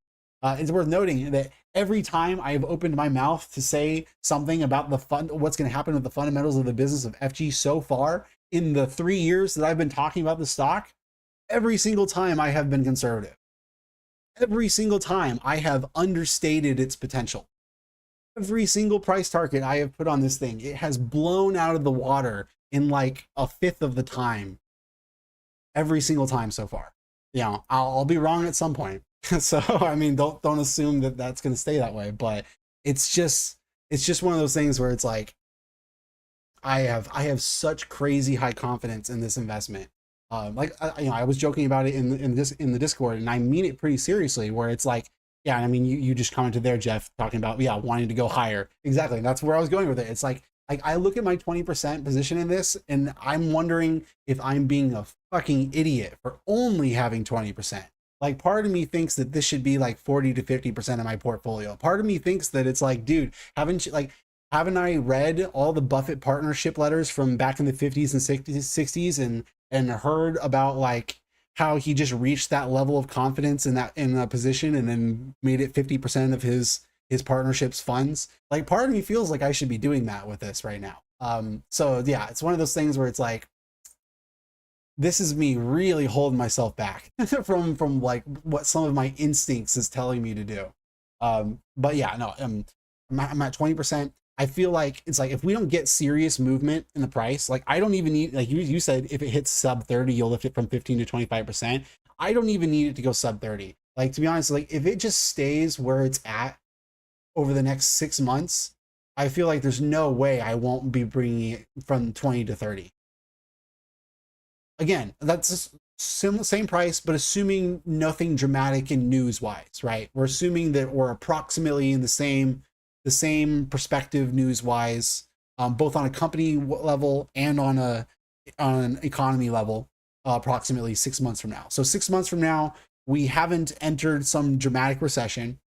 Their earnings, this earnings call right here was a reasonably solid earnings call. They didn't announce anything crazy, but they at least announced like quarter over quarter growth of some level, right? It's at least a moderately positive quarter, and there hasn't been like no executives left the company, and there was no big dramatic news that came out related to the company. If that's true, I mean, yeah, over the next 3 to 6 months, I feel like I almost have to bring it up to from 20 to 30%. Like I just have to.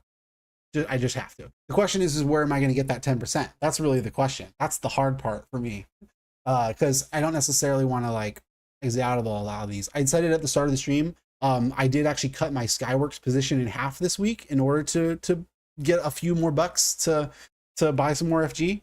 And that's not because I think the valuation of Skyworks is rich. I think it's undervalued actually, and potentially a decent value. But like, and I almost never do that, by the way, where I think something has double digit upside on something, but I sold it to buy more of something else that I think has double digit upside.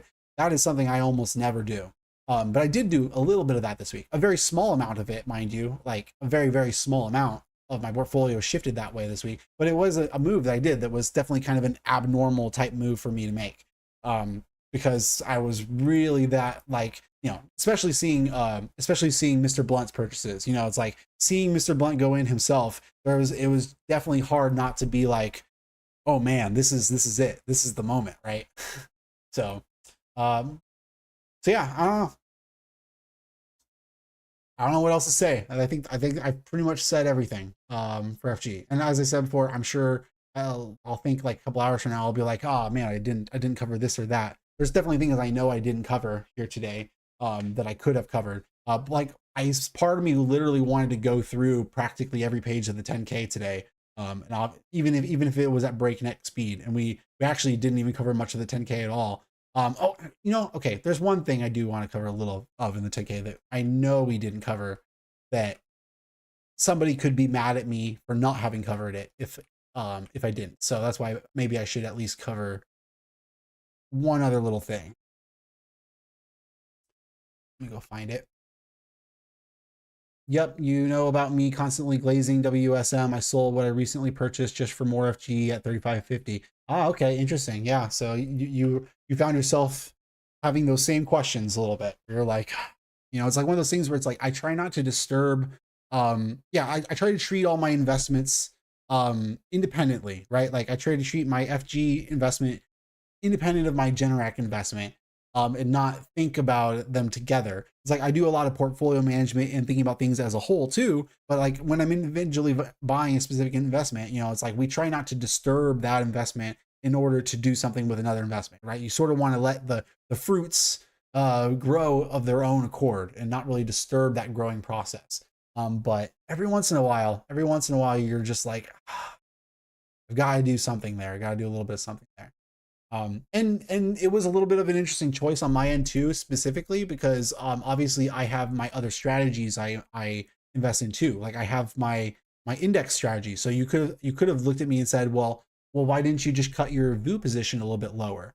And there's reasons for that. It's because like this VU position does exist to feed into the other positions a bit more. But one, Skyworks is a low confident position, and two, I do like this my VU position for more than just giving me extra returns in the meantime while I'm waiting for new positions. I am doing my kind of momentum based strategy a little bit around that, where I have kind of convinced myself that I may be semi capable of timing markets a little bit, you know. So it's one of those things where it's like I actually do kind of want to make this position continually have a certain substantial size.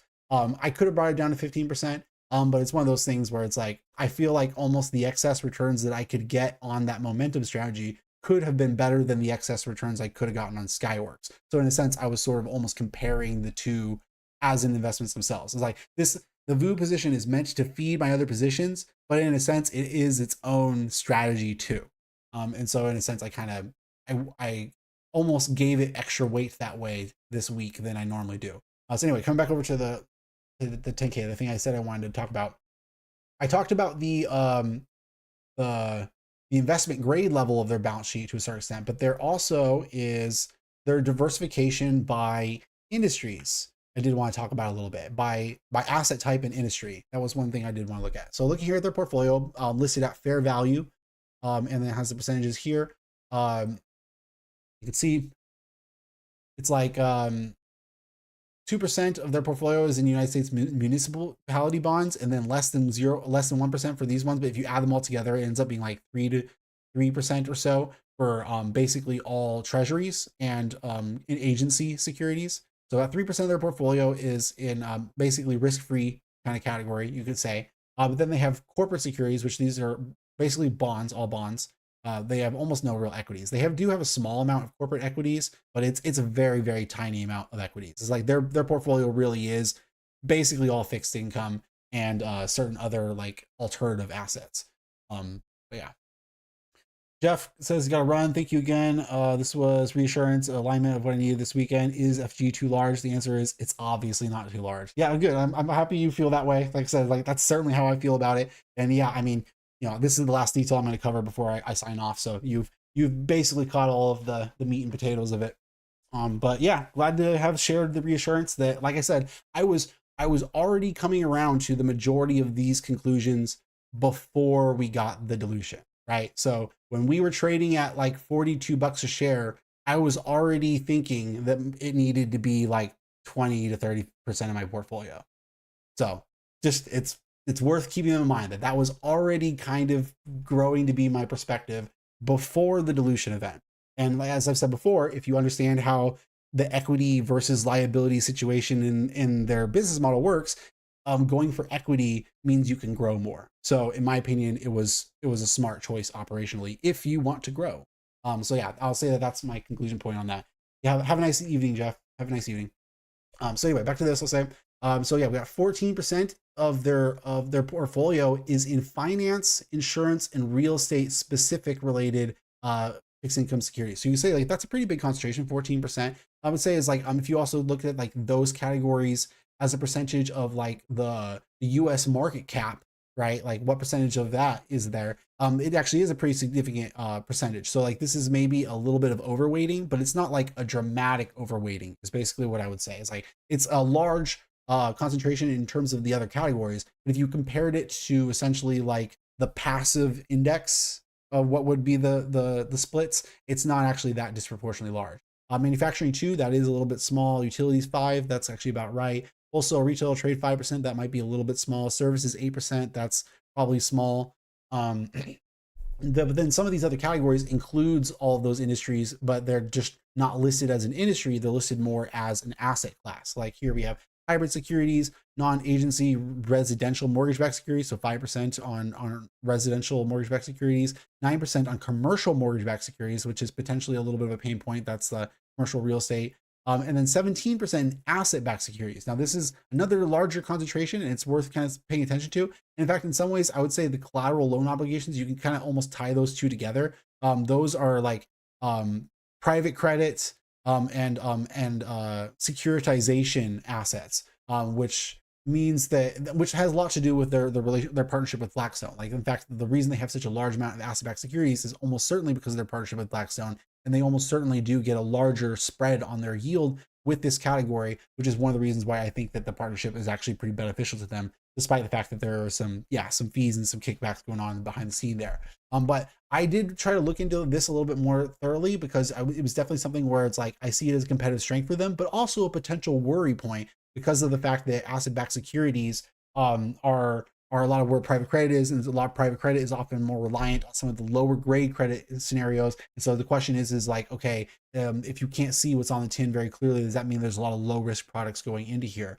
But I don't know. Like I said, I had some concerns about that, but I did also kind of try to look in more broadly into type of categories of things that Blackstone specifically puts into asset-backed securities. And I do think that even though it's a little bit of a black box, the fact that they have it at only 17%, because again, that 17% is still going to be split across all these different sub industries. So if you thought like, if 14% over here relative to this whole grouping is 25, so 14 out of 25, that's like almost 2/3. If you assumed that like 2/3 of this was also, say, finance, then that would maybe be like another 11 to 12%, which means that if you combine the two together, you'd maybe have like 25% of the total concentration in finance. So the point is like, because of these two being kind of a black box, it maybe makes the concentrations higher than it appears here, but still not necessarily a huge pain point is kind of my point. The reason why I'm not overly concerned about that. Now coming down here further, there was also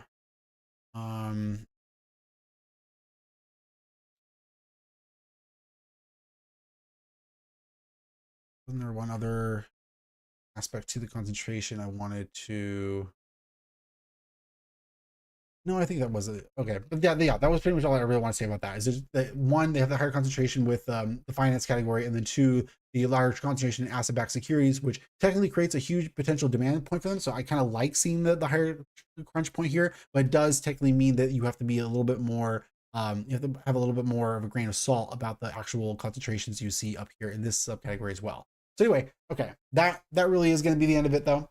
Like I said, here's my valuation for FG. I know all the gang that likes FG was here and liked it. Hopefully, people who have not seen my valuation before, if you've this is your first time seeing my content, this is probably a very strange version of my content to see. It's like, I definitely tend to do very high in-depth content, but still 4-hour stream is easily the record for us. My voice is so dry right now. Definitely looking forward to relaxing after this. But hopefully you see why I am so bullish on this company. That's not to say it's for you to be bullish on. This is not meant in any way to be a recommendation for any specific individual out there. I'm just explaining my own rationale for what I'm doing with my own money and stuff like that. But I do it publicly here on YouTube so that I can get comments, criticisms, and recommendations and other things like that. So if you appreciate the work I did here today, please like the stream. Please subscribe to the channel. Please hit the notification bell. Please join our Discord community. The link is in the description below. And catch us next week on our next stream, where we will be talking not about an individual company, but instead about the broader economy in pretty high detail, as we do what we plan to do going forward is as a monthly macro update, so to speak, going forward. So, all right. Hope you all enjoy the stream. Catch you all next time.